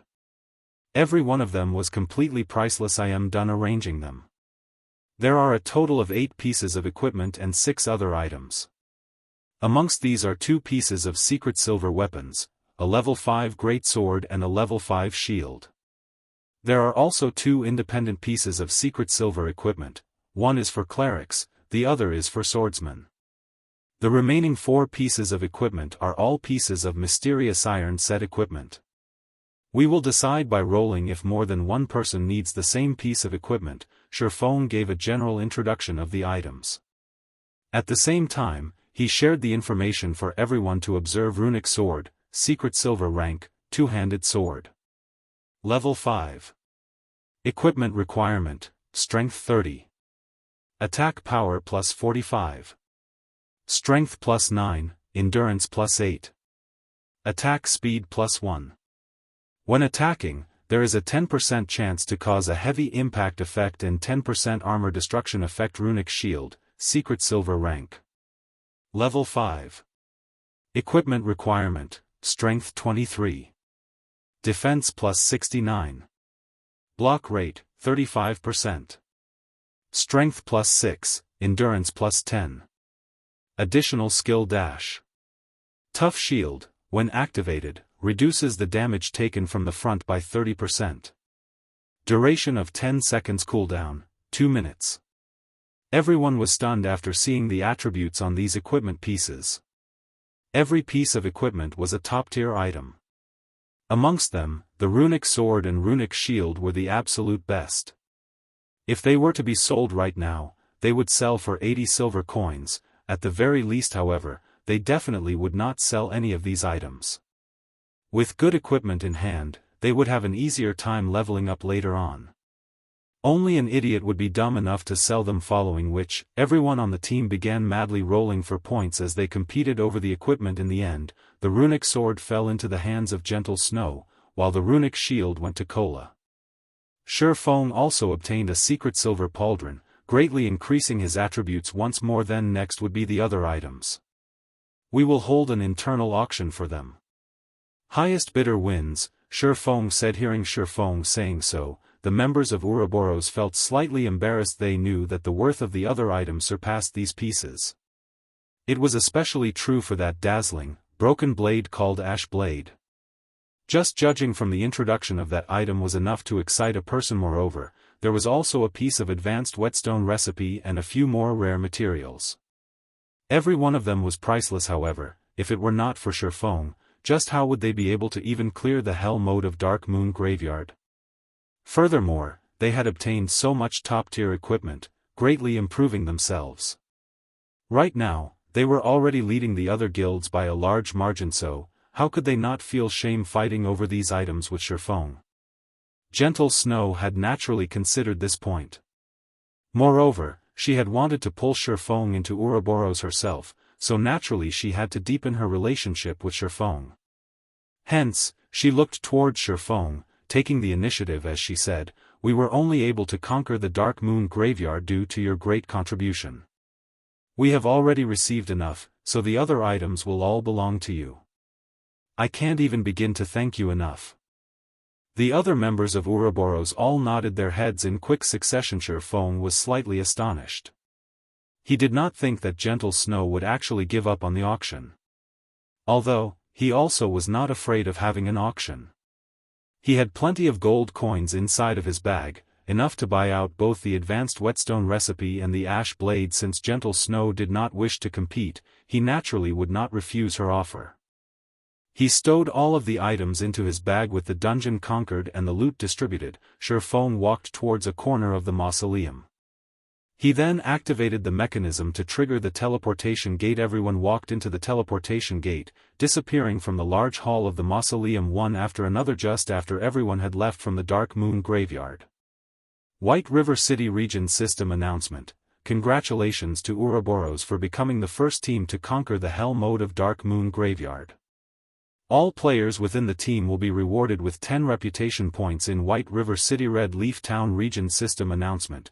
Congratulations to Ouroboros for becoming the first team to conquer the Hell mode of Dark Moon Graveyard.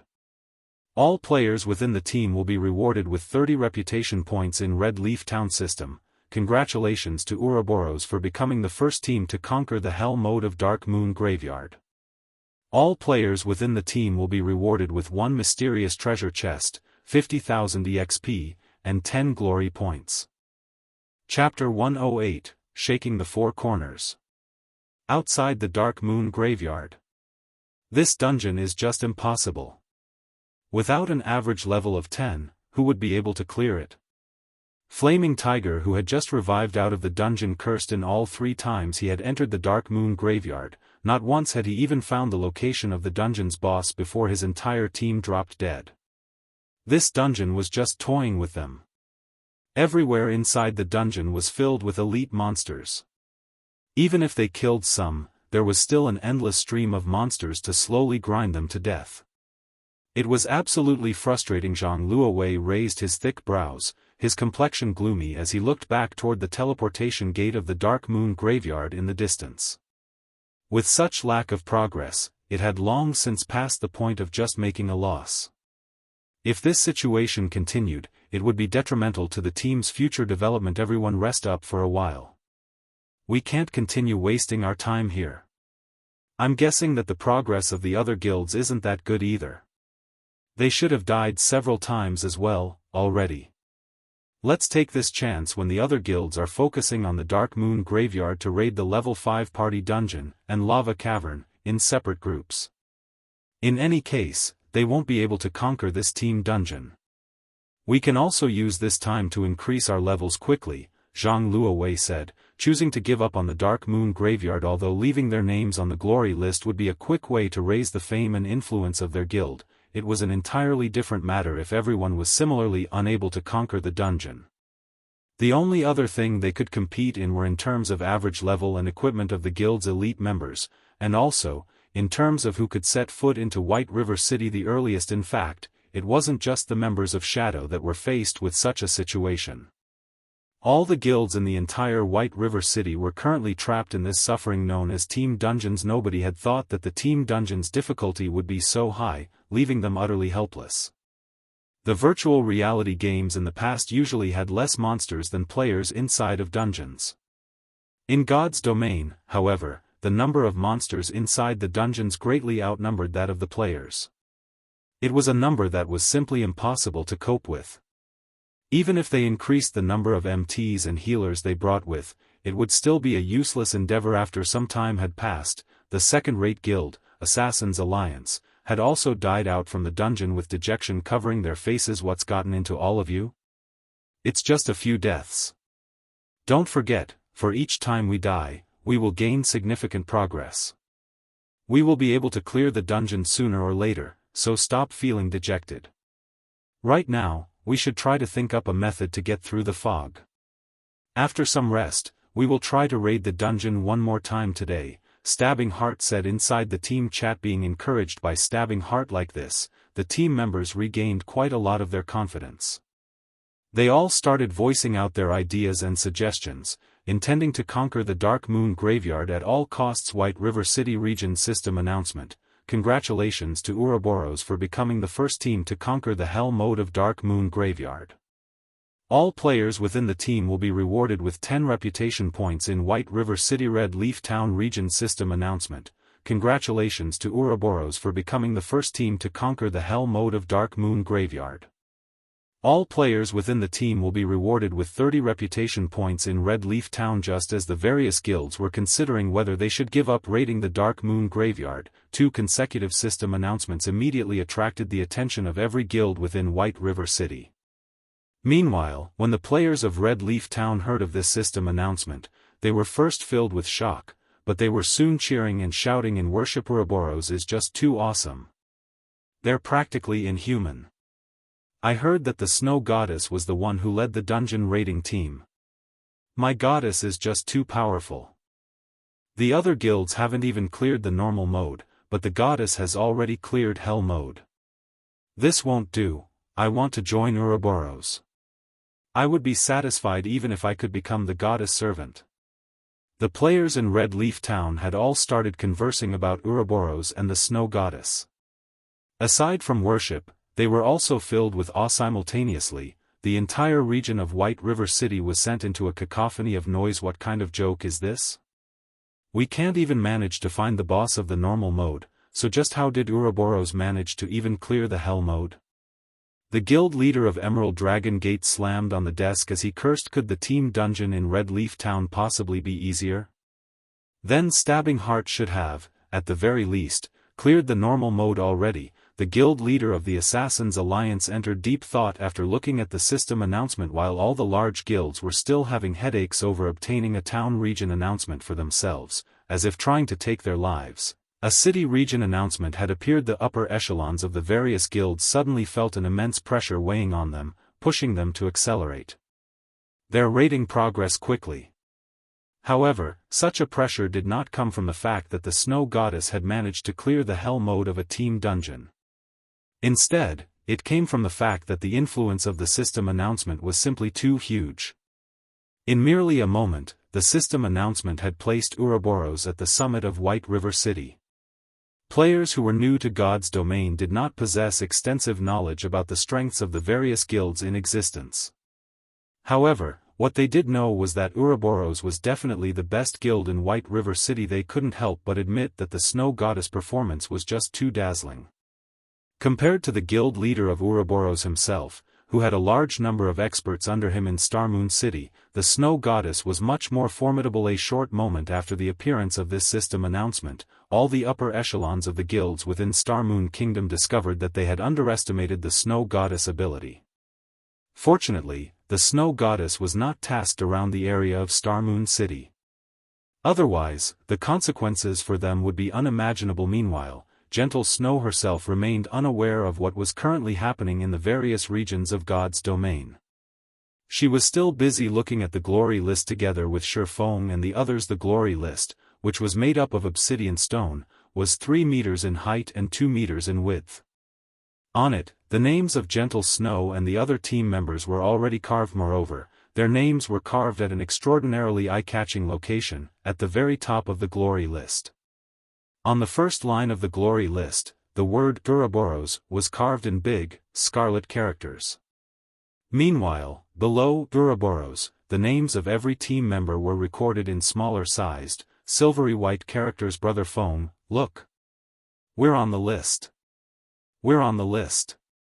Blackie was close to shedding tears of excitement after seeing his own name up on the glory list. After playing games for so many years, not once had he ever enjoyed such an honor. However, it wasn't just Blackie who behaved in such a way. The other members of Shifeng's party were similarly excited. They all rejoiced at being able to follow after Shifeng, becoming official members of Zero Wing Workshop. Meanwhile, the various guilds standing in the distance all looked towards the glory list with eyes full of envy. For as long as future players arrived at the Dark Moon Graveyard, they would inevitably see these names, giving their admiration and worship. On the other hand, the upper echelons of the various guilds present had instead looked towards the icy cold, Gentle Snow, expressions of respect and helplessness appearing on their faces. Everyone was clear about the difficulty of the Dark Moon Graveyard. Absolutely none of them would think that the Hell mode of Dark Moon Graveyard was easier than the normal mode. At the very least, the difficulty in Hell mode would be several times higher. However, despite all odds, the team led by Gentle Snow had succeeded in raiding it. Moreover, she had even brought along a few independent players instead of bringing along the strongest team in her guild. The Snow Goddess had clearly surpassed them in terms of leadership and personal strength by leaps and bounds. They were on two completely different levels up to this point. These upper echelons had all begun to think that their luck was just too poor. Being tasked in the same town as the Snow Goddess had sealed their fates at becoming merely the grass that sets off the color of her flower. We will need to wait 3 more days before being able to enter the Dark Moon Graveyard again. During this time, would you be interested in joining us in raiding the Goblin Factory? Gentle Snow earnestly invited Shifeng. Although Gentle Snow's voice was not loud, the outside of the Dark Moon Graveyard was extremely quiet. Even from a distance, her voice could very clearly be heard. The upper echelons of the various guilds were all dumbfounded. Just who was this Shifeng exactly? The Snow Goddess was actually inviting him from one dungeon raid to another. Could the Snow Goddess have possibly fallen for him? However, why would the highly haughty Snow Goddess fall for such an unattractive brat? Moreover, the person did not possess even the slightest hint of an expert. Meanwhile, standing at a distance, Flaming Tiger's eyes had nearly popped out of his sockets, going crazy from envy. Not only was Shifeng able to be in the same team as the Snow Goddess, he was even able to leave his name on the glory list.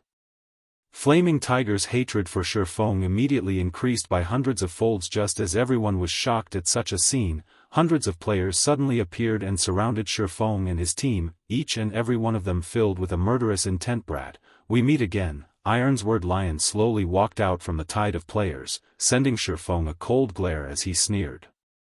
Chapter 109, Domineering Ironsword.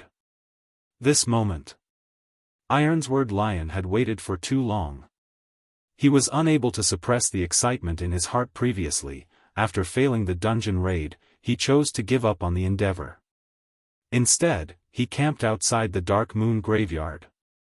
However, he was greatly shocked when Shifeng and the others safely exited the dungeon, followed by the emergence of the system announcements. Although Martial Union had entered the Dark Moon Graveyard, they did not gain a single thing from it. On the other hand, not only had Shifeng's team managed to clear the dungeon, but it was also the hard mode of Dark Moon Graveyard. Although Ironsword Lion was a brute, he still knew that the gains from clearing the Dark Moon Graveyard would not be meager. Needless to say, the harvest from Hell mode would be even more astonishing. When Martial Union first set foot in God's domain, they did not possess any significant wealth or resources. Moreover, they were unfamiliar with a game such as God's domain. Developing a guild was extremely challenging. They had to grow by competing over elite monsters, killing well-equipped players for equipment and money, and raiding party dungeons. The larger their guild became, the more wealth and resources they needed. However, they were unable to find any sources of income, only relying on robbery to sustain their guild's operation. Now that Shifeng and his team had cleared the dungeon, it was undoubtedly good news for Ironsword Lion. Not only would he be able to obtain revenge, but he would also be able to make a huge profit out of it, killing 2 birds with 1 stone. Boss Ironsword, look at the shield on their guardian knight. Not only are there runes carved on it, but the shield is also giving off a faint violet hue that only secret silver equipment possess. That is definitely equipment they obtained from the Dark Moon Graveyard. Boss, look at that brat's pauldrons. It is also giving off a violet hue. It is a secret silver equipment as well. The subordinates behind Ironsword Lion salivated as they pointed towards the equipment on the bodies of Shifeng's party members. The worst equipment currently worn by Shifeng's party members were bronze ranked, while there were even some who had mysterious iron equipment. However, they clearly did not possess the equipment before they entered the dungeon. Hence, they must have obtained them from within the Dark Moon Graveyard, which also meant that all of them were level 5 mysterious iron equipment and secret silver equipment. Every piece of the equipment was priceless. Boss, if we were to steal all of the equipment and sell them, it would solve the problem of developing our guild. Drifting Blood looked towards Shifeng's equipment, giggling as he spoke. Ironsword Lion nodded, thinking that Drifting Blood's words made sense. The main reason their guild was developing slowly right now was due to their lack of funds. If they stole all of the equipment worn by Shifeng's party, then the problem of their lack of funds would be solved. Although Shifeng's strength was not bad, even rising up to level 7, when faced with over 100 players, what more could he do? Brat, don't even think of escaping today. Be smart and hand over all your equipment, compensate me with 10 gold coins, and let me kill you back to level 0. Then, I'll consider this matter settled. Otherwise, prepare to delete your account and start all over. Ironsword Lion glared at Shifeng, sneering. Shifeng looked at his surroundings, discovering that Ironsword Lion had brought over 130 players with him. Amongst them, a majority of the players were around level 3, their equipment terribly poor. There were only slightly more than 30 players who had reached level 5, while the equipment they were using was all bronze equipment. Meanwhile, Ironsword Lion was the strongest out of all of these players. He was wearing a suit of level 4 bronze set equipment. In a moment, employ a hit-and-run tactic as we run towards the forest. Their numbers are too great right now, so it would be bad if we get surrounded, Shifeng said inside the team's chat. Good. My hands have been itching to PK someone for quite some time now. Blackie rubbed his fists as he spoke. The other members of Shifeng's party all started laughing. They had long since wanted to test out the prowess of their new equipment. They intended to kill to their heart's desire. If they could each kill 2 players, it would be a 2-for-1 profit. If they could kill 3 or more, they would make a huge profit. At this moment, Gentle Snow stood out from the team and looked towards Ironsword Lion, softly saying, Yifeng is a friend of mine. I wonder if you can give Ouroboros some face and forget about this matter? Everyone from Ouroboros could already tell that the players from Martial Union were here for revenge, Shifeng being their target. They wondered just what Shifeng had done to enrage them. Was he trying to battle an entire guild just by himself? As expected, every expert would have their own unique personalities. Even Shifeng was no exception to this fact. However, Martial Union was just an unrated guild. Since Ouroboros had already shown themselves, as long as the upper echelons of Martial Union had some brains, they should naturally know to back off. After all, Ouroboros was much stronger than Martial Union. Move aside, stupid hoe. I don't give a damn about Ouroboros. If you wish to help this brat, I'll take care of you all the same. Ironsword Lion cursed in a bad mood. Although Gentle Snow was indeed a world-shaking beauty, the equipment she wore was even more dazzling. It was especially true for the black runic greatsword in her hands. Just a simple glance at it and one could tell that it was a high-quality secret silver weapon. It just so happened that he was also in need of such a weapon. Moreover, if he got rid of Gentle Snow, he would be able to spread his name throughout God's domain. It was killing multiple birds with a single stone. However, what Ironsword Lion did not know was that, because of his casual remark, the entire Dark Moon graveyard had entered a solemn state. Each and every player present looked towards Ironsword Lion in shock, inwardly admiring Ironsword Lion for his courage. Then, does that mean that you intend to start a war with Ouroboros?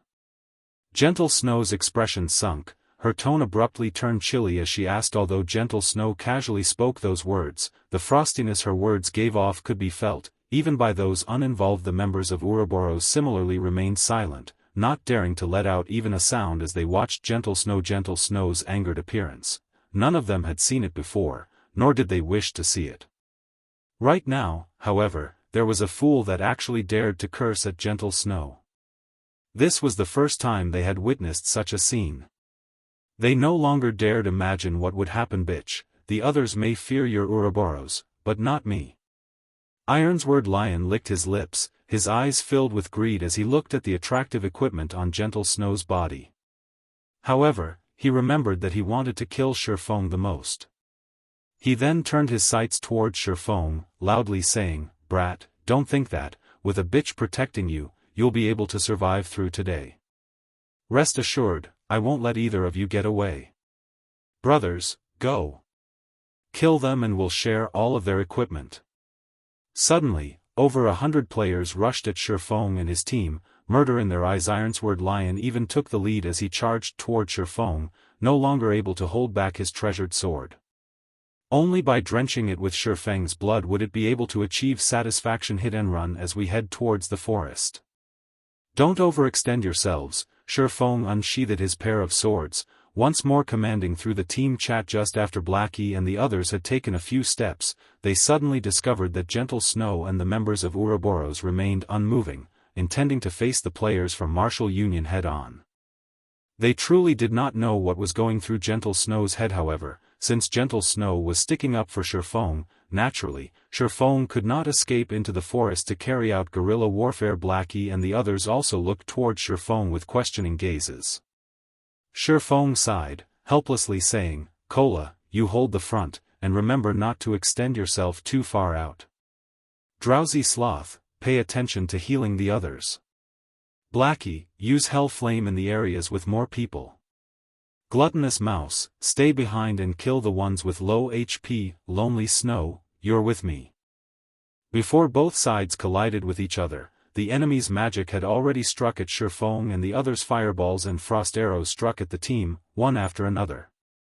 Ghost Chop stood in the front as he held off against the attacks. Kola, as well, rushed up in time. He raised the runic shield and activated Tough Shield. At the same time as the enemy magic landed on both Ghost Chop and Kola's shields, the heals coming from behind them similarly landed. Each of the magical attacks caused -20 to -30 damage to Ghost Chop, whereas Kola only received damages of over -10 points. The highest damage Kola received was only over -30 points. Moreover, the attack was from a level 5 elementalist who was fully geared in bronze equipment. As the heals landed on the two MTs, both their HPs were instantly recovered to full. The members of Martial Union were immediately dumbstruck after seeing this sight. It was especially true for the level 5 elementalist. Normally, a single flame explosion from him could deal over -100 damage to an MT. However, when used on Kola, the skill only caused around -30 damage. Kola's defense was just too high. Chapter 110, Drenching Dark Moon in Blood. Kola and Ghost Chop's defenses were just too high. In addition, the 4 healers behind them were similarly strong. The attacks from the mages of Martial Union had absolutely no effect on the two MTs. As for attacking the other members, with the two MTs blocking up front, Martial Union had no way of attacking them at all. Don't panic, just keep killing. We outnumber them by 6 to 1. We'll kill them, even if we have to throw bodies at them. Assassins, circle around and kill the healers. Ironsword Lion was similarly having a headache towards the two MTs. However, his many years of battle experience allowed him to quickly think of a solution. At that moment, the team announcement for Ouroboros rang out. System, Team Martial Union has initiated an attack against your team. For the next 2 hours, all members within the team are be able to freely retaliate without receiving any punishment, without the need to worry about becoming a red player. Everyone became much more motivated. You dare initiate a war against us, Ouroboros? None of you know the immensity of heaven and earth. All of you, die. The Flame Witch, Zhao Yueru, could finally display her frightening might.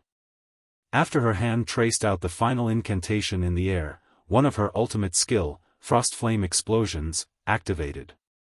Magic struck Martial Union's MT, causing a series of damages over -200 points and instantly reduced his HP to a critical level. However, shortly after, the healers of Martial Union quickly pulled their MT's HP back up. Fire Dragon's Roar. Zhao Yueru revealed a smile as she finished chanting her incantation. She lightly pointed a finger at that MT, causing the fire mana in her surroundings to gather at the tip of her finger. In the blink of an eye, a gigantic fire dragon appeared and rushed at that MT, devouring him whole. Even with over half of his HP remaining, the MT of Martial Union instantly died. The melee players of Martial Union all sucked in a cold breath. The MT that had just fallen was Martial Union's core MT. He was equipped with a complete set of level 4 bronze set equipment, and he was also using a level 5 bronze shield. The top mages within the guild could only cause -80 to -90 damage to him. Now, even though there were healers healing him, he was still killed in 2 moves. Just how high was that female elementalist's damage? During Martial Union's momentary pause, Blackie had finished chanting the incantation of Hell Flame. Immediately, pillars of green-colored flame appeared amongst the areas with a high density of players. The pillars of flame that shot towards the sky caused over -300 damage each second to every player, and within an instant, over 10 players lost their lives. The players from Martial Union were all dumbfounded at this sight. A single spell killed over 10 players. Just how were they supposed to contend against this? Don't be afraid. Spread out a bit. They'll be finished as long as we can get close to them. Ironsword Lion shouted confidently. The members of Martial Union felt what Ironsword Lion said was logical. They then continued charging towards the group from Ouroboros, starting a melee battle. The players from Martial Union were many, and very quickly, they surrounded everyone from Ouroboros. Gentle Snow raised her sword, immediately using charge to send 3 players flying.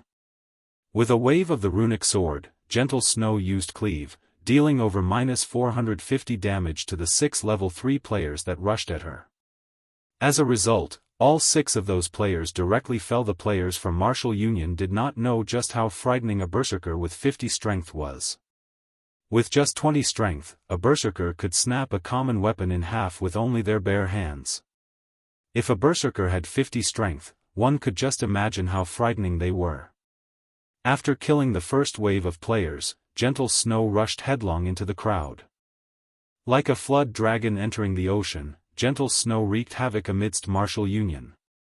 A fierce gale unfolded as Gentle Snow used Whirlwind Slash. The players within a 5-yard radius around her were all sent flying upwards, and damages of over -500 points appeared above their heads. The players crashed heavily into the ground, becoming deader than dead. The healers standing at the backlands could not even manage to heal them before they were slaughtered. The players from Martial Union who surrounded Gentle Snow were scared to a tremble. The aura Gentle Snow emanated was just too frightening, snatching away their courage. As for the other players from Martial Union, every one of them were still valiantly attacking, using their skills on the members of Ouroboros. However, each of their attacks only managed to cause -40 to -50 damage.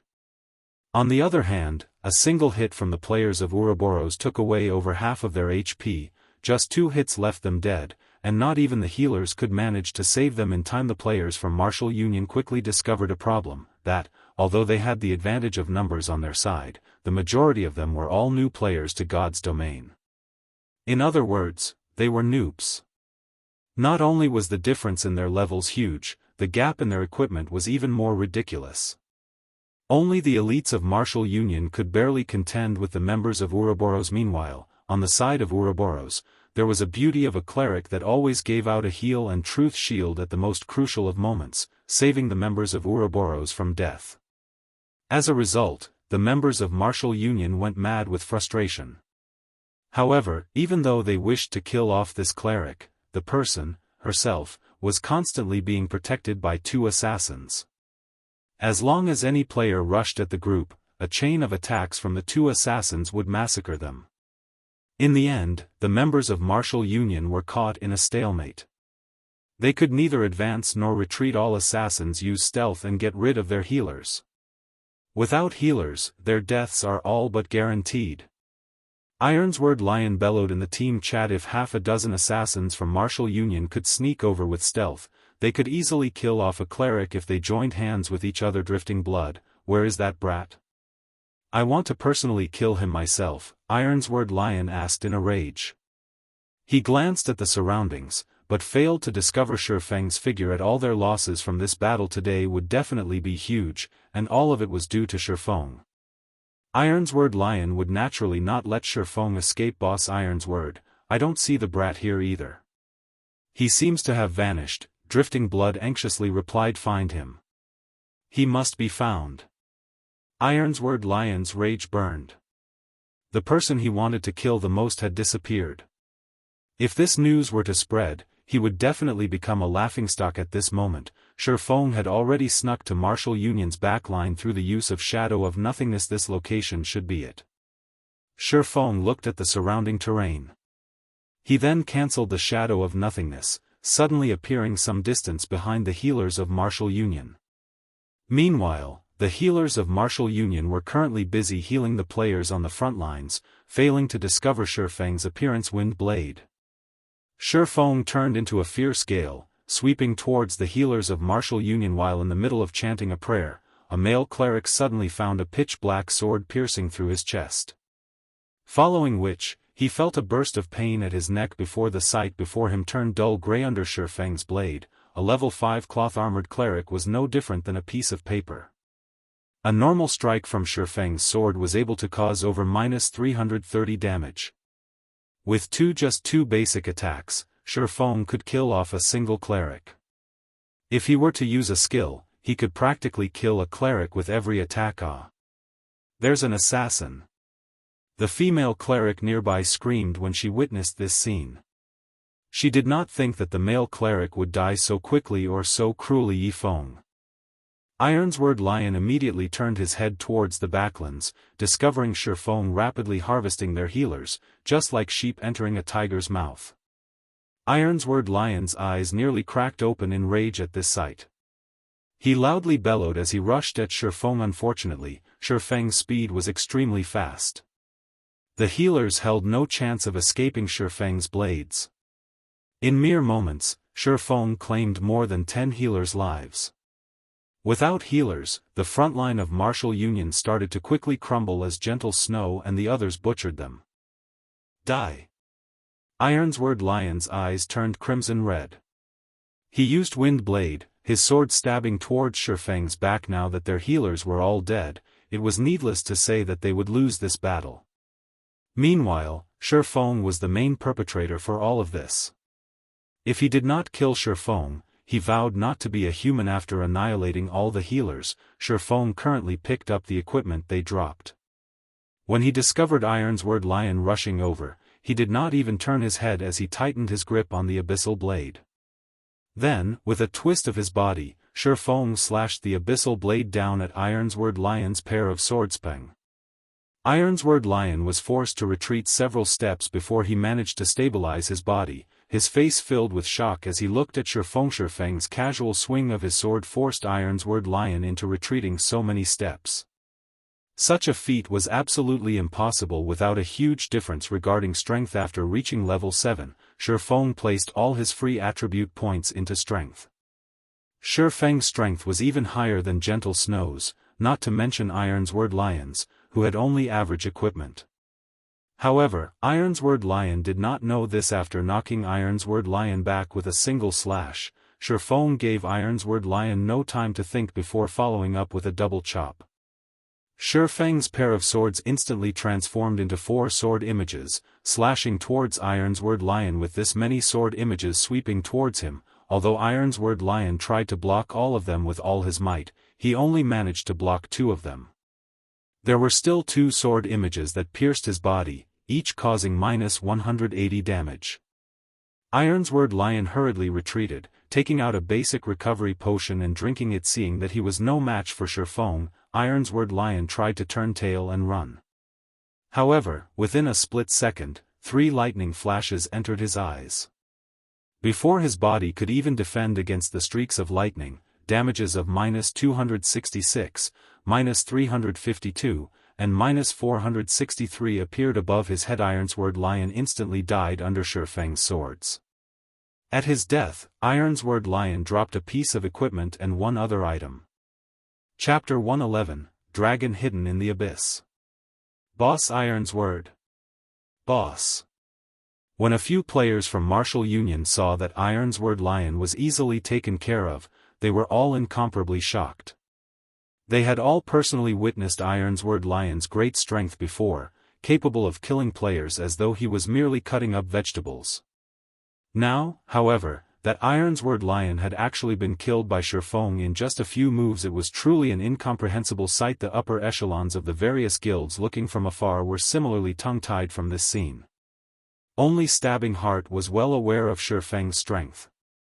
The moment Ironsword Lion had provoked Shifeng, Stabbing Heart knew that the martial union in Red Leaf Town was finished. However, the others present did not know this fact. Regardless of what anyone said, Ironsword Lion had created much fame for himself within Red Leaf Town.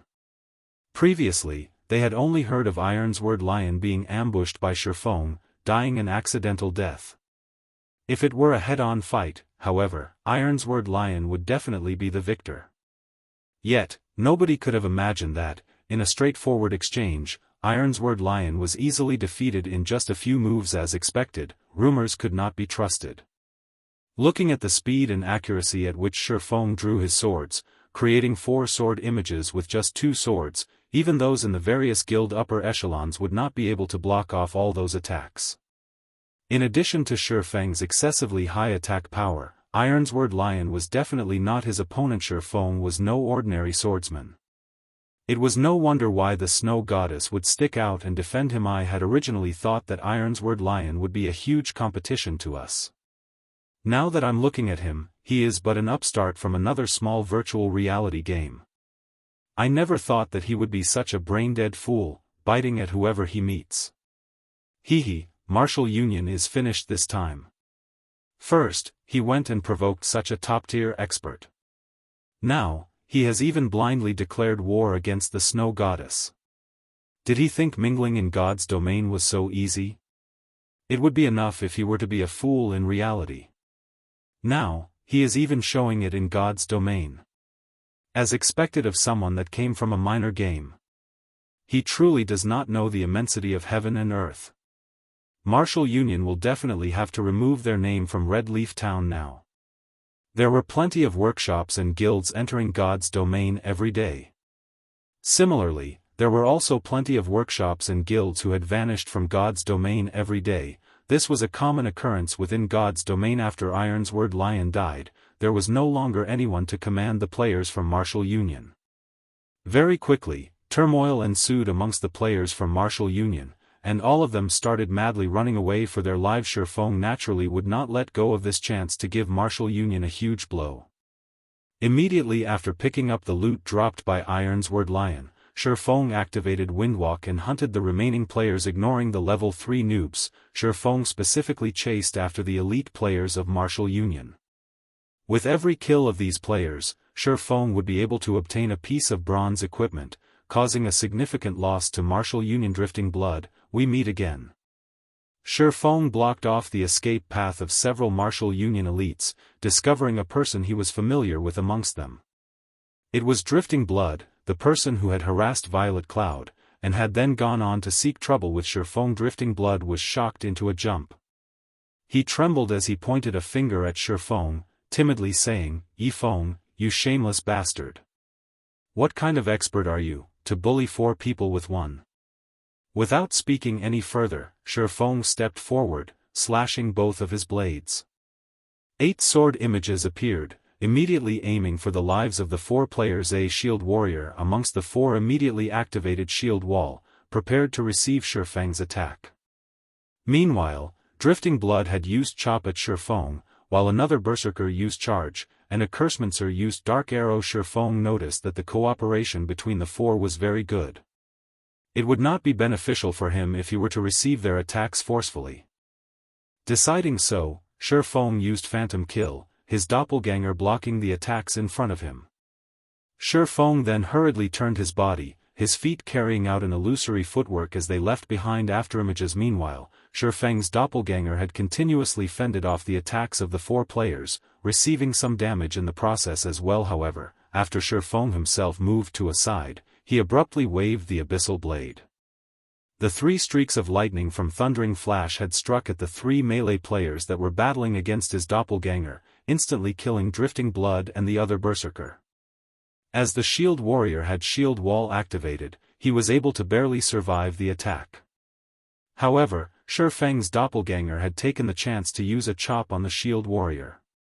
Now, only the cursemancer, who was in the midst of chanting, remained. Shifeng used Wind Blade, dashing up to the cursemancer like a fierce gale. Seeing this scene, the cursemancer was frightened into a run. However, Shifeng had used chop, his sword slashing down on the cursemancer's back, causing a critical hit of -1156 damage and instantly killing the Cursemancer with the difference. In terms of equipment and battle techniques, Shifeng was able to bring an end to the battle quickly. After looting the equipment dropped by the 4 players, Shifeng continued hunting for the other elite players from Martial Union. 10 minutes later, all the elite players from Martial Union were dead. The damage caused to Martial Union this time was absolutely devastating. It was practically impossible for them to contend with the other guilds for dominance over Red Leaf Town. Now Miss Snow, thank you for help today. Otherwise, our losses would be immeasurable. Shifeng expressed his gratitude towards Gentle Snow. Even if he could kill off many players in a battle against Martial Union, and even escaping in the end, his other party members would definitely have died. It's nothing. Just a minor effort. Although Martial Union's losses are devastating in Red Leaf Town, there are still members of Martial Union in other towns. When everyone is gathered at White River City at level 10, that version of Martial Union will not be as easy to deal with as this small group. Gentle Snow softly said, I see that you're just an independent player without any guilds to rely on. If you do not have any large guilds protecting you, you would easily become a target for Martial Union. Why don't you join Ouroboros? Right, big brother Yifeng. With Ouroboros' strength, by the time we reach White River City, even the people from first-rate guilds would not dare to provoke us. Moreover, our guild gives out extremely good benefits. Xiao Yuer commented. Many thanks for Miss Snow's worries.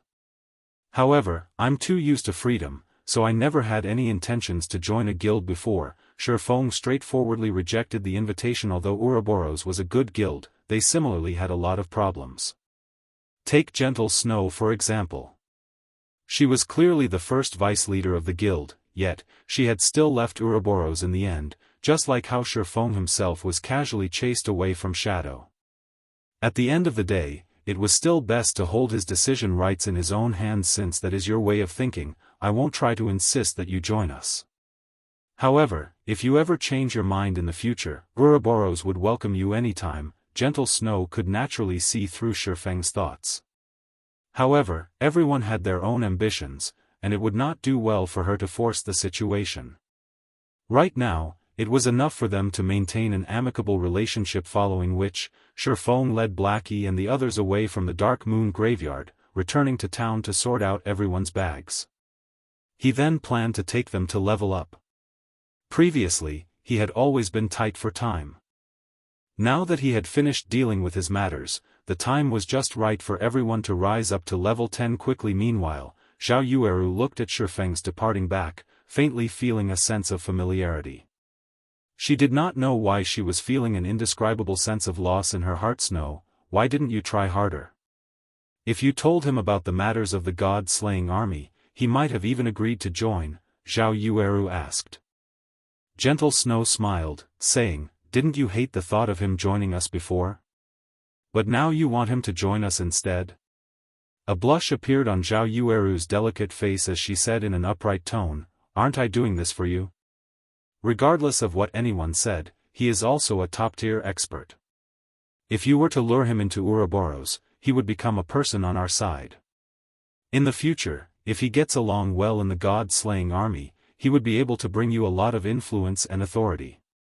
If he didn't perform so outstandingly well just now, I would definitely try my best at pulling him over.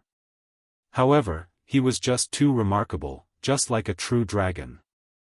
Right now, he is but a dragon hidden in the abyss. Sooner or later, he will be able to soar into the skies, and we will be able to do nothing to hold him back. Who knows, in the future, he might even become a headache of an opponent to Ouroboros. Gentle Snow lightly laughed. An opponent, is it? Xiao Yueru entered a deep thought. Chapter 112, 7 Luminaries Gemstone. After Martial Union was exterminated, the news of its demise was quickly spread around Red Leaf Town. Some people had even recorded the battle and posted it onto the official forums, the incident quickly becoming popular. Ouroboros had first conquered the Hell mode of Dark Moon Graveyard. They had then gotten rid of Martial Union's over 100 members. The valiant appearance of the Snow Goddess had captured the hearts of all the male players, and instantly, Ouroboros' position and influence around the region of White River City had skyrocketed. As a result, Countless players wished to join Ouroboros due to the recording of this battle. There were plenty of upper echelons of guilds that had noticed Shifeng's existence. The origin of this battle was, after all, due to martial union's enmity toward Shifeng. However, not only had Shifeng himself received the aid of the snow goddess, he had even personally killed off Ironsword Lion in a head-on confrontation. This was enough proof of Shifeng's exceptional strength, and also his good relations with the snow goddess. Taking these points into mind, these upper echelons needed to let their subordinates pay more attention toward Shifeng. When Shifeng and the others returned to Red Leaf Town, many players on the streets had shifted their gazes towards the group. Crap, isn't that Yifeng, the person that went dungeon raiding together with the snow goddess? A male warrior said, if I go and beg Big Brother Yifeng, I wonder if Big Brother Yifeng will bring me to level 10? Another female elementalist bashfully said to her companion, Shifeng had completely become a celebrity now. Wherever he went, there would definitely be someone paying attention to, and talking about, him. Brother Feng, you're already a famous person. Now, you only need to wiggle your finger, and there would be a crowd of beauties running over to you. In the future, you mustn't forget to introduce a few to me, Blackie laughingly said. Stop talking nonsense. Our priority right now is to level up. The sooner we get to level 10, the sooner we can compete for more advantages after we enter White River City. Shifeng smiled as he said, since everyone is tired now, let's rest for an hour. We'll gather again after you all get your equipment repaired, and replenish your necessities. After hearing Shifeng's arrangements, Blackie and the others immediately went to the smithy to repair their equipment. They did not know why, but normally when they were grinding on the level 5 forest wolves, even if they had been grinding for over 10 hours, the durability of their equipment did not fall by much. However, right now, just after raiding a dungeon once, the durability of their equipment had all fallen by almost half. If they were to raid the dungeon another time, the durability of their equipment might fall to 1 within just 3 to 4 hours, becoming useless. When everyone arrived at the smithy to repair their equipment, they suddenly discovered a frightening matter. Previously, it was a normal occurrence for them to change into new equipment. Hence, they had never repaired their equipment even once before. Now, however, all the equipment Kola was wearing only had half of its durability remaining. As a result, repairing all of it had required a fee of 1 silver 63 coppers. Such an amount was enough to purchase a level 1 bronze equipment. The higher the durability loss of an equipment, the higher the repair fees would be. If every piece of equipment on Kola's character had dropped down to 1, it would take, at the very least, 4 silver coins to get it all repaired. Such an amount was the equivalent to 2 days of Kola's earnings. However, because Kola had become a follower of Shifeng, the speed at which he earned money was much faster when compared to many other elite players. If those elite players were to repair their equipment, the total fees would be equivalent to several days of their earnings. Boss, are you trying to rob us here? Kola complained, unwilling to fork out such an expensive repair fee. Previously, he had obtained a mysterious treasure chest from clearing the hell mode of Dark Moon Graveyard. From the mysterious treasure chest, he had received over 3 silver coins and 5 bottles of intermediate recovery potions. If it weren't for that treasure chest, just this repair fee alone would have turned him into a broke bastard. Adventurer, I have already given you a 10% discount. It is already a very cheap price, the blacksmith said with a huff. Hearing the blacksmith saying so, Blackie and the others suddenly came to a realization. Their reputation in Red Leaf Town had already reached 30 points, receiving a 10% discount for all purchases made in Red Leaf Town. They truly did not think that it would be so costly just to repair their equipment. However, if their equipment turned to scrap, not only would they lose their equipment, their leveling speed would also be greatly reduced. Hence, they had no choice but to repair their equipment. Trade area, auction house. Shifeng was frantically purchasing items from the auction house. The previous glimmer chestplate forging designs Shifeng sold before had once again allowed him to profit greatly. Now, there were at least 73 gold coins in his bag. In the entire White River City, there was not a single player who was more rich than him at the moment. Right now, if he saw any items whose prices would inflate in the future, he would buy all of them. This was because, once players reached higher levels, it became much easier for them to earn game currency and, as a result, the value of game currency fell. Instead of just waiting for the coins in his hand to depreciate in value, he might as well purchase some items that would increase in value and store them in the bank. After some time not visiting the auction house, the number of hard stones, card sets, and other items whose value would increase in the future had grown once more. Shi Feng had spent over 8 gold coins on such items, filling up the 6 40-slot bags he had just bought, and even needing to make several trips to the bank. It wouldn't be long before these items would have their values increased by manifold. Just thinking about it gave Shi Feng a delighted feeling. Meanwhile, the value of the glimmer chestplate forging design had now begun to fall. Currently, each piece was only being sold for around 2 gold coins, and it wouldn't be long before it became completely worthless. Seeing that the number of guilds purchasing the glimmer chestplate forging design was becoming fewer, Shi Feng decided to continue selling them for a while more before thinking of another way to make money. Now, his main goal was to earn credits. Just judging from the small amount of credits he currently possessed, it was still not enough for his workshop to squander. Currently, Shi Feng still possessed more than 60 gold coins. He then took out 30 gold coins and registered them on the virtual trade center. Right now, various large guilds were in the midst of purchasing coins in bulk. It wouldn't be long before he could sell all his coins, earning him a lot of credits, following which, inside the bank, Shi Feng started arranging the harvest he obtained today. He had already obtained more than 10 pieces of bronze equipment just from the elite players of Martial Union he had killed. Originally, Shi Feng had intended to sell off these equipment pieces. However, his workshop would definitely be recruiting new members in the future. Hence, he decided to store them inside his warehouse, as they might come into use in the future. In any case, he was not lacking in this small amount of money. As for the Ash Blade, the most important item he obtained from the Dark Moon Graveyard, he kept it inside his warehouse for now. It was still of no use to him right now. Only when he arrived at Star Moon City would he have a chance at finding a clue about the Ash Blade. After all, the owner of the Ash Blade had an unfathomable origin, being titled as the God Slayer in God's domain, an existence feared even by the gods. The clues relating to this Ash Blade could only be found in the capital city of Star Moon Kingdom. What's this thing here?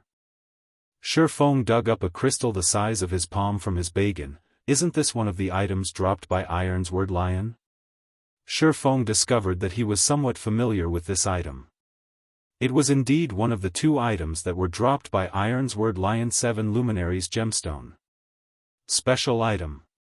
Transports the user to Blackwing City, uses remaining 4/5.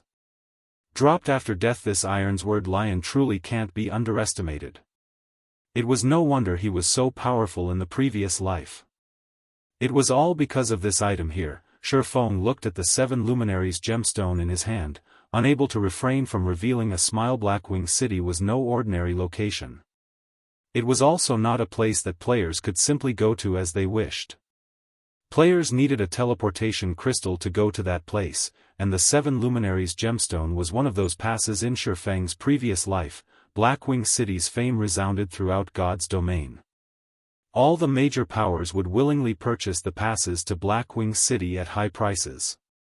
However, to an average player, it would be meaningless, even if they went to Blackwing City.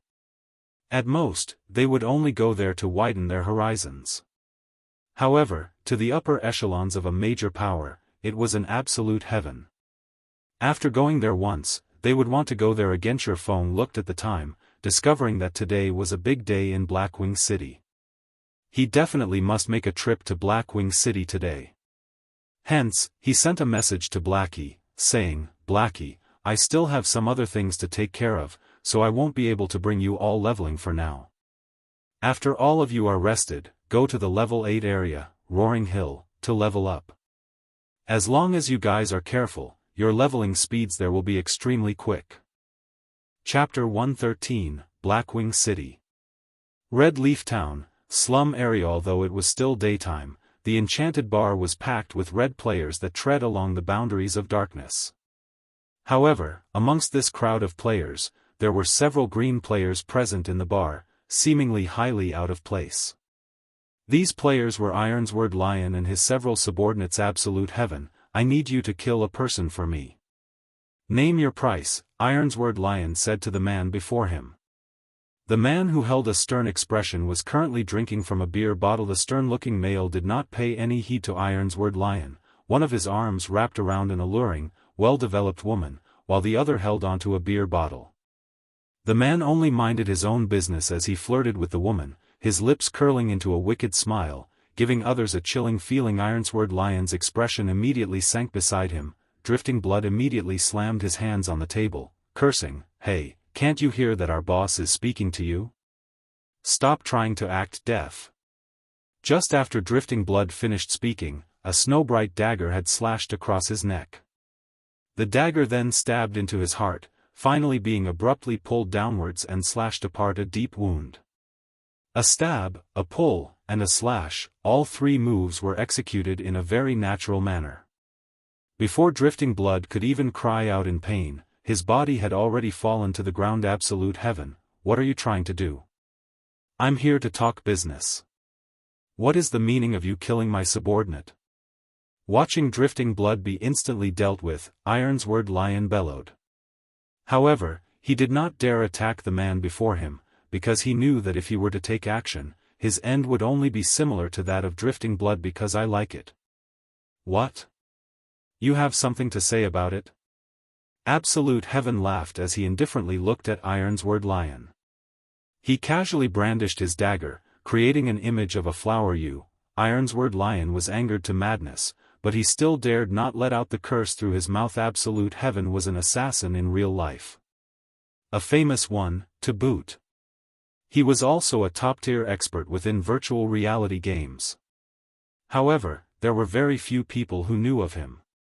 For those who did know him, they were usually ones who had been assassinated by him before. When Ironsword Lion used to play some other Wuxia game before, he had been assassinated by Absolute Heaven several times previously, which was how he got to know Absolute Heaven. However, Absolute Heaven's temper was extremely odd. Regarding the things he was uninterested in, no matter how much money he was offered, he would refuse to carry them out. He was only willing to carry out tasks that managed to pique his interests. Until today, he had yet to fail a single task that he had taken on. If Absolute Heaven was threatened or compelled into doing something, then oftentimes, the customer that did so did not have a happy ending. Ironsword Lion had once seen a customer wanting Absolute Heaven to kill a player back to level 0 no matter what. However, Absolute Heaven refused to do so. That customer was similarly an ill-tempered person, declaring to take action against Absolute Heaven as well. As a result, that customer was personally killed by Absolute Heaven all the way back to level 0, forced to delete his account in the end. Seeing Ironsword Lion remaining silent, Absolute Heaven smiled. He then resumed hugging onto the beauty by his side and drinking his beer without a care in the world, acting as if everything before had never happened. Drifting Blood being killed off in the bar similarly did not attract the attention of any other players. That was because incidents like this occurred on a daily basis in this place. Everyone had long since gotten used to seeing it. Meanwhile, Ironsword Lion could only inhale deeply several times, calming down the rage in his heart. Absolute Heaven, don't be so quick to refuse. If I tell you the name of this person, you will definitely be interested, Ironsword Lion said in a serious tone. However, Absolute Heaven remained uncaring, as if Ironsword Lion was just empty air. This person is called Yifeng. He is a top-tier expert. I only wish for you to kill him back to level 0, or force him to delete his account and start all over again. As for the price, it is up to you to decide. Ironsword Lion took out a recording, sending it to Absolute Heaven. The recording depicted the scene where Ironsword Lion himself was killed off by Yifeng. 2 swords, 4 images, impossible to fend off. The final strike that killed off Ironsword Lion was also extremely swift and graceful, impossible for anyone to block. After taking a look at the recording, Absolute Heaven's interest was immediately piqued. He then said, 1,000,000 credits, one-time payment. Ironsword Lion's heart could not help but twitch after hearing this price. However, he had long since known of Absolute Heaven's way of setting prices based on the target's strength. Normally, killing a player would only cost around 100,000 credits. Ironsword Lion did not imagine that Shifeng would be worth so much, actually requiring 1,000,000 credits fine. Give me your account, I'll transfer it to you immediately. However, how much time would you require to get the job done? Ironsword Lion was very determined. Even if he had to dig out all his resources, he still had to get rid of Shifeng in order to appease his anger. 5 days. Absolute Heaven looked at Shifeng inside the recording, excitedly saying so. Hearing Absolute Heaven's guarantee, Ironsword Lion could already picture the sight of Shifeng being killed back to level 0. He then transferred the money to Absolute Heaven. On the other side, the person in question had already arrived at Blackwing City. Blackwing City was one of the most mysterious cities in God's domain. It was much more flourishing than Star Moon Kingdom. Just by standing on the streets, one could see gorgeous-looking, European-styled, medieval-aged buildings. Even if it was nighttime, the city was still illuminated with glorious lights. Moreover, the NPCs that walked the streets were all over level 100. There were even quite a few NPCs who possessed Tier 2, and even Tier 3, jobs. Rumor had it when the king of Star Moon Kingdom met up with the city lord of the Blackwing City, even the king was required to act respectfully in fear of offending the city lord. Within Blackwing City, there were plenty of interesting things to be found. If one were to tour around the city, it would take at least a few weeks to do so. Blackwing City also had plenty of masters of various lifestyle jobs living here. The items made by these masters would usually end up being sold in shops in the city. Moreover, players were also able to purchase the specialties of other countries in Blackwing City. This was definitely a treatment not found in other, ordinary cities. With all these attractions, the most famous amongst them was the auction house of Blackwing City. The auction house here held an auction once every week. Moreover, the items auctioned were all rare ones sold by NPCs. Epic rank items would even be sold in this weekly auction. Such an item was definitely impossible to purchase outside of Blackwing City. Hence, this was the reason why the upper echelons of all the major powers wished to come to Blackwing City. On the other hand, even if the average player were to come here, at most, they would only be here to sightsee. It was because they were completely unable to afford the items sold by the NPCs here. Moreover, there were no wild monsters here in Blackwing City. There were also no quests to be found here. It was a city purely meant for players to conduct trade within. Blackwing City was a heaven, loved by the tycoons of the game. There are still 2 hours before the auction starts. I'll go buy some local specialties first, then. Shifeng looked at the time, discovering that he was still early. He hailed for a horse carriage, bringing him to the business district of Blackwing City. Blackwing City was just too huge. If Shifeng were to walk on foot, he would need, at the very least, 2 to 3 hours to arrive at the business district. Normally, players would spend money to hire horse carriages as a means of transportation. However, hiring a horse carriage did not come cheap. At the minimum, a horse carriage would cost 1 silver coin, and depending on the distance traveled, the price would similarly change. If an average player were to come to Blackwing City at this period of the game, they most likely would not even be able to afford a horse carriage. After more than 10 minutes had passed, Shifeng alighted from the carriage, arriving at an engineering shop. This engineering shop was not large. It was only a small building with 2 floors. There was an old-looking, wooden signboard hung at the entrance with the words, Cruz's Workshop, carved into the wood. Although the shop seemed shabby at first sight, Shifeng knew that this shop was opened by the engineering grandmaster, Cruz Gaia. He was also the one and only engineering grandmaster in Blackwing City. As for the other engineering shops, those were all operated by engineering masters or engineers. Although those shops appeared to be flourishing, the items sold by them were all very expensive, yet of poor quality. Back in the early days, Shifeng had often been scammed by those shops. Shifeng pushed open the door, entering Cruz's workshop. The caretaker of the shop was called Luciola, a shy-looking girl who had her hair tied into 2 ponytails. If one used observing eyes, they would quickly discover that this frail-looking girl was in actuality a professional mage, a job that advanced 2 tiers, from an elementalist. Furthermore, she was even at level 100. A level 100 tier 2 mage could easily extinguish a single red leaf town. If a player dared to cause a scene in this shop, they would quickly turn into a pile of ash. Chapter 114, Blackwing Auction House. Very rarely did Cruz's workshop have customers, and Shifeng's entry into the shop immediately roused Luciola's attention. Lord Demon Hunter, I wonder what items my lord requires. Our shop has a variety of items, and we guarantee their quality. Luciola walked toward Shifeng, asking respectfully. Shifeng did not think that, regardless of location, the Demon Hunter title would be so respected. The title even held effect in Blackwing City. I wish to have a look at the new goods you have this week, Shifeng replied. My lord, our shop is stocked with many new items this week. I guarantee that my lord will be satisfied with them, Luciola said. Guide me to them, then. Shifeng nodded his head. In Shifeng's previous life, he had never once before gone to the second floor of the shop. He did not think there were even items being sold on the second floor. My lord, this way, please. Saying so, Luciola brought Shifeng to the second floor. The second floor was filled with display cabinets, all of them showcasing many rare engineering tools that dazzled a person's eyes. Amongst the display cabinets, there was an item that greatly attracted Shifeng's attention: rocket boots. One of the godly escaping tools in God's domain. With it, one could easily escape when met with dangers in the wild or when being hunted by other players. Moreover, this was epic equipment that was made by an engineering grandmaster. Regardless if it was the attributes or effects, both were not something with which the common ranked rocket boots could compare. However, the price tag hanging on the epic ranked rocket boots was a frightening 1,200 gold.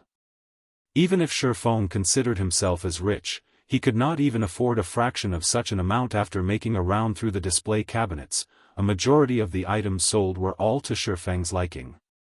Moreover, they would be of huge aid to himself, and he could not help but wish that he could just take all of them away. However, his pockets were not sufficiently deep, and he could only lament over his fate. Lord Demon Hunter, are these items not to your liking? Seeing that her long-awaited customer was shaking his head, Luciola hurriedly asked. However, how would Shifeng have the cheek to tell Luciola that he did not have that much money? Any of the items showcased here would, at the bare minimum, cost around tens to hundreds of gold coins. Just based on the 30 over gold coins in his bag, he would at most be able to purchase a single item here. Do you have frost grenades here? After giving it some thought, Shifeng decided that it would be better to buy some more useful items. Lord Demon Hunter, the frost grenades are sold in the common section on the first floor. The VIP section on the second floor does not sell them.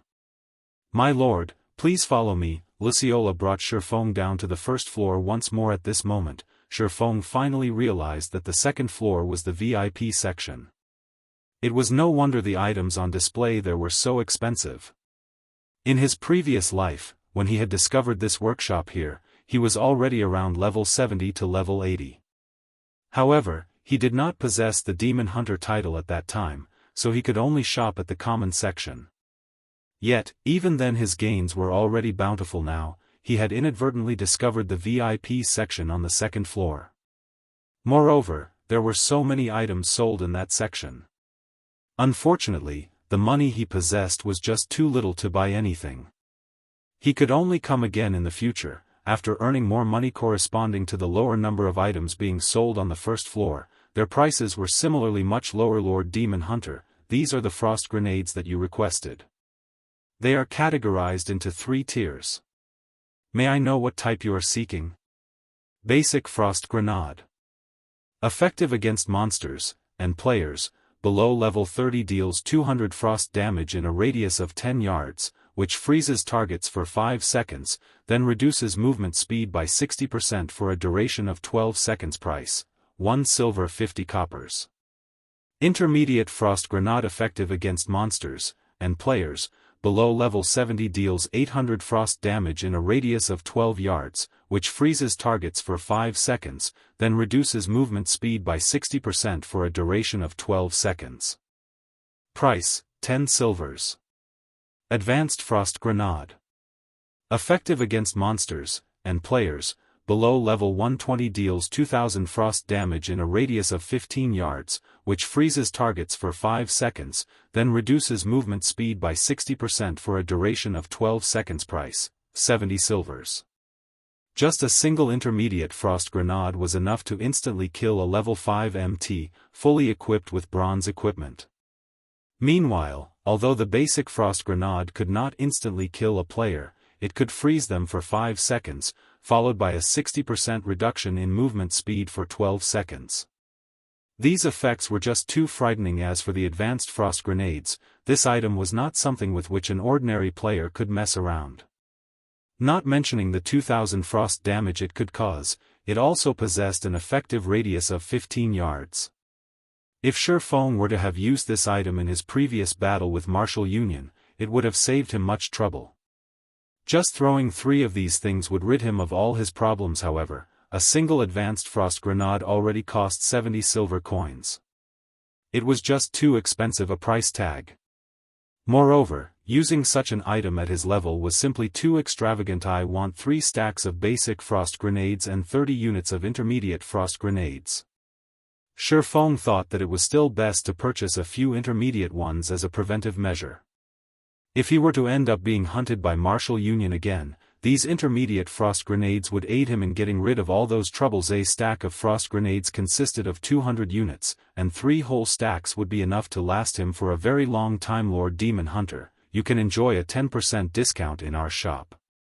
The total amount for these items is 10 gold 80 silver. Luciola brought out all the requested items, saying after making a quick calculation, all right. Shifeng felt joy in his heart. In his previous life, even with his status as a Tier 3 Sword King, he had never received discounts when purchasing items here. He did not imagine that the Demon Hunter title would be so awesome, even earning him a discount within Blackwing City. This was truly an unexpected happiness. After purchasing the frost grenades, Shifeng rode on the horse carriage to the heart of the trade area, the Blackwing Auction House. The Blackwing Auction House was one of the most majestic buildings within Blackwing City. The land it took up was the size of 4 football fields. Moreover, the building possessed 188 floors. The royalty of the various countries in God's domain, and even great characters, like Tier 5 NPCs, would sometimes visit this place to purchase items. Immediately after arriving at the Blackwing Auction House, Shifeng had noticed that there was actually a dozen or so players queuing up to enter the auction house. However, such a sight was nothing strange to behold. Even a small place like Red Leaf Town had managed to produce a pass to Blackwing City. There were hundreds of towns under the influence of White River City, while there were over 100 cities under the rule of Star Moon Kingdom. Moreover, there were hundreds of countries in the entirety of God's domain. Hence, it was only normal for hundreds of players to appear in Blackwing City right now. The ones who were capable of coming to Blackwing City right now were either those who had extremely good luck or those who belonged to the upper echelons of major powers. For the average players that did arrive at this place, however, they would quickly discover that although Blackwing City was a good location to be, it would be of no help to average players like them. Hence, it would be better for them to sell the entry ticket to a major power, earning some quick money. Meanwhile, the players that were lined up here all had very high levels. The highest amongst them was a level 7 bearded man. The large man wore a complete level 5 bronze set equipment and was also carrying a mysterious iron axe on his back. One glance at the man was enough to tell that the man's strength was not to be trifled with. As for the other players, they were all at level 6, each wearing complete bronze set equipment, and none of them looking to have a simple background. Noticing Shifeng walking over, these players all discovered that Shifeng was surprisingly at level 7, the same level as the bearded man beside them. However, the silvery white, delicate set equipment worn by Shifeng faintly gave off a chilling and heavy pressure. Although it was a bronze set equipment, a single look at it and anyone could tell that it was not just any ordinary set equipment. Moreover, there were even individual pieces of secret silver ranked equipment. Although they could not tell what rank the black sword hanging around Shifeng's waist was at, the other sword gave off the glow of a secret silver equipment. Compared to the bearded man, Shifeng was obviously much more powerful, and the players present immediately started having notions of befriending him. This one is Lonely Goose of the Moon Temple. Fellow friend, I have never seen you around before. Is this your first time visiting Blackwing City? A gentle scholarly-looking, level 6 swordsman walked up and asked Shifeng after arriving at Blackwing City. Shifeng did not disguise his equipment, leaving them in their original appearance. He had only altered his own facial appearance, turning it into the appearance of the middle-aged man, Black Flame. That way, nobody would be able to recognize him as Yifeng. Hearing this scholarly person introduce himself, Shifeng could not help but size up this man called Lonely Goose. Chapter 115, Egoistic Blade. The Moon Temple was a very well-known guild in God's domain. However, their area of influence was not situated in Star Moon Kingdom, but instead, the Tulip Empire. The competition between guilds there was much more intense compared to Star Moon Kingdom. Meanwhile, the Moon Temple was one of the top few guilds in Tulip Empire. Compared to Ouroboros, they were much stronger. The scholarly Lonely Goose in front of Shifeng right now was also a famous top-tier swordsman. It would be advantageous to Shifeng if he befriended such a person. Hello, Shifeng nodded his head, giving others a taciturn feeling. Aside from Lonely Goose, several more players came up and introduced themselves to Shifeng. They all wished to befriend him. After all, an additional friend meant an additional path they could have in the future. It was especially true for the top-tier experts that could arrive at Blackwing City. As to whether they would become enemies in the future, the possibility of such a situation happening was low. As for the reason to such a conclusion, up till now, the group of them had yet to see a top-tier expert belonging to the same country as them in Blackwing City. Also, every country was very far apart from each other, and countries coming in touch with each other would be a matter in the far future. On the other hand, if they could become friends and have a cooperative relationship, then it would be beneficial to both sides. This was also one of the hidden benefits of Blackwing City. The bearded man swept a glance at Shifeng, discovering that Shifeng's level was actually the same as his own. Being able to reach level 7 was an achievement of which he was extremely proud. However, now that he realized he was the same level as an independent player, he immediately felt a sense of provocation. In addition to the other players trying to befriend Shifeng, the bearded man snorted, he's just an independent player.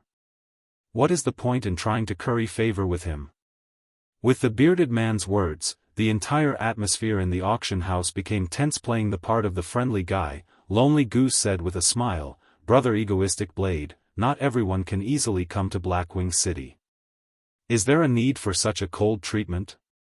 If we can all get along with each other, it would be a great benefit for all of us in the future."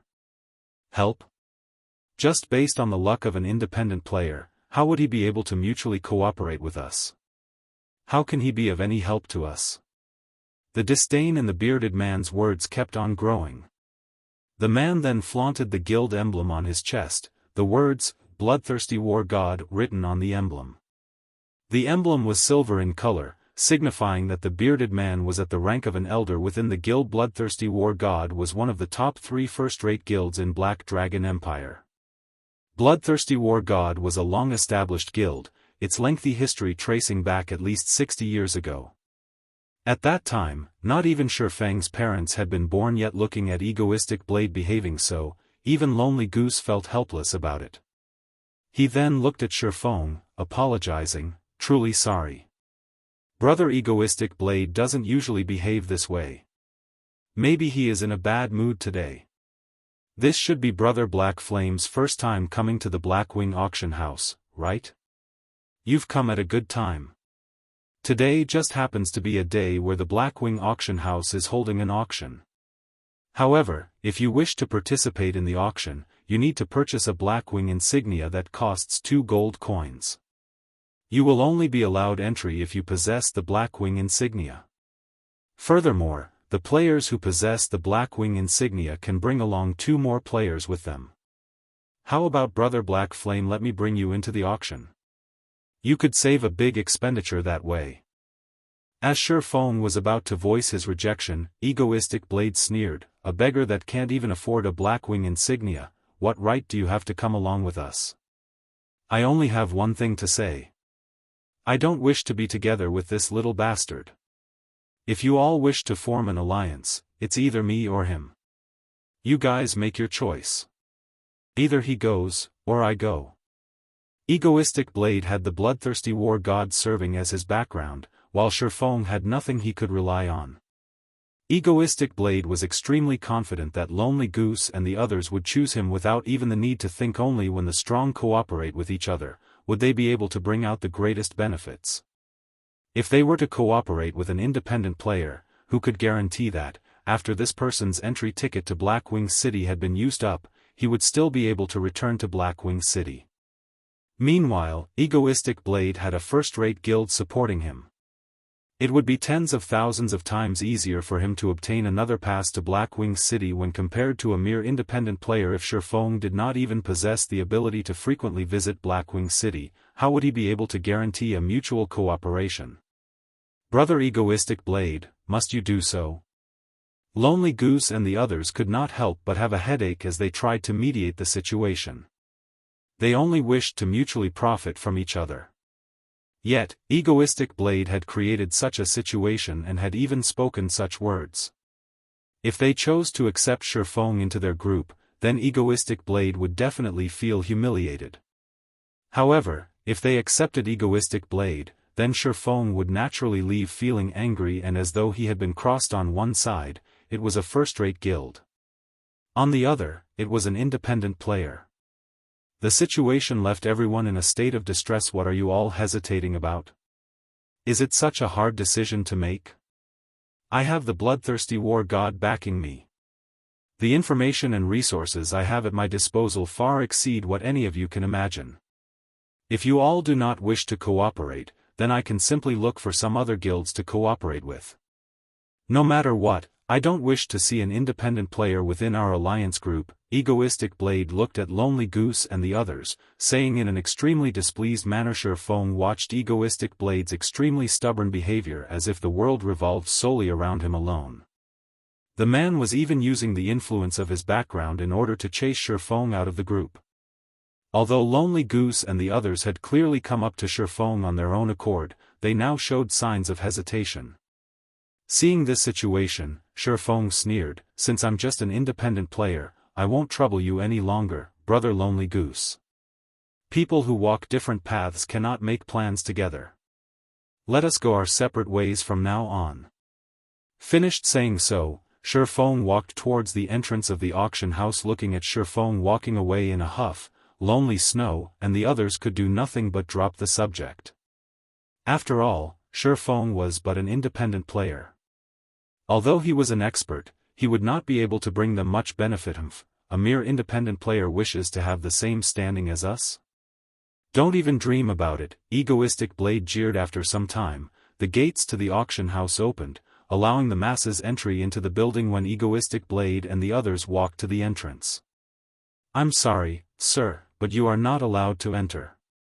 A knight blocked Egoistic Blade and the others. "Lord Knight, all of us possesses the Blackwing insignia." Lonely Goose pointed towards the insignia on his chest, saying the auction held today is the VIP auction. Commoners are not allowed entry. The normal auction will only be held next week, so please come back again at that time, the knight explained. Egoistic Blade then pointed at Shifeng, who was currently walking into the auction house, moodily saying, "Lord Knight, then what right does that person have to enter? He doesn't even have a Blackwing insignia on him. It won't be good if you do something like that, right?" The knight became extremely displeased by Egoistic Blade's attitude. However, he still looked along the direction Egoistic Blade pointed to, discovering the Lord Demon Hunter, Shifeng. The knight then swept his gaze at Egoistic Blade and the others, saying in disdain, "Just based on you commoners, you all wish to have the same standing as the Lord Demon Hunter? Be smart and get lost quickly. I'll have all of you arrested if you continue making a scene," the knight angrily yelled at Egoistic Blade and the others. Egoistic Blade was extremely shocked. How could a random, independent player they met be so awesome? He then thought back to the mocking words said by the knight. Weren't they the words he had uttered just now? If there was a hole available right now, Egoistic Blade wished he could have jumped into it immediately. It was simply too mortifying. Lonely Goose and the others were even more startled. They looked at Shifeng with shocked expressions, endless regret filling up their hearts. After making plenty of investigations, they discovered that there would be an auction held today. Moreover, the items auctioned were extremely rare, so they had paid a huge price in order to prepare a significant amount of coins. Yet, in the end, they couldn't even manage to get past the entrance. Looking at the knight's respectful attitude towards Shifeng, they immediately knew that the title of Demon Hunter must be a very powerful title. Shifeng definitely would have been able to bring along a few more players with him. However, they had chosen to forsake Shifeng instead, missing out on the chance to participate in the auction this time around. The regret in their hearts was quickly pushing them to their deaths right now. At that time, just why did they choose to give up on Shifeng? Lonely Goose and the others then thought of Egoistic Blade, the main perpetrator of this disaster. If it weren't for Egoistic Blade, such an incident would not have happened immediately. Everyone turned to look at Egoistic Blade in rage and bitterness. Chapter 116, Silver Dawn. Ladies and gentlemen, distinguished guests, please come over here. Take the floating platform up to the 66th floor, there will be a person assigned there to receive you.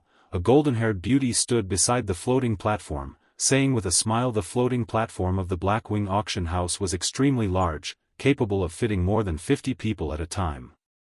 It was from 7 Luminaries crystals, which have extremely good magical conductivity. Many magical runes were carved onto the crystals, allowing the platform to freely float in the air. However, the floating platform was extremely expensive to make, and even if all of Red Leaf Town was sold, it would not be enough to make a floating platform as large as the one in Blackwing City. In the entire Starmoon Kingdom, only the auction house at Starmoon City, and also the Royal Palace, had a floating platform implemented. Moreover, the size of each of those floating platforms was much smaller when compared to the one in the Blackwing auction house. It displayed the level of wealth held by the Blackwing auction house, to say the least. The Blackwing auction house was extremely large in size. It was categorized into 3 different sections, which were the common section, the VIP section, and the luxury section. The auction venue for the common section was located from the 4th floor to the 36th floor. As long as one possessed the Blackwing insignia, they could participate in the common auction. However, there were much less rare items auctioned there. The auction venue for the VIP section was located from the 50th floor to the 100th floor. One must have a certain amount of status before being allowed to participate in the VIP auction. As for the items auctioned, rare items were the mainstay of the auction, with the occasional precious item. The auction venue in the luxury section was located from the 150th floor to the 180th floor. Aside from those with transcendental strength, they were usually the overlords of a region. For example, the characters at the pinnacle of Starmoon Kingdom. In Shifeng's previous life, after he became a Tier 3 Sword King, he obtained a relatively good title, allowing him the fortune of entering the VIP section. As for the luxury section, only the guild leaders and vice leaders of first-rate guilds had the right to enter this area. The pinnacle players who had reached Tier 5 in their jobs were also allowed in this area. As to what items were sold at the luxury auction, Shifeng had no information about them whatsoever. It was a secret only known to the tyrants and pinnacle players of God's domain. Shifeng arrived at the auction venue on the 66th floor. The entire venue was about the size of a single football field, and at this moment, it was completely packed with people. These people were all NPCs with the status of nobles or above, and it was an extremely difficult task for players who wished to compete for items with these NPCs. These NPCs were here specifically to prevent players from easily winning a bid without any competition. Frankly speaking, the NPCs were just props at the auction venue.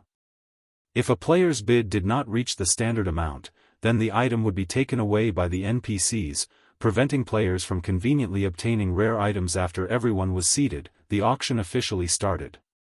After a white-bearded old man walked up to the stage, declaring the start of the auction, an item was slowly brought out onto the stage. The first item auctioned was a level 20 secret silver chest plate. Its starting bid set at 2 gold. The attributes on it are good, but the price is just too expensive.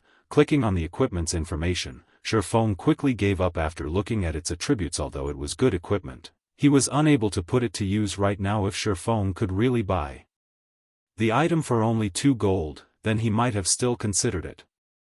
However, after a bout of bidding from the NPCs, the price of the equipment had already soared to 7 gold. If he were to sell the chestplate to a first-rate guild, he could not possibly obtain 7 gold for it. At most, he could sell it for 3 to 4 gold. After all, to the average players right now, even copper coins were considered a precious commodity, not to mention gold coins, after which, piece after piece of secret silver equipment was brought out. There was even fine gold equipment being auctioned. However, not a single piece managed to attract Shifeng's attraction. The reason was simple. All of them were just too expensive. If the average level of players reached around level 20, then the prices of equipment would become much cheaper. However, God's domain had started its operation only recently, so most players were still around level 4. Where would these players find that much money? Half an hour later, the equipment phase of the auction finally ended, and the auction for other items began. The following item being auctioned is a weapon forging design. This forging design is a fine work of Master Korean, and the bid for it will start at 3 gold coins. Immediately, Shifeng's interest was roused. He then clicked to check on the item's information. Silver Dawn forging design, secret silver rank, one-handed sword. Level 10. Seeing that it was secret silver ranked, Shifeng knew that his luck had come. Moreover, the Silver Dawn was a level 10 weapon. It was absolutely something that he needed the most. The Abyssal Blade also needed 10 level 10 secret silver weapons to level up. With this forging design, that problem would easily be handled. However, besides Shifeng, there were still a few other forgers who participated in the bid. After all, a secret silver forging design was extremely rare. With that, the bidding for the forging design quickly started. Within moments, the bidding price had already reached 6 gold. Shifeng gritted his teeth, shouting, 7 gold. 7 gold 30 silvers. 7 gold 50 silvers. 8 gold. With the crazed bidding from the NPCs, the price for the Silver Dawn steadily rose. Crap, I bid 15 gold. Seeing that the price has reached 13 gold, Shifeng immediately raised it by 2 gold, showing his determination, and shaking the composure of these NPCs. If the price continued to rise, even Shifeng would not be able to stomach it.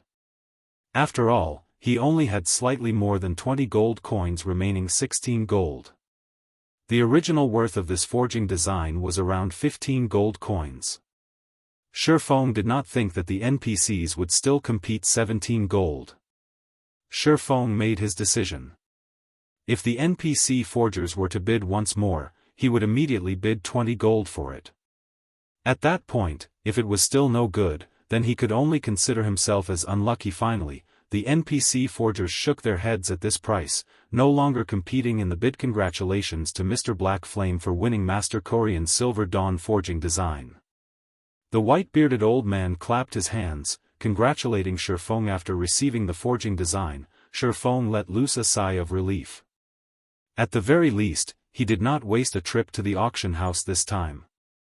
As for the 17 gold he had spent, sooner or later, he would be able to get it all back through the Silver Dawn. After auctioning off the forging design, the white-bearded old man continued, the next item is a super rare skill for melee jobs. The bid starts at 5 gold coins. Thunder Flame Explosion, action type. Requires, melee weapon. Causes 200 base damage, and additional flame and thunder damage to enemies within a 5-yard radius. Enemies struck will be placed in a fainted state for 4 seconds. Cooldown, 45 seconds. Shifeng's eyes shone after seeing this item. Thunder Flame Explosion was definitely a super skill for melee jobs and was one of the most precious items in this auction. What to do? I don't have enough money right now. Shifeng greatly desired this skill book. However, the starting bid for it was already at 5 gold. At the very least, the final price for it would be 20 gold or above. While Shifeng was in silent contemplation, the price for the skill book had already risen to 10 gold. Compared to the Silver Dawn, the bidding for the skill book was even more fiery. Shifeng had no choice but to call out the interface for the virtual trade center, cancelling the remaining gold coins he had registered. Thank God, Feng let loose a breath as he discovered that there was still 23 gold remaining out of the 30 gold he had registered. In addition to the coins he had on hand right now, it just barely totaled over 30 gold.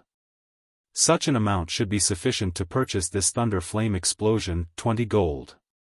Feng shouted 20 gold. Mr. Black Flame has bid 20 gold. Is there anyone else interested in bidding? This is the only precious item in the auction this time around. Everyone should not miss this chance to obtain it. Feng could not help but send a disdainful glare at this old man. 21 gold. Since it is a precious item, then it definitely won't be anything simple. I bid 24 gold, a tier 2 swordsman pleasingly Sadie bid 26 gold, a tier 3 shadower yelled. The majority of the NPCs present in this auction consisted of melee jobs. Hence, the competition for the skill book was extraordinarily intense. Moreover, the higher-tiered NPCs were all filthy rich. Just by doing a simple quest, they would be able to obtain compensation of several gold coins, so their rate of income was extremely quick. If Feng did not earn a lot previously, he stood absolutely no chance at competing with these high-tiered NPCs. Looking at these high-tiered NPCs, he found each one of them was more powerful than the other. There was even a tier 4 NPC placing a bid for the skill book, seeing as the price was about to reach Feng's bottom line. 30 gold. Feng placed his final bid. He would either succeed or die trying. Chapter 117, Aqua rose. With Feng's bid of 30 gold coins, the price of the skill book was greatly increased. A few tier 2 NPCs shook their heads at this sight, giving up the bid, one after another. Although this skill book was good, its price was simply too high. Just as Feng was about to relax. 35 gold. A resonant voice resounded throughout the entire auction venue. Feng turned his head to look at the source of the voice, nearly cursing out loud as he found the voice's originator. The person who yelled out the bid was actually not an NPC with a melee job, but a tier 4 female wizard. Magicians were always the richest individuals in God's domain. To a tier 4 wizard, they only need carry out a single magical research to earn 30 to 50 gold coins. How unfortunate. Feng shook his head, no longer competing for the skill book. He only had slightly over 30 gold coins. He couldn't compete for it even if he wanted to. If he had known this skill book would be sold, then he would not have chosen to sell his gold coins for credits. Although Feng had retired from the bidding competition, the other tier 4 melee job NPCs were still fervently competing over it. The price of the thunder flame explosion had already risen to 45 gold at this point. Aside from the equipment that were over level 100, none of the items auctioned so far could beat this price. 45 gold going once. 45 gold going twice.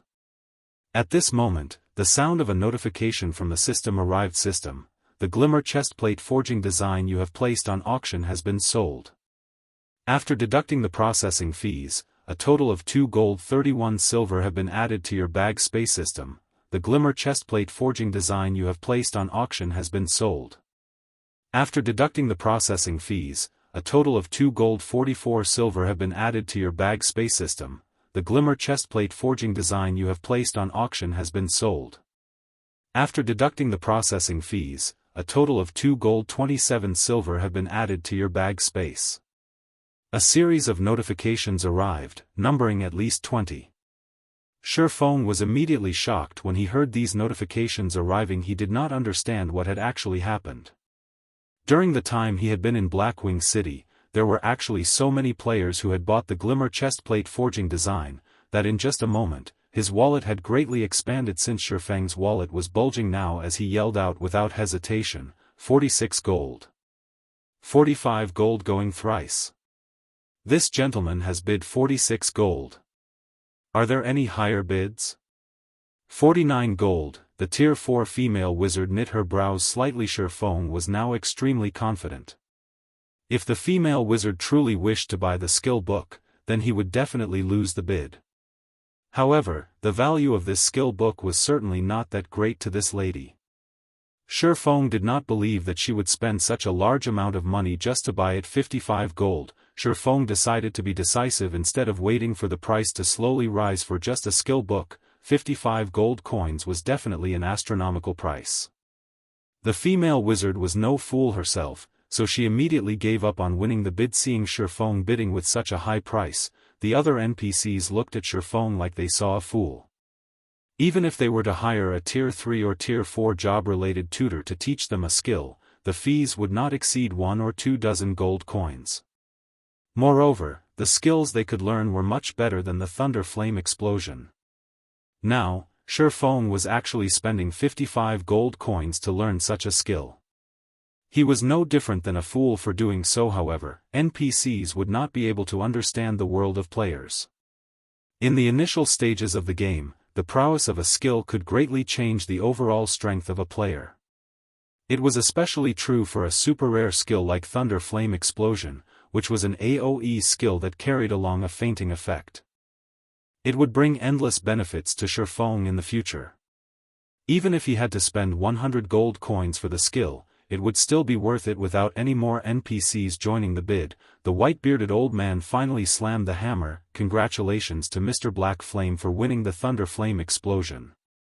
Feng joyfully handed over the 55 gold coins, receiving the Thunder Flame Explosion skill book in return.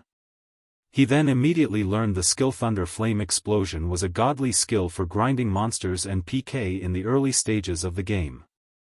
With the skill in hand, Feng had thought of several more ways to grind monsters. Following this, the auction went on for another hour or so before ending. However, none of the items that appeared were the ones Feng needed right now. Moreover, every one of those items was auctioned off at prices of over 100 gold. The final item to appear was even an epic ranked item. Many Tier 4 NPCs madly bid for the item, with the final bid priced at over 5,000 gold. Feng could only observe the bidding process at that time, unable to join in on the actual fun. After the auction ended, Feng walked out the entrance of the auction hall, satisfied. He wanted to return to Red Leaf Town immediately to find out what had actually happened there. Just why did the number of players who purchased the Glimmer chestplate forging design increase so much? If there was still money that could be earned from the Glimmer chestplate forging design, then he would immediately create another batch. He would earn as much money from it as possible, alleviating the emptiness of his wallet in the process. Feng was originally considered a very wealthy person within the region of White River City. However, after making a trip to Blackwing City, he had suddenly discovered that he was actually just a poor bastard. Just as Feng was about to leave Blackwing City, a hurried shout came from behind Brother Black Flame, "Please hold on." Feng turned his head around, discovering Lonely Goose and the other players from before. Amongst the bunch, there was also Egoistic Blade, the person who had eagerly tried to chase him away. What?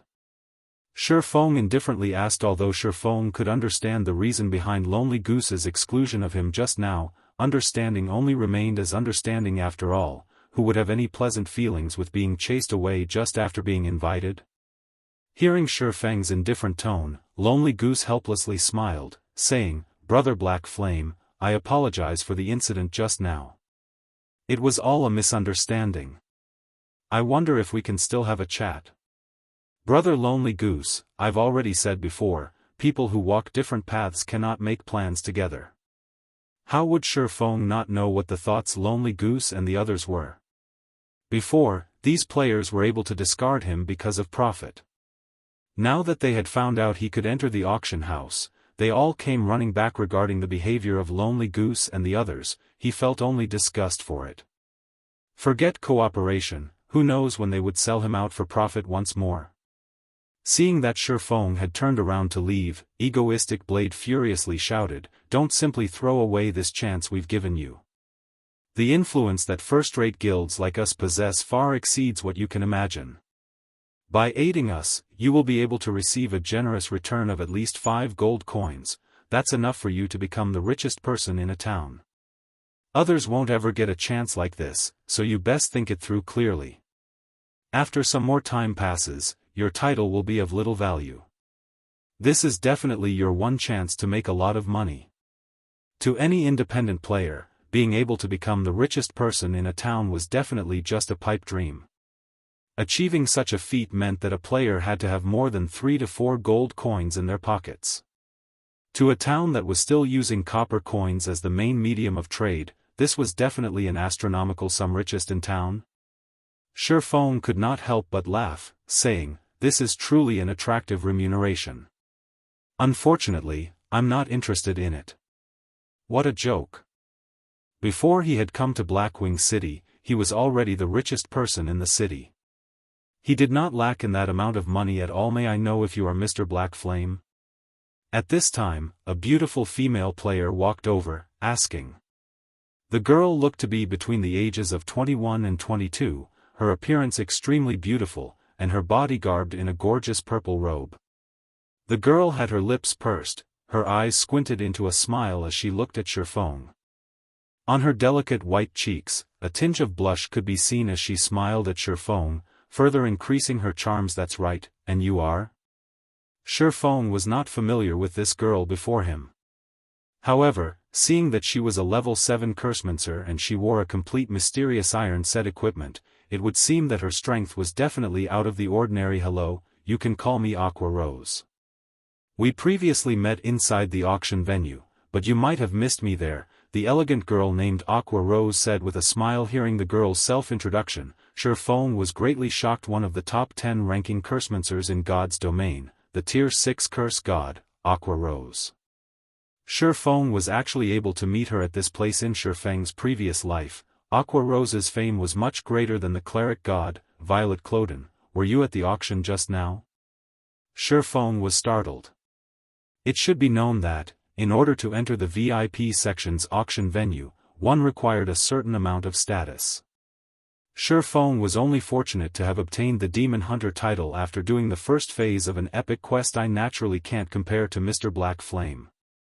I was only in there to take a look, unlike you, Mr. Blackflame, spending 55 gold just to buy a single skill book," Aqua Rose sighed, saying, "Hence, I am representing Twilight Echo to seek cooperation with you. I wonder if Mr. Blackflame would be interested in this?" Twilight Echo was a grandly reputed guild in the virtual gaming world, a titanic existence. Meanwhile, Aqua Rose was one of the more famous elders of Twilight Echo, and her position was extremely high within the guild.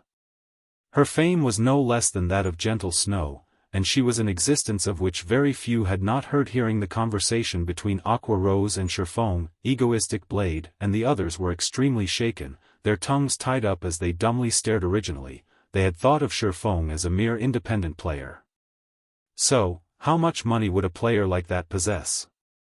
If they were to give him 5 gold coins, he would definitely be deeply grateful to them. Yet, from Aqua Rose's words, Shifeng had actually spent 55 gold just to buy a single skill book. Even if they added up all the money they possessed, such an amount was still more than double theirs. Just who was this Shifeng actually? Chapter 118, Another Road to Wealth. Receiving Aqua Rose's invitation, Shifeng nodded his head in agreement. In any case, he was bound to have to cooperate with the large guilds in Blackwing City. So, instead of choosing bloodthirsty war god and guilds of similar influence, it would be much better for him to choose the more famous and more influential, Twilight Echo, with which to cooperate. Moreover, Aqua Rose was a very well-renowned name. She was not a girl who prioritized profits, but more friendly relationships. In Shifeng's previous life, one of Aqua Rose's close friends was targeted by a first-rate guild. The first-rate guild in question wanted to kill her friend back to level 0 no matter what, and they even wanted her friend to hand out all of her precious items. In order to aid her friend, Aqua Rose had unhesitatingly declared war with that first-rate guild. As a result, both guilds incurred massive damage, and Twilight Echo's overall strength was greatly reduced, becoming only an ordinary first-rate guild from then on. If a person prioritized profit over friendship, then they would never have done such a damaging action just to help a friend. However, Aqua Rose had done it. Aqua Rose's friend became extremely touched because of Aqua Rose's actions, becoming one of the fierce generals of Twilight Echo. In the end, Aqua Rose's friend, Unyielding Ice, had even become a tier 6 mage god, turning Twilight Echo into a tyrannic existence in God's domain with Aqua Rose's personality guaranteed. Shifeng felt much more assured at cooperating with her. I know a good restaurant up ahead. Let's have a chat over there. After Shifeng agreed to her invitation, Aqua Rose revealed a faint smile. She then guided Shifeng towards the restaurant. After Shifeng and Aqua Rose departed, Egoistic Blade curled his lips in disdain, sourly saying, "Does he think he's amazing just because he has some money? He's just a wealthy spindrift. Sooner or later, I'll definitely be richer than him." Hearing Egoistic Blade saying so, Lonely Goose and the others could not help but look at him in disdain. Shifeng was already having discussions of cooperation in Blackwing City with Aqua Rose. Based on Shifeng's formidable wealth and special status, he would definitely become an influential figure in Blackwing City in the very near future. Shifeng was not someone that Egoistic Blade could compare to. In fact, Egoistic Blade himself knew this truth. He was only speaking to ease the pain in his heart. Red Rose high-class restaurant. It was one of the few upper-class restaurants in Blackwing City. Just the NPCs that were guarding the restaurant's entrance were already level 180 Tier 2 jobs. Moreover, the delicacies served here were of absolute perfection. Even if the food served was just a virtual object, eating it would give one an unspeakable sense of satisfaction. However, the average player would definitely not have the courage to dine at this place. That was because just a random cup of tea already cost over a dozen silver coins. Inside a luxurious private room on the 4th floor of the restaurant building, Aqua Rose had casually ordered a few of the most expensive teas available. She sat down quietly, staring at Shifeng, completely unfazed at spending more than 30 silver coins on just beverages. Whatever sorts of cooperation you have in mind, just speak. It would feel extremely awkward if you just keep staring at me like that. Looking at Aqua Rose's smiling expression as she stared at him, Shifeng started inwardly getting the chills. "Pardon me, I was just very curious about you. I never imagined that the famous chief forger of Star Moon Kingdom would actually be such a matured and composed man like you. Originally, I had even thought that the chief forger would be some quirky old man in his 50s or 60s, Aqua Rose smiled. "I didn't know that Miss Aqua would be so interested in forging. Could it be, Miss Aqua wishes to recruit me into your guild?" Shifeng drank a mouthful of the black tea served, smiling faintly. Shifeng did not feel anything out of the ordinary from Aqua Rose knowing his identity as a forger. After all, the name of Black Flame had become relatively huge now. As long as one made a quick search on the internet, they would be able to find plenty of related information. Aqua Rose shook her head, softly saying, "No. I know that Master Black Flame's ambition is not that small. Hence, I do not have such an intention. I only wish to purchase a few glimmer chestplate forging designs, and also some equipment made by Master Black Flame. For example, a secret silver weapon such as the Silver Dawn. In addition, I wish to make a long-term purchase of gold coins from Master Black Flame. Naturally, I would buy the coins at 20% above the market price. I wonder how Master Black Flame feels about all of this. There won't be a problem with selling you the forging designs and equipment. However, I can only say that I am helpless about the sale of gold coins.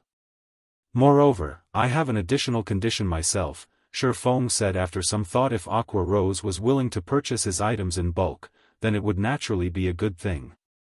It was especially true for the glimmer chestplate forging design. Selling that item was no different than carrying out daylight robbery. Furthermore, Shifeng could also utilize Twilight Echo to purchase some items for him. As for the gold coins, Shifeng had no intentions of selling them. "Master Black Flame, please speak.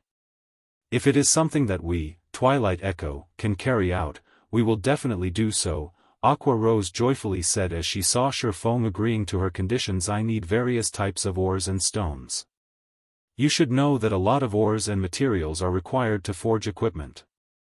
With the influence of Twilight Echo, I deem that it should be very easy for you all to purchase a large number of ores, right? In addition, I also require the entry pass for Blackwing City. If I cannot frequently come to Blackwing City, I would also be unable to conduct trade with you all," Shifeng calmly said. "At this point, Master Black Flame can rest assured. I can obtain as many ores for you as you want. Moreover, their prices will definitely be cheap. As for the entry pass to Blackwing City, even if Master Black Flame does not mention it, we will definitely prepare them for you. Hearing Shifeng's request, Aqua Rose's smile became even more dazzling. Twilight Echo's location was situated in the Storm Empire. The Storm Empire was a giant at ore production. Hence, the quantity of ores available was extremely high, while their prices were extremely cheap. It would be a very easy task for Twilight Echo to obtain a large amount of ores and stones for forging. Moreover, they could also earn a large sum of money from selling the ores and other materials. Shifeng naturally knew why Aqua Rose was so cheerful. Starmoon Kingdom was unlike the Storm Empire. Its geography was situated on flatlands, hence, the amount of ores available was very little, while their prices were extremely high. Hence why Shifeng wanted Aqua Rose to provide him with a large amount of ores, while he would provide the equipment, making it a mutually beneficial exchange. Moreover, if he was unable to use up the ores and materials he purchased at a low price, he could simply sell them off to the other guilds in Starmoon Kingdom. These guilds all needed to nurture their own forgers. Hence, they would need a very large amount of ores and materials. Shifeng would not have to worry about looking for a buyer at all. Shifeng did not imagine that, just by making a single trip to Blackwing City, he would obtain both the items he wanted, and also another road to wealth. Let's trade the forging designs first, then. As for the other equipment and materials, we will trade them on another day. How about 2 days later?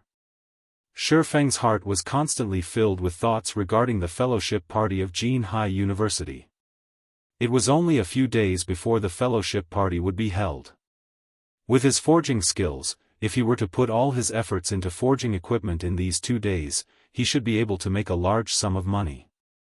If he took the chance to sell off ores as well, he would make even more money. If his luck was good, he might be able to obtain a good harvest from the fellowship party. Master Black Flame, you too should know that God's domain has only recently started its operation, so every guild is slightly tight on gold coins. Can we perhaps conduct the trade with both gold coins and credits? If we can conduct the trade in this way, Master Black Flame, I will purchase as many glimmer chestplate forging designs as you possess, Aqua Rose said in a slightly embarrassed tone. Oh dear. Shifeng pretended to sigh, showing a troubled expression. Seeing this, Aqua Rose became slightly panicked. Right now, every large guild was tight on gold coins, and though they wished to purchase them in bulk, it was an extremely difficult task. After all, God's domain only acknowledged coins, not credits. Moreover, the officials of God's domain had also declared that they would not activate the mechanics of exchanging credits to gold coins. Instead, they only conducted the exchange of gold coins to credits. Regarding the selling price of the glimmer chestplate forging designs, Aqua Rose had previously conducted an investigation. Each forging design was sold at around 3 gold coins. If she was to use only gold coins to conduct the exchange, she would at most be able to buy 4 to 5 pieces. However, after purchasing them, the gold coin spent would greatly affect the development of her guild. Yet, looking at Shifeng's appearance, he did not seem to be very lacking in credits. If she had to trade in only gold coins, then she would truly be left helpless. Chapter 119, God's Domain Upgraded. Miss Aqua, I wonder in what ratio you wish to trade at. Shifeng let out a dry cough, softly saying if it was the Shifeng of before, he would not have minded fully selling the forging designs for credits. However, it was a different story now. Although credits were extremely important to Shifeng, the value of gold coins right now was similarly huge. It was especially true after Shifeng had come to Blackwing City. All the good items sold here had astronomical prices. Moreover, the NPCs here only accepted gold coins, running a no money, no talk policy. If possible, 2% gold coins and 98% credits. What do you think, Master Black Flame? Aqua Rose's curved eyelashes flickered as she spoke in an embarrassed tone. After all, the glimmer chestplate forging designs were just too expensive. Moreover, she intended to buy a large amount of them. Even if she were to pay just 10% of the price in gold coins, Twilight Echo might not be able to handle it. Shifeng nearly spat out the tea he was drinking after hearing her offer. Paying 2% in gold coins meant that, for a transaction worth 100 gold, Shifeng would only receive 2 gold, while receiving the remaining 98% in credits. Although Shifeng was not trying to be petty, wasn't this amount a little too low? Miss Aqua, after arriving at Blackwing City, you should know that the items sold here will be of great help to us. However, the items here are just too expensive. In addition, the auction house would often sell top-tier items. The value of gold coins goes without saying. The ratio for gold coins you offered is truly not enough. At the very least, it should be at 10%, Shifeng unhurriedly said. Know that I am troubling Master Black Flame. However, Twilight Echo is truly unable to bring out that many gold coins. If Master Black Flame is willing to reduce the ratio down to 5%, I am willing to pay out an additional 20% in credits. I wonder if that would be possible? Aqua Rose was similarly helpless. However, the coins in God's domain were simply too valuable. Even the coins obtained by the money-farming teams of Twilight Echo, which consisted of 3,000 players, was not enough to support the guild's expenditure.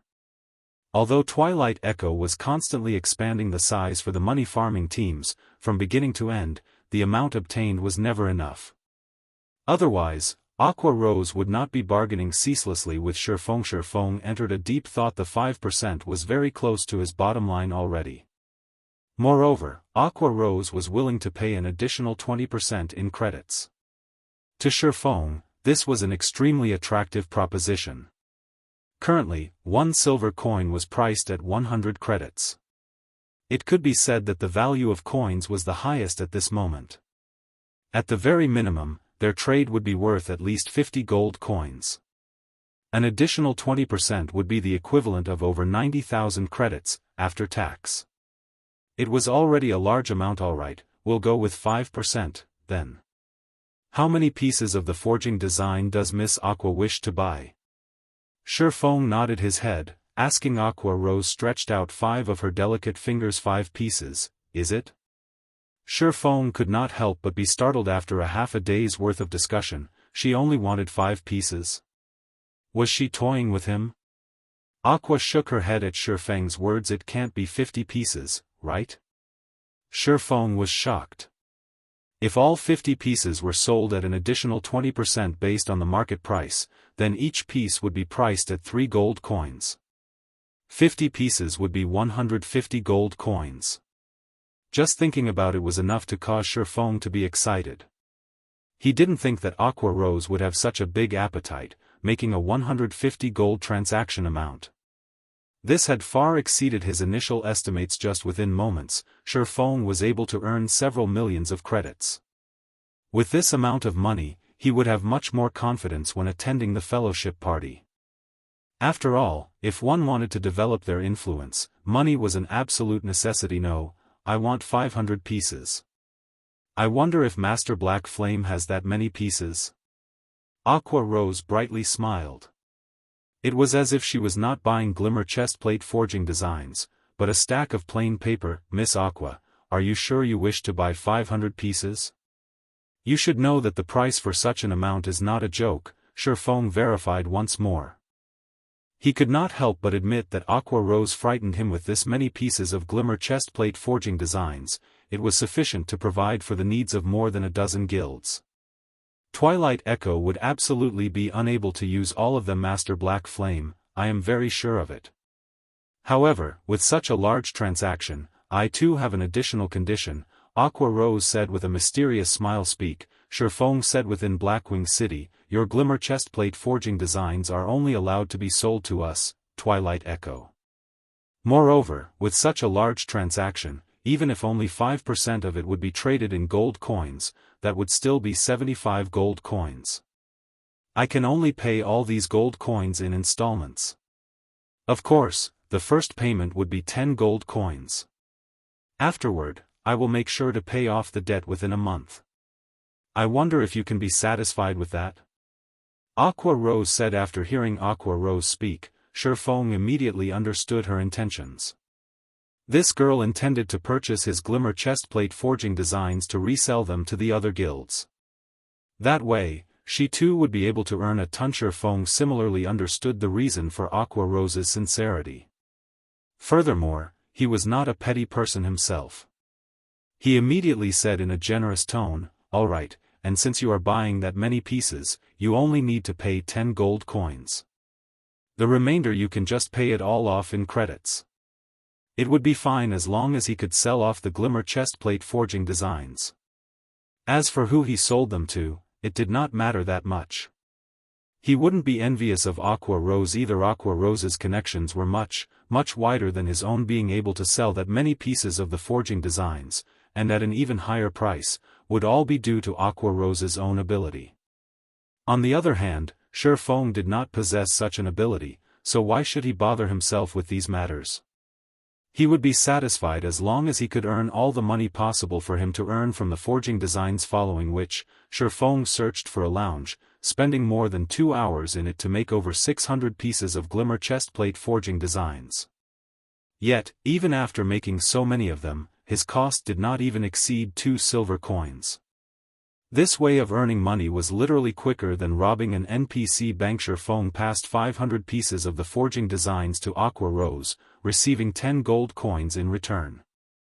At the same time, Aqua Rose immediately deposited 17.88 million credits into Feng's account. In addition to the credits Feng earned previously, he now had over 18 million credits in his bank account. Feng had become a millionaire within an instant. Feng nearly fainted from the rush of joy he felt originally. Feng had thought that it would be fortunate if he was able to earn a few million credits in the following few days. Now, however, he had earned nearly 18 million credits in an instant. In a few more days, that amount might even rise to 20 million. Although it was not enough to put him on the same level as the young masters of large corporations, it was still enough for him to compete with Shadow at the fellowship party. Moreover, he would be able to establish a high-quality workshop quickly. Aqua Rose became overjoyed when she received the 500 pieces of glimmer chestplate forging designs. With Twilight Echo's influence, she would definitely be able to sell out all of the forging designs, earning a large sum of gold coins. The speed at which she earned gold coins would be several hundred times faster than that of the money farming teams. With this many gold coins, the development of the guild would definitely rise greatly. Who would be able to compete with Twilight Echo from then on? Master Black Flame, let's set our next transaction to be at 3 days later, then. At that time, I will bring you the various ores that you require. Also, please don't forget to bring more weapons and equipment. I want as many as you have. Alright, you won't be disappointed. After the two of them finished their trade, both promptly departed from Blackwing City, returning to their own respective countries to make preparations. At that moment, the sky in Red Leaf Town was growing dimmer. The players outside the town were all starting to return. After dark, the monsters in the wild would have their strength increased by 20%. Moreover, their numbers would greatly increase. If a player had the misfortune of being wrapped up like a dumpling by the monsters, dying back to town, then that would be a true tragedy. After returning to Red Leaf Town, originally, Feng had intended to investigate the situation at the auction house. He wanted to know why exactly the glimmer chestplate forging designs were being so well received. However, the color of the sky suddenly changed. The azure-colored sky turned rainbow-colored. It was a magnificent sight, which bewitched a person's mind. Immediately after, the entire sky had let out an overwhelming sound that resounded throughout the entire God's Domain system. Announcement: Emergency Notice. Emergency Notice. System announcement: God's Domain will be undergoing a system upgrade. The system upgrade will require 12 real-life hours. May all players please log out of the game within 10 minutes. System announcement: God's Domain will be undergoing a system upgrade. The system upgrade will require 12 real-life hours. May all players please log out of the game within 10 minutes. System announcement: God's Domain will be undergoing a system upgrade. The system upgrade will require 12 real-life hours. May all players please log out of the game within 10 minutes. A series of 4 consecutive system announcements resounded throughout the entirety of God's domain. Countless players were shaken by the sight and sound coming from the sky, all of them starting a discussion over it. They did not understand just what had happened to God's domain. Why was there a need for such a sudden upgrade to the system? Just what is happening here? Why is God's domain evolving so quickly? Shifeng's brows creased into a bundle after hearing the system announcement. According to his memories, God's domain's first upgrade would only happen at least a month later. Right now, God's domain evolving was bad news to Shifeng. Chapter 120, Evolution. Once the system announcement ended, every single player began looking for a safe location, preparing to log out of the game. Although many players held resentment towards the system upgrade, God's domain was quickly entering nighttime. Even if they stayed in the game, they would not be able to do much.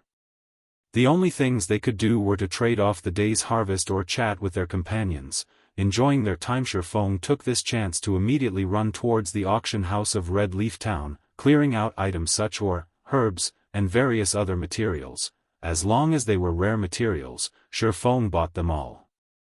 After purchasing all the items he could and filling his bag up completely, Shifeng ran towards the bank, intending to return to the auction house once more to do more shopping. Unfortunately, the system notified him that he only had 3 minutes remaining to log out. He would not have enough time to make a return trip from the Bangkok. I only managed to buy this many. Shifeng looked at the time, releasing a helpless sigh. Fortunately, he had obtained quite a number of gold coins from the trade just now, allowing him to purchase materials worth more than a dozen gold coins. Soon after, Shifeng headed to the hotel, preparing to log out. On his way, he met many players who were uncontrollably excited over the system upgrade that was to come. They all started a discussion amongst themselves, anticipating the benefits that would come with this system upgrade. Shifeng only wanted to chuckle at them due to their anticipation. Without a doubt, there would be benefits from the evolution of God's domain. However, many would be unexpected. After arriving at the hotel, Shifeng paid a fee of 10 coppers to rest for a day. Meanwhile, the other players noticed Shifeng was extravagantly spending 10 copper coins to rent a room. They could only obtain such an amount after putting their all into grinding monsters for 5 to 6 hours. Such spending was simply too wasteful. However, when they saw that Shifeng had already reached level 7, none of them dared comment on his actions. A level 7 player was definitely a character at the apex of Red Leaf Town. If they accidentally provoked Shifeng, it would not be an impossible matter for them to die back to level 0. After all, these sorts of incidents often occurred in Red Leaf Town. These players could only inwardly look at Shifeng in disdain. One could be quite capricious when one was rich. Shifeng only minded himself as he entered one of the guest rooms, paying no heed to those other players. He would not bother explaining to those players the reason why he chose to rent a room and not just log out of the game from a random location. As the morning sun rose, Shifeng got up from his bed, removing the advanced gaming helmet from his head. It was 8 o'clock in the morning, just in time to start his usual morning training. At that moment, Shifeng's phone rang, the caller ID showing it was Blackie calling him. Blackie, did something happen? Shifeng answered the call, asking curiously.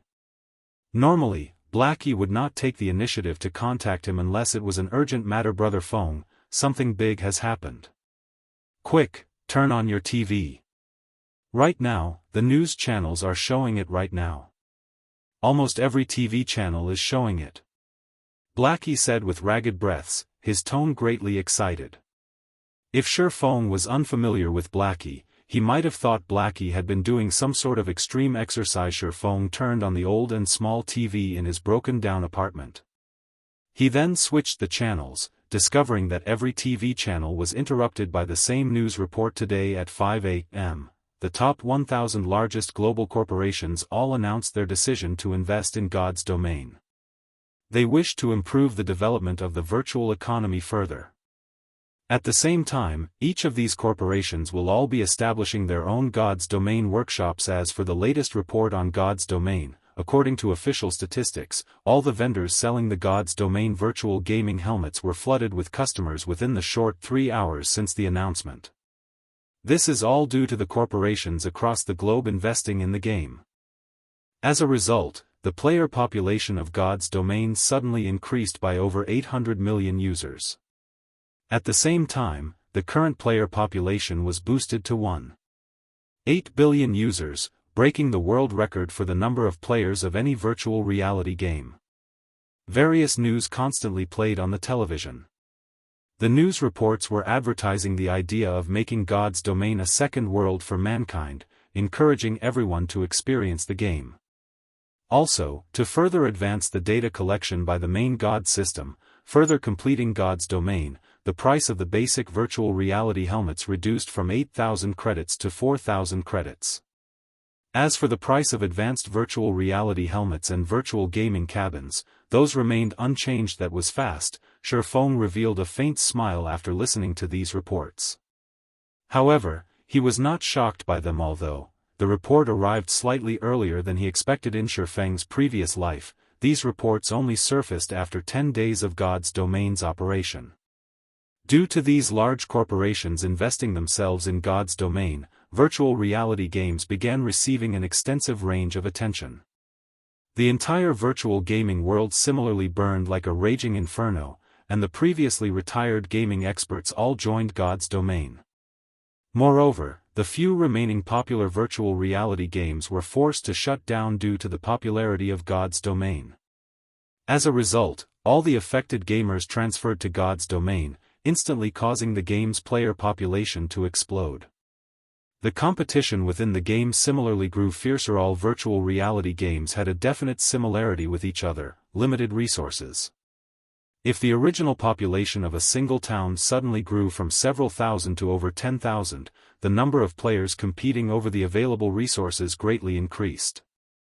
Naturally, the prices of items would also greatly increase, so that's why realization suddenly struck Shifeng. It was no wonder why the number of people buying the Glimmer chestplate forging designs had increased. It turned out that it was all due to these large corporations investing in the game and the additional 800 million new players joining the game. These players were all level 0, so, naturally, their need for equipment was intense. They would not hesitate to buy the Glimmer chestplate forging designs, forging a large amount of Glimmer chestplates and earning a lot of money. What a shame. These new players came at such a bad time. Shifeng pitied the players who had just joined God's Domain. The timing they chose to join was just too unfortunate. Of all the times they could have chosen, they chose to join immediately after God's Domain had its first evolution. With this, they were destined to be doomed. The upgrading of God's Domain was the game's self-evolution. However, nobody understood the true meaning of this matter. Only after they experienced it for themselves would they come to understand fully the reason Shifeng chose to use the words evolution instead of upgrade was because evolution represented evolving and adapting. It was survival of the fittest, in short. While players were living their lives in God's Domain, the main God system constantly collected various data from the game. When the data collected reached a certain degree, quantitative change would become qualitative change, which meant evolution. Virtual reality allowed players the ultimate experience of a realistic fantasy world. However, the process of turning something virtual into reality was just incredibly difficult. Moreover, God's Domain was an extremely realistic world in which magic and superhumans existed. Hence why the existence of the main God system. The system's purpose was to turn God's Domain into an even more realistic world, constantly perfecting and evolving God's Domain. Shifeng felt the main perpetrator for hastening the evolution should be himself. His reason that, in his previous life, the Hell mode of the team dungeon was cleared exactly a month after God's Domain's opening, with the upgrade following soon after. Right now, the Hell mode of the team dungeon had been cleared, and similarly, the game announced a system upgrade almost immediately. In the end, they greatly expedited the schedule. Thinking up to this point, Shifeng suddenly felt he should be more careful with his future actions. Due to his good luck this time, he was able to have a chance encounter with Aqua Rose from Twilight Echo. This fortunate encounter allowed him to earn over 10 million credits easily. Even now, Shifeng felt like he was in a dream. However, after this evolution, it was practically impossible for him to earn that much money so easily if he did not earn a large sum of money during this time. Now that the major corporations have decided to involve themselves, in addition to God's domain's evolution, his plans in God's domain would suffer severe disruption. Finished reading the reports, Shifeng proceeded to train his body. This was an assignment he had to carry out every single day. Now that the major corporations have entered God's domain, they would surely have poached plenty of veteran gamers and newcomers with great potential. They may even recruit experts from fighting tournaments. These expert standards were entirely different from the average players of God's domain. They would only take a short time becoming an expert in the game.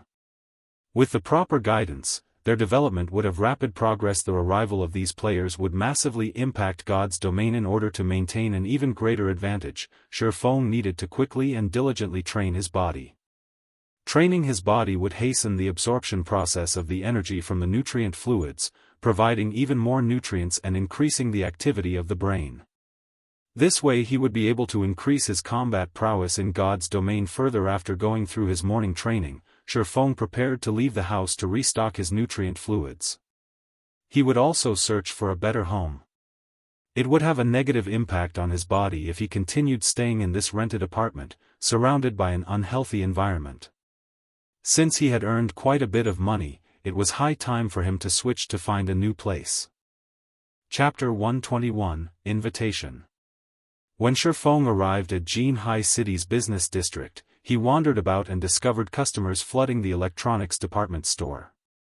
He noticed several youths rushing out of the department store after much difficulty, their hands holding a God's domain virtual gaming helmet and their expressions filled with joy and excitement. After leaving the apartment, Shifeng immediately hitched a ride to the business district in the city center. Hahaha, this is just wonderful.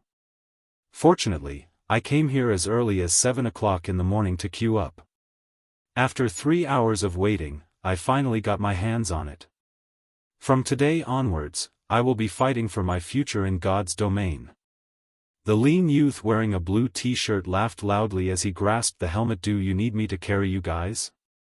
I have a friend who has been playing God's domain since the game started. Right now, he is already a level 4. As long as we have him to help us, we'll definitely level quickly.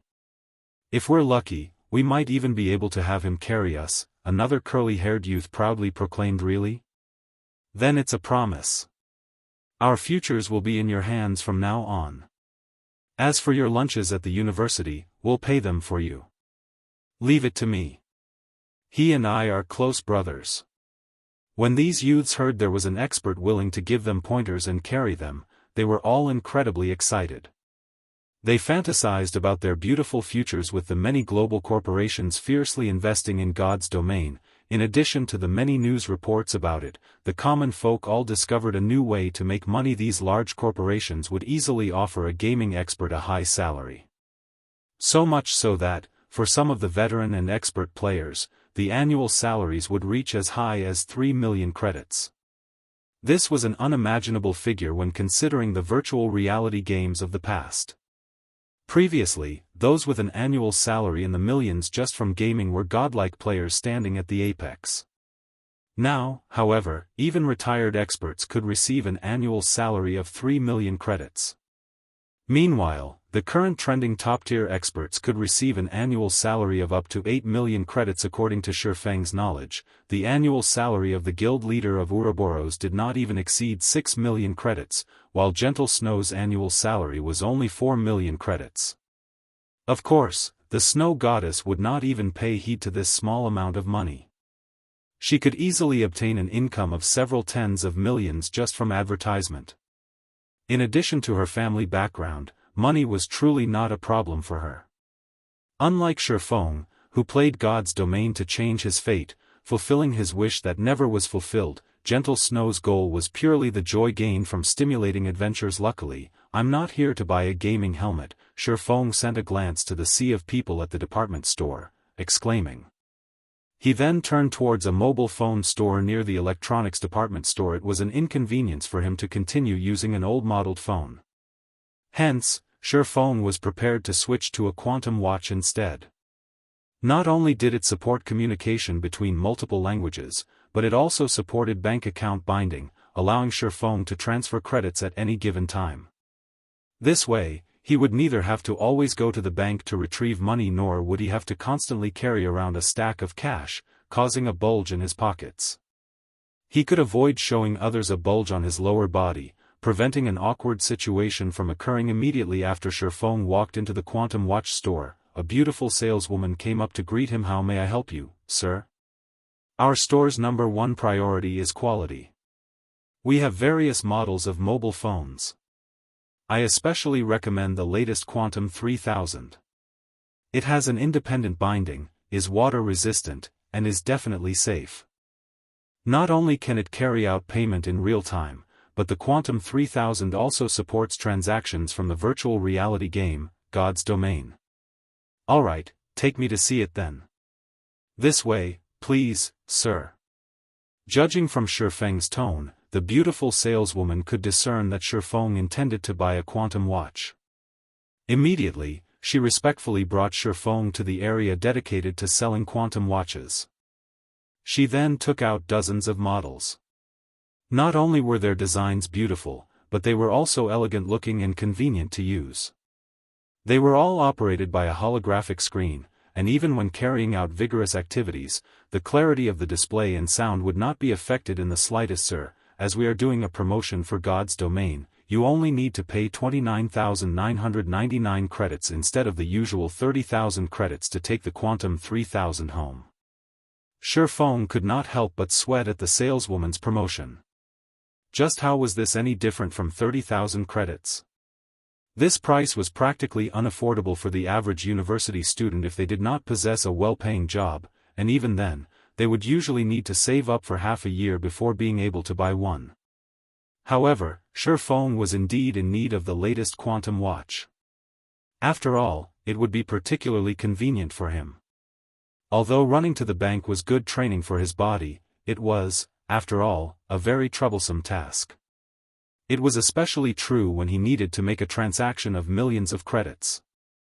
He would definitely look fishy if he carried around a large suitcase filled with money. "Give me this blue one." Then, Shifeng chose a good-looking model under the beautiful saleswoman's guidance. Shifeng carried out the bindings for his identity, original phone number, bank account, and so on. Shifeng then swiped using his new quantum watch, paying the bill for it. It was a very convenient item. Now that he had obtained a quantum watch, Shifeng went on to purchase 10 bottles of A-rank nutrient fluids and 50 bottles of B-rank nutrient fluids, spending a total of 150,000 credits for them. Although it was a heartache to spend so much money, in consideration for the future of his body, Shifeng still needed to carry out several in-depth strengthening training sessions. So, he needed to purchase this number of nutrient fluids at the very least. D. His quantum watch rang and vibrated, notifying him that his class monitor, Zhao Ruoshi, was calling him aside from notifying him about the class assembly last time. The class beauty, Zhao Ruoshi, had never once contacted him. "Class monitor, is something the matter?" Shifeng immediately asked fellow student Shifeng, "Must I have a purpose to call you? Or are you trying to tell me that you hate receiving calls from me?" Zhao Ruoshi said in a slightly downcast tone. No. How could that be possible? I still haven't thanked you for your help the last time." Hearing such a bitter tone from Zhao Ruoshi, Shifeng hurriedly responded. In his heart, Zhao Ruoshi was a very good girl. Not only was she smart, kind, and beautiful, but she was also the only one who stood up to Ling Feilong, demanding justice for Shifeng. Her actions gave Shifeng a warm feeling. "That's better. At least you still have a conscience." Zhao Ruoshi laughed. "The date of the fellowship party I mentioned to you the last time has been confirmed. It will be held next Friday. Every participant will be required to pay a fee of 5,000 credits. I've already paid it for you, so don't forget to show up." Finished speaking, Zhao Ruoshi immediately disconnected the call. As a result, Shifeng was left dumbfounded for a long moment. "Ruoshi, why did you notify Shifeng? You've even paid the participation fee for him. He's not anything good, to begin with, always keeping his thoughts and emotions to himself. He must have a hidden motive." There is a wide gap between both of your statuses, and to change his own fate, he will definitely use unscrupulous means to get close to you. You better not let him trick you. Ling Feilong pretended to care about Zhao Ruoxi. However, inwardly, he was close to the point of going insane with anger. A poor bastard like Shi Feng actually received Zhao Ruoxi's attention. She even footed the participation fee for him. Her actions revealed that she indeed possessed some interest towards him. Enough, Ling Feilong. Whoever I pay for is my own business. I don't need you to butt in on it, Zhao Ruoxi said in displeasure. Ling Feilong was speechless. However, he did not dare to display his thoughts, hatred for Shi Feng permeating his heart. Originally, everything had been smooth sailing for him. Yet, Shi Feng's sudden appearance caused everything to run amok. Shi Feng, just you wait. If I can't deal with you myself, then I'll just tell Zhao Ruoxi's uncle. We'll see how he takes care of you. Ling Feilong inwardly sneered. With Shi Feng's lowly status, Zhao Ruoxi's uncle would definitely reject them being together. As long as he exerted a little effort, he could easily deal with a small fry like Shi Feng. At 6 p.m., Shi Feng returned to his rented apartment. After spending the afternoon running around, Shi Feng finally found himself a good apartment in the city center. The furnishing of the apartment was quite thorough. Moreover, the surrounding environment was very appealing. With the initial deposit paid, as long as he packed up his things, he could move into the apartment tomorrow. After tidying himself up, Shi Feng drank a bottle of Birank nutrient fluids. He then lay on the bed, donning his gaming helmet and resuming his conquest in God's domain. Chapter 122, God's Domain Changes. The sky above Red Leaf Town glimmered brightly. Players, one after another, appeared on the wide, spacious road, all of their faces filled with excitement. They all wished to dive into experiencing the new changes to God's domain. However, these players were all quickly disappointed. Be it the system interface or all of Red Leaf Town itself, there was not a hint of change felt. Everything was just the same as usual. What kind of bullshit is this? I've painstakingly waited for 12 hours, and this is what you give me? Why isn't the official website showing the changelog for the upgrade? Many veteran players started their discussions on the streets. There were also some players who paid no attention towards the upgrade, immediately heading out of town to kill monsters and level up. Aside from these veteran players, there were tons of newcomers in Red Leaf Town now. Most of these newcomers were curiously enjoying the novelty of God's domain, looking for top-tier experts to carry me.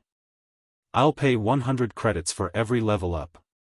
If you are looking for a fool to scam, then don't bother talking to me. I'm looking for serious inquiries only. A new player shouted on the wide street. Following, several more newcomers similarly shouted. However, though their offers were all lower than 100 credits, they all acted like tycoons, standing proudly as they shouted out their offers. At that moment, Shi Feng stepped out of the hotel. He felt his spirit brimming with energy. One of the benefits of staying in a hotel after the evolution of God's domain, the number of hidden attributes a player possessed had greatly increased. For example, stamina, concentration, and so on.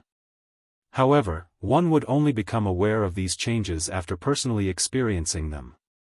Players could no longer run tens of kilometers without tiring like before, nor would they be able to battle for as long as they wanted.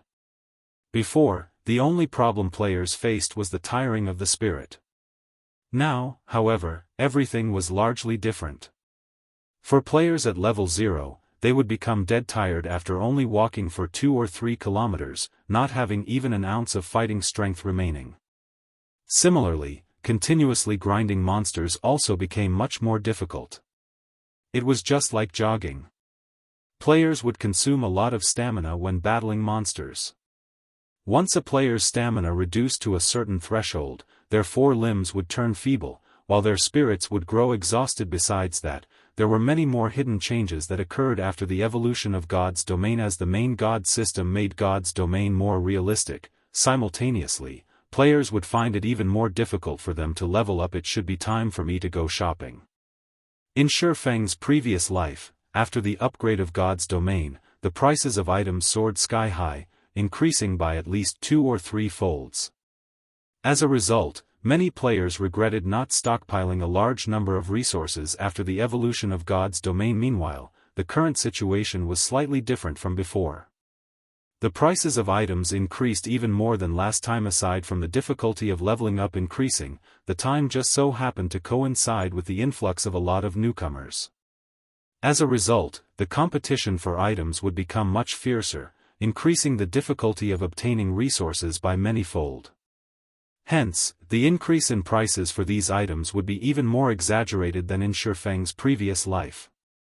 Now that God's domain had recently evolved, before players discovered the new changes, Shifeng could use this chance to purchase and stockpile all the important items.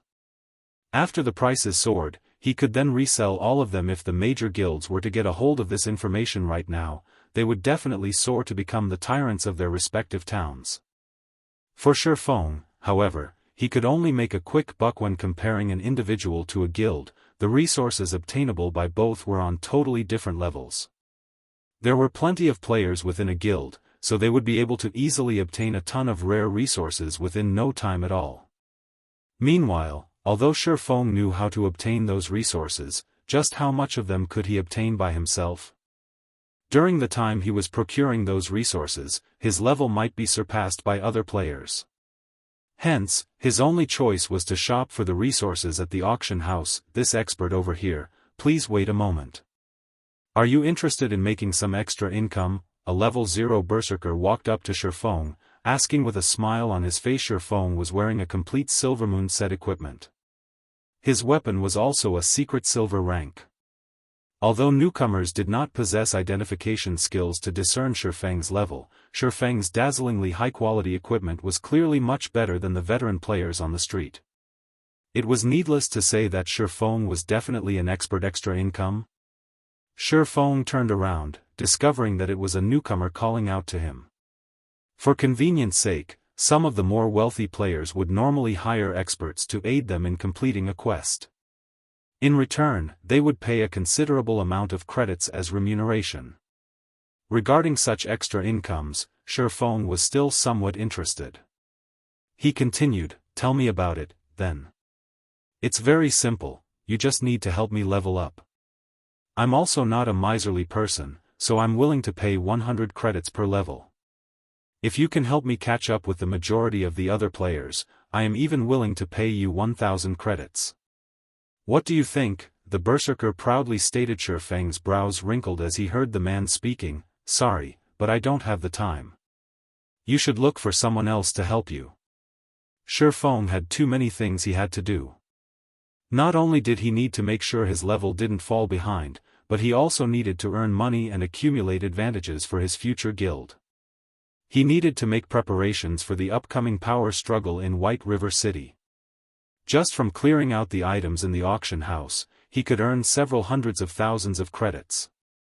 So, why would he waste his time just for a measly 1,000 credits? He hadn't fallen to such a low standard as of yet. Finished saying his piece, Shifeng turned and walked away, heading towards the bank to store his items. "Hold on a moment," the berserker called out for a long time, but Shifeng paid him no attention from beginning to end. Immediately, the berserker said in a fit of rage, "Crap, what's there to be so proud of? If you don't want to do it, there will be many other experts who would be willing to carry me. You'll regret it when that time comes. Looking for an expert to power level me. 100 credits per level. Don't miss this good opportunity." The berserker started shouting once again. However, even after shouting for a long time, not a single veteran player paid him any heed. "Ha. This newcomer is just too hilarious.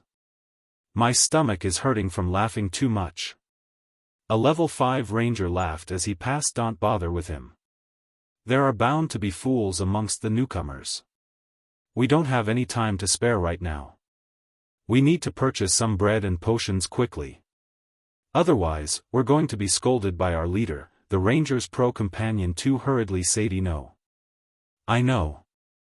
I just think that person is a fool. Does he really think God's domain is just some small-time game? Does he think we can level up once every minute? Forget 100 credits per level, even if it were 1,000 credits per level, I still wouldn't do it, not to mention a top-tier expert player. Without 10 to 20,000 credits, there won't even be a need for a discussion. The Ranger sneered. In the initial period of the game, everyone was rushing to level up. They were all afraid of being left behind by the majority of the players, losing their chance to shine. Hence, where would they find the time to help the newcomers? Not to mention 100 credits. Right now, the pro players at level 5 could earn more than 1 silver in a single day. When converted to credits, that amount would be more than 100 credits. If their luck was good and they managed to obtain a piece of common equipment, that would be the equivalent of obtaining several hundreds of credits. If it were an expert player, it was an entirely different story altogether. They certainly did not lack such a meager amount of money. When the newbie berserker heard their conversation, he was greatly shocked by the ranger's words. Moreover, he could tell that the ranger was not fooling around. The berserker was just a white-collar worker in a company.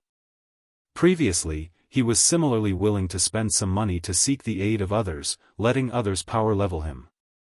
At that time, his offer had been only 30 to 50 credits, yet, even then, there were tons of players fighting over his offer.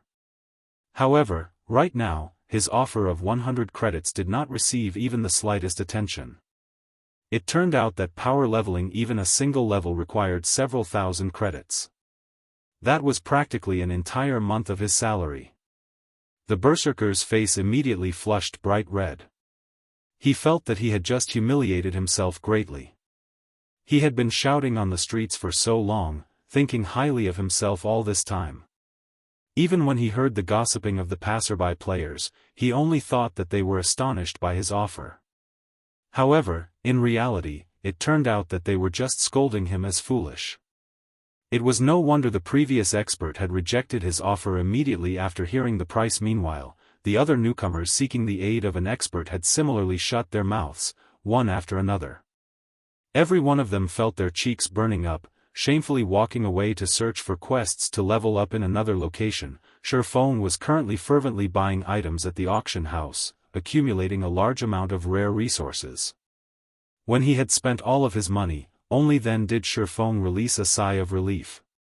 He then placed the glimmer chestplate forging designs for auction, their base prices set at 2 gold coins each. He would not need to worry about them not selling. It should be about time to collect the ice blue devil flame. After Shifeng finished busying himself, he switched back to his original appearance. He prepared himself to collect the mysterious flame ahead of schedule. Now that God's domain had evolved ahead of schedule, the mysterious flame might similarly be obtained by other players ahead of schedule. To prevent the unexpected from happening, it was best for him to obtain it a little earlier. He would only be able to relax when the ice blue devil flame was in his possession.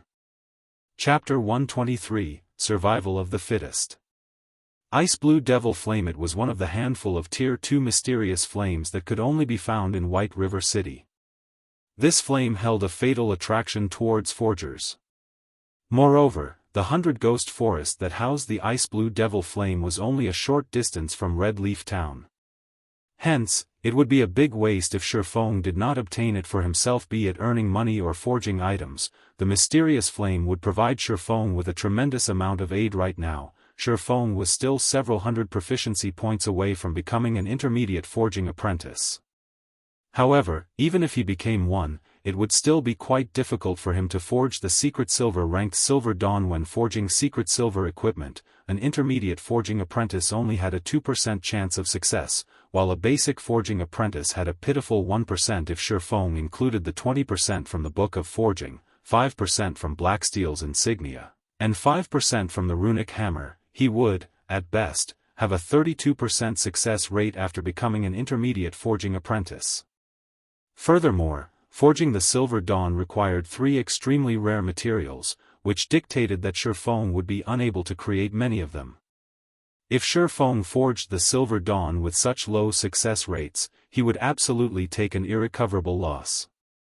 Although the loss of tens of silver coins with each failure was not a problem to Shifeng, the materials required were simply too rare. They were not items Shifeng could obtain simply by wishing. An extensive amount of time was needed to obtain all of them. Moreover, the Abyssal Blade probably required 10 Silver Dawns to level up. Hence, the Ice Blue Devil Flame was a must-have for Shifeng. The Tier 2 Ice Blue Devil Flame would considerably increase the forging success rate, not to mention the various benefits it would bring Shifeng in the future. Hence, this trip to the 100 Ghost Forest was a must for Shifeng. Shifeng departed Red Leaf Town, his destination, north. Due to the matter regarding stamina, Shifeng did not hurry too much. The quicker he ran, the quicker he would run out of stamina. Instead, if he maintained his running speed at a certain threshold, the rate his stamina replenished was equal to its consumption. However, this threshold differed for every player as it depended on the player's attributes, making it extremely hard for players to obtain when Shifeng passed by the level 5 monster area, Grey Wolf Prairie. In the midst of the grass that grew to the waist of an adult, players' corpses randomly lay about, scattered. From a glance, the majority of players who died were solo players, while a minority consisted of parties who party-wiped. Going several hundred yards deeper into the prairie, the thick grass suddenly grew restless. At the sight, Shifeng immediately unsheathed both of his weapons. Soon after, 2 level 5 players rushed out from the thicket, their appearances extremely unsightly. Bloodstains littered their clothing, and their weapons were no longer on their persons.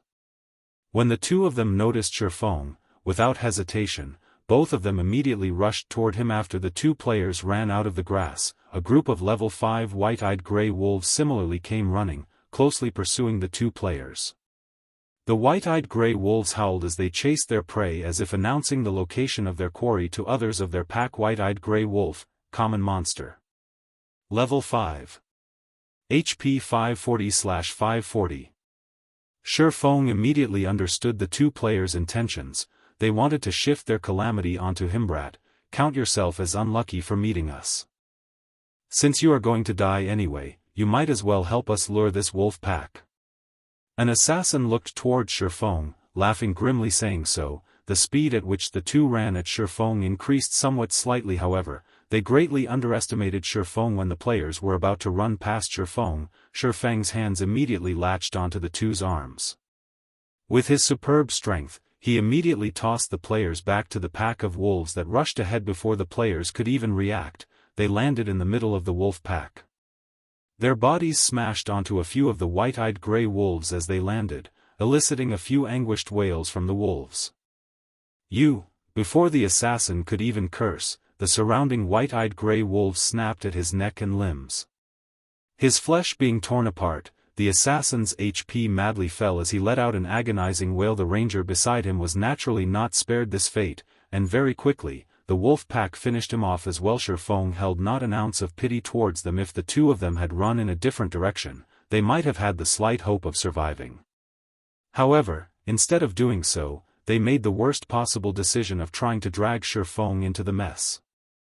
They had absolutely no idea that, when compared to the pack of wolves chasing them, Shifeng was much more terrifying. While the wolf pack was attacking the 2 players, Shifeng took the chance to use Thundering Flash. The instant the 2 players were about to die, like a fierce tiger released from its cage, the green-colored arc of lightning loosed an earth-shaking howl as it pierced the bodies of the white-eyed grey wolves, causing a series of damages over -300 points. The white-eyed grey wolves died instantly, and only piles of burnt ash remained. Although Shifeng had killed over 10 white-eyed grey wolves with a single attack, he was already level 7. The total EXP of several hundred points was almost negligible to him now. After collecting all the loot, Shifeng took an isolation scroll out from his bag. With the evolution of God's domain, the monsters in the wild had similarly received a huge upgrade. Not only was their sensitivity greatly increased, but they also had a more flexible way of thinking, and their range of activity greatly widened. Their battle methods started varying, becoming more similar to real melee battle. Meanwhile, the biggest change the monsters underwent after the evolution of God's domain was that these monsters would no longer shrink back, even against high-level players. Also, their range of vigilance would no longer reduce. Hence, players needed even more caution when dealing with monsters. Otherwise, they could easily lure a large group of monsters onto themselves. On his way to this place, Shifeng had met many players who died in such a way. For example, a party that had killed a few white-eyed grey wolves failed to leave the location quickly. As a result, the scent of blood spread to the surroundings and attracted more white-eyed grey wolves. Wiping out the party after using the isolation scroll, Shifeng quickly departed the Grey Wolf Prairie. He then passed through Kirk Grand Canyon, Cybus Lake, and many other high-level monster areas.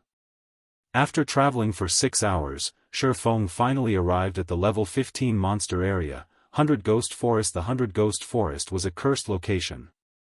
In this dark and withered forest, where sunlight never reached, only the cursed apparitions lingered. These apparitions had a 60% resistance against physical attacks and possessed 20% evasion. The monsters also had insanely high attack power, and to the current Shifeng, they only needed to land 2 or 3 hits to kill him.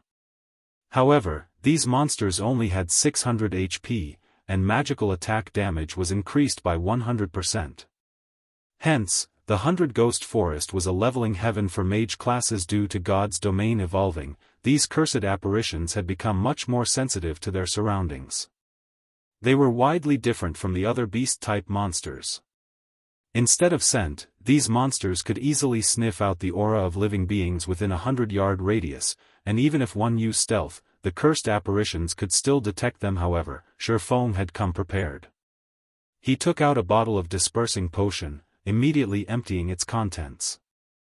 The potion concealed the aura of a living being for 10 minutes. With the aid of the dispersing potion, Shifeng only needed to be slightly careful to avoid the detection of the cursed apparitions. According to Shifeng's knowledge, the location of the ice blue devil flame was at the center of the 100 Ghost Forest, at the fountain located at the central of 100 Ghost Town. To obtain this ice blue devil flame, the guild, Glorious Light, had gone through a painstaking amount of trouble. Only after sending thousands of their members and having hundreds of them die, did they manage to clean out all the monsters found in 100 Ghost City, obtaining the ice blue devil flame.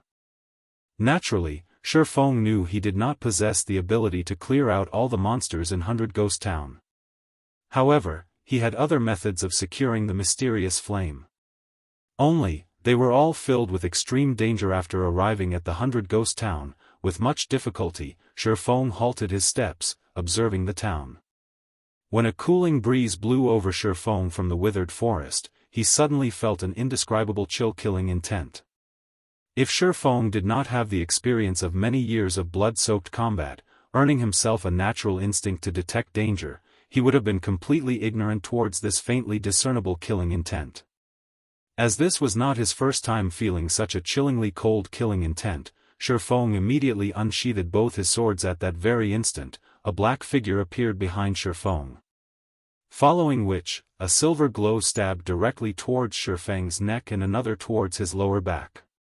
Like a poisonous snake, the two attacks were both swift and fatal. From these two actions alone, Shifeng knew his attacker was a top-tier expert immediately. Although Shifeng was slightly on guard, the speed of the attacks was just too swift for him to dodge. Chapter 124, Absolute Heaven.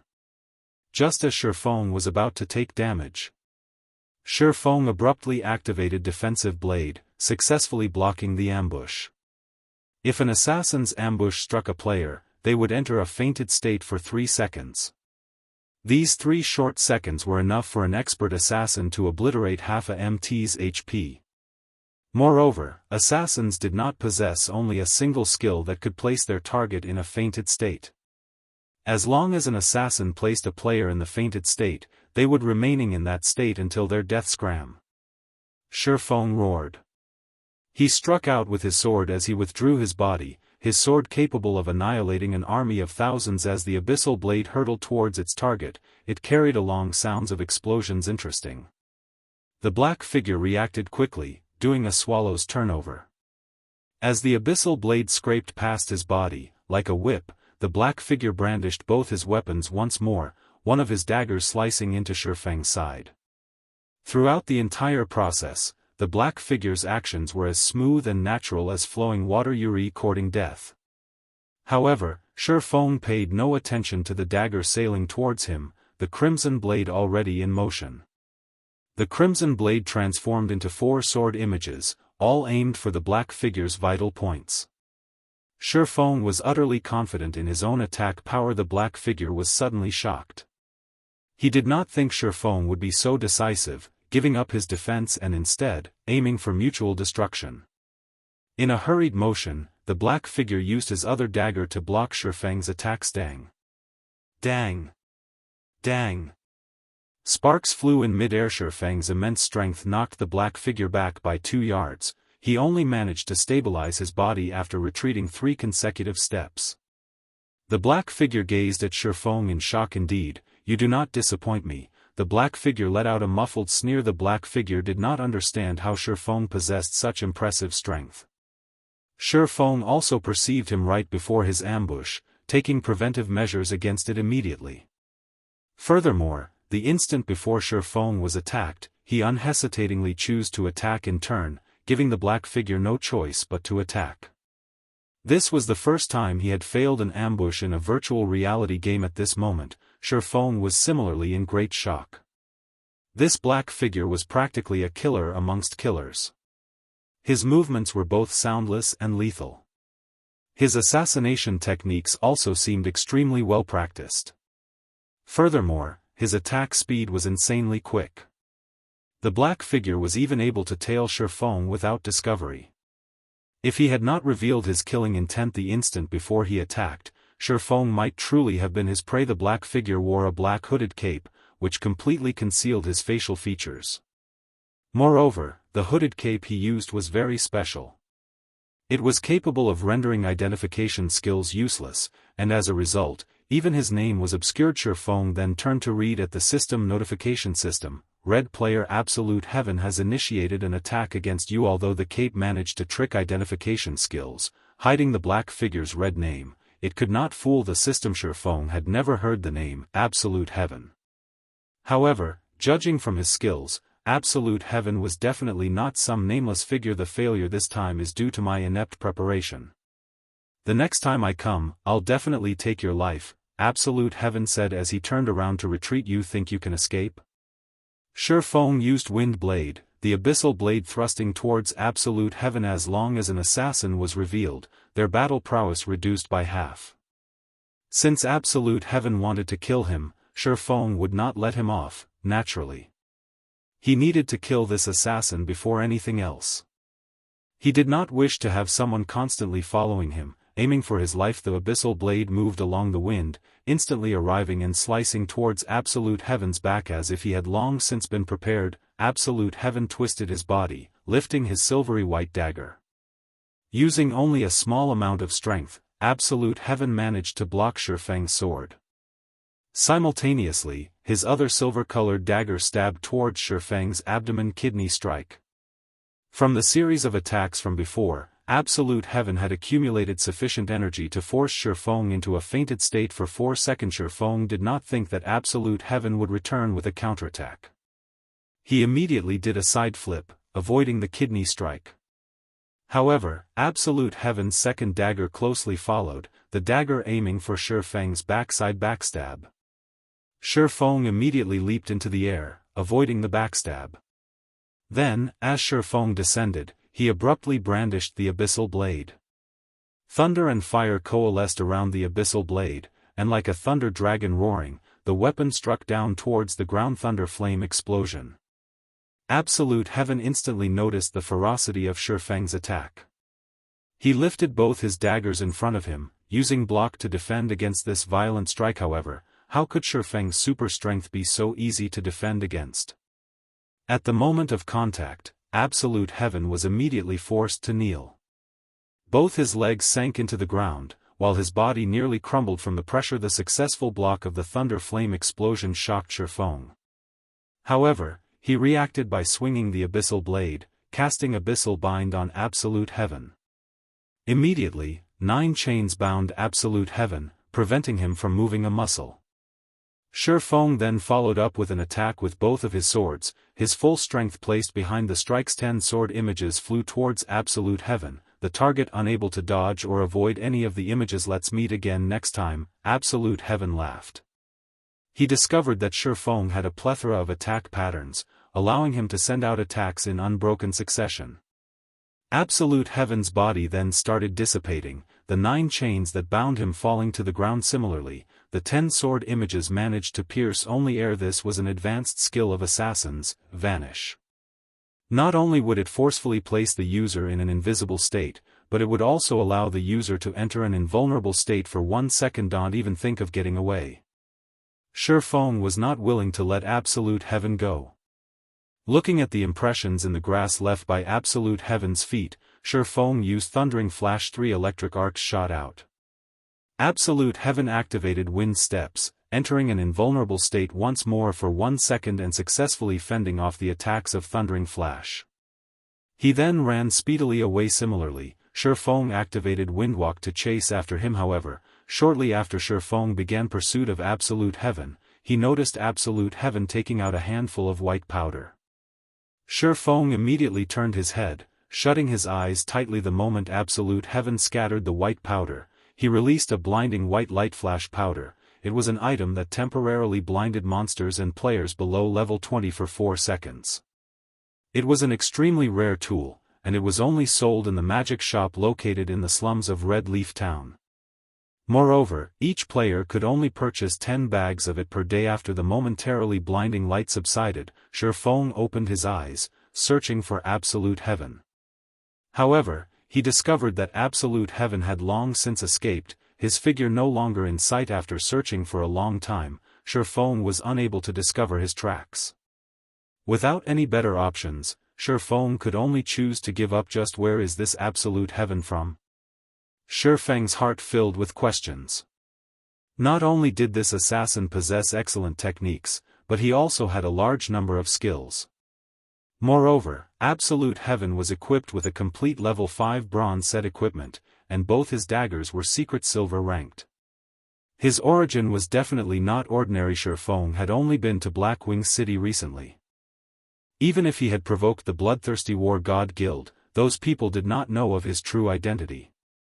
If Shi Feng were to think of who else he may have provoked, then they'd be Flaming Tiger from Shadow and Ironsword Lion from Martial Union. Shi Feng was extremely familiar with the internal members of Shadow, and he knew Flaming Tiger was not capable of finding such an unknown expert.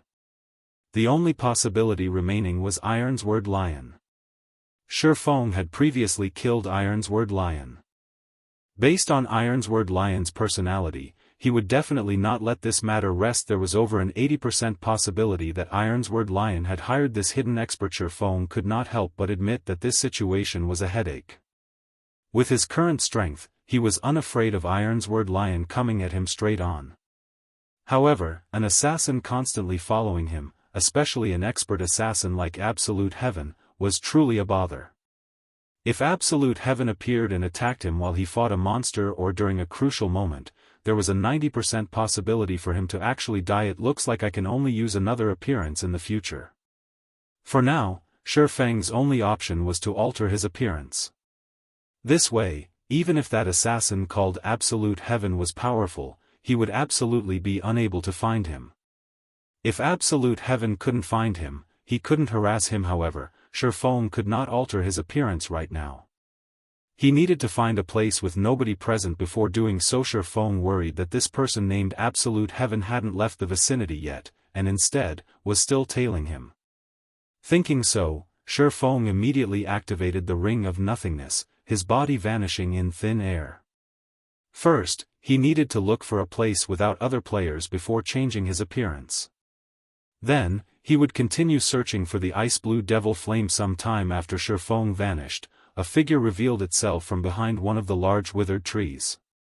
Indeed, this figure was Absolute Heaven. Crap, is he an assassin or a swordsman? Absolute Heaven could not help but curse. He was normally not one to easily give up. Previously, he constantly said that he was leaving all in order to mislead Shi Feng, looking for a good chance to ambush his target once more. He did not think Shi Feng possessed such a move, instantly disappearing. Just how was he supposed to look for the chance to ambush Shi Feng now? Chapter 125, 100 Ghost Town. Cold winds blew within the 100 Ghost Forest.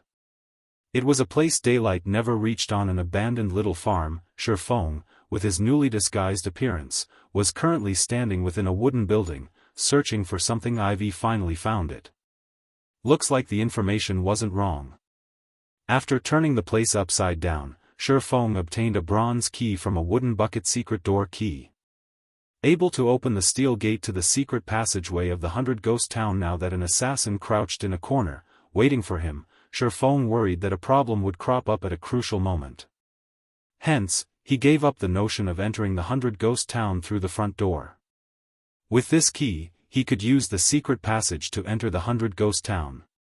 Only, the process of doing so was filled with many complications. Legends had it, the entire 100 Ghost Forest was once cursed by an extremely powerful dark cursemancer, turning all the living inhabitants into ghosts.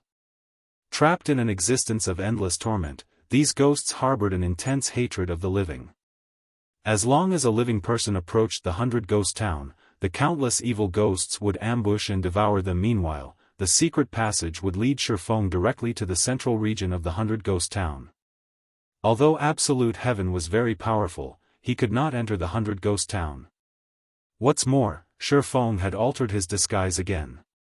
Even if they met, Absolute Heaven wouldn't recognize him. Shifeng found a cellar a short distance from the farm. This cellar was the entrance to the secret passage that led to the 100 Ghost Town, while the owner of the farm was this secret passage's gatekeeper. The cellar was very dark, and Shifeng could not make out a single thing within.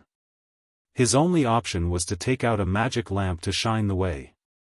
He followed along the cellar's passage, advancing forward until he finally reached the large steel gates that led to the secret passage.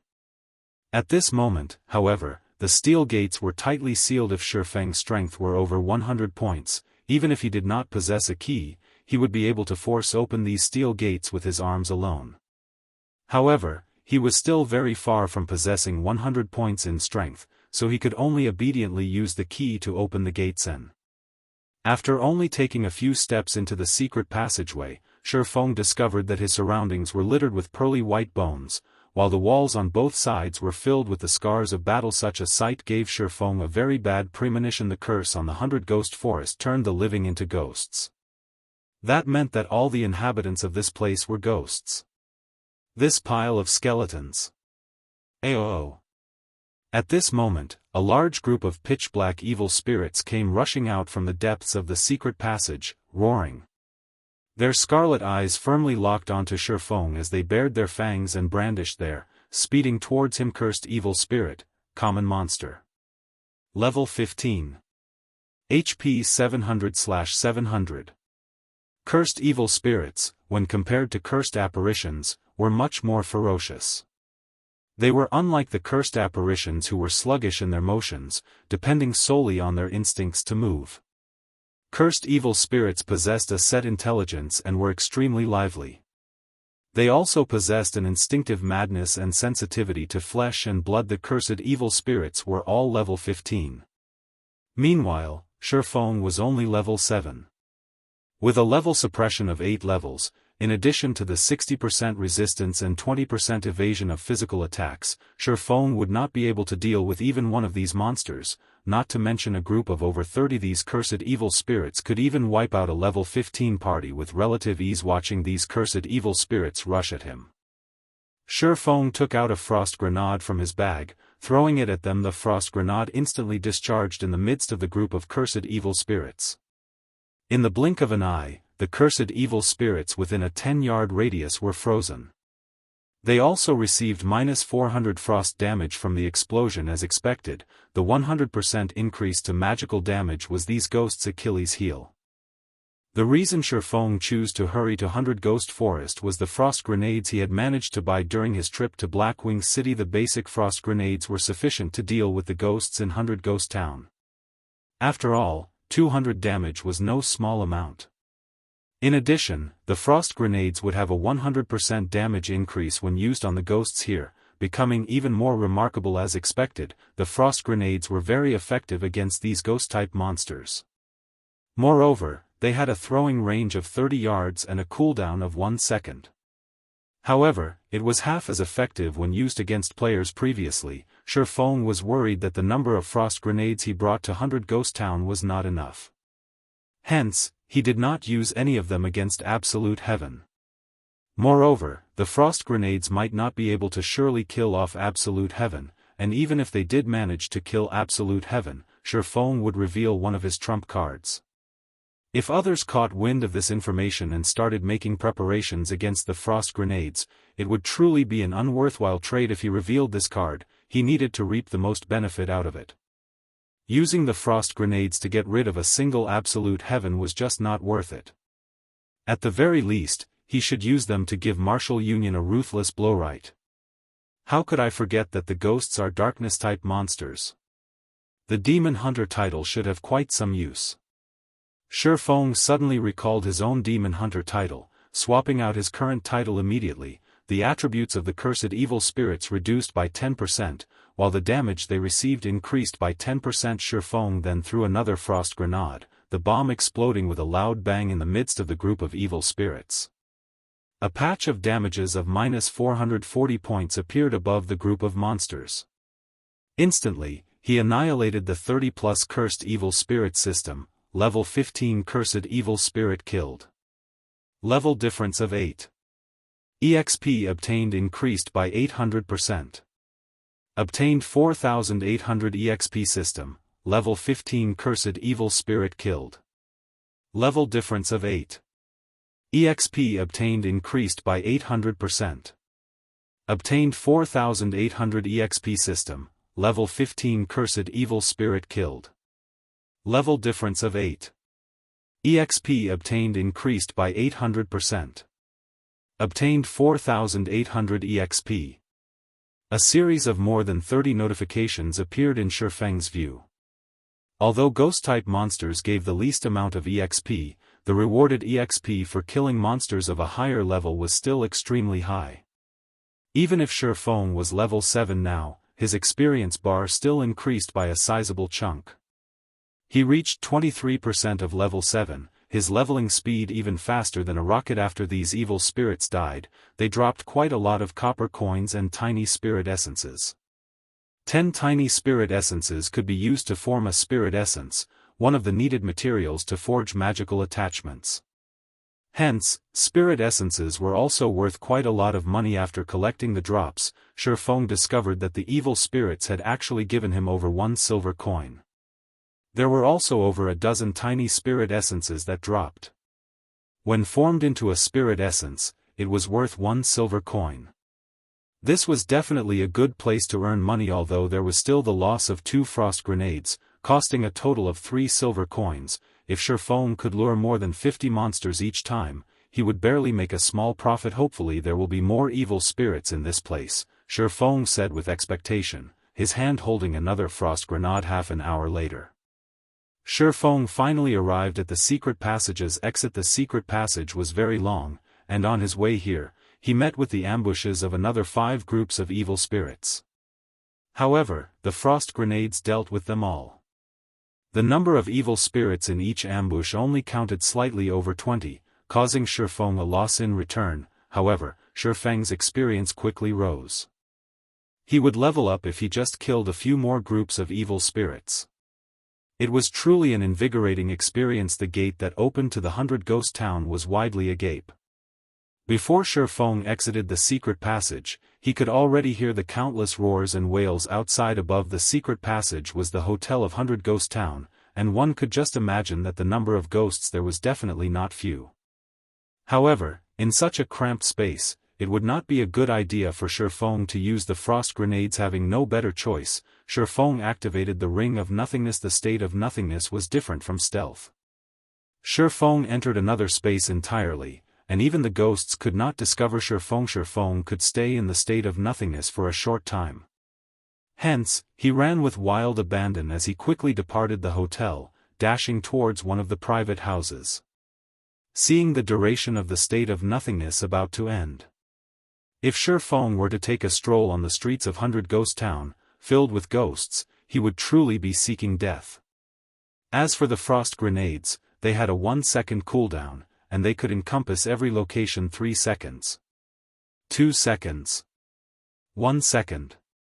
With only 10 yards remaining before Feng reached the private house, the state of nothingness ended. His body, revealed suddenly, the heads of the countless ghosts on the streets all turned toward Feng, revealing sinister expressions amongst these ghosts. There was no lack the elite-ranked monster, ferocious evil spirit, and they all rushed toward Shifeng.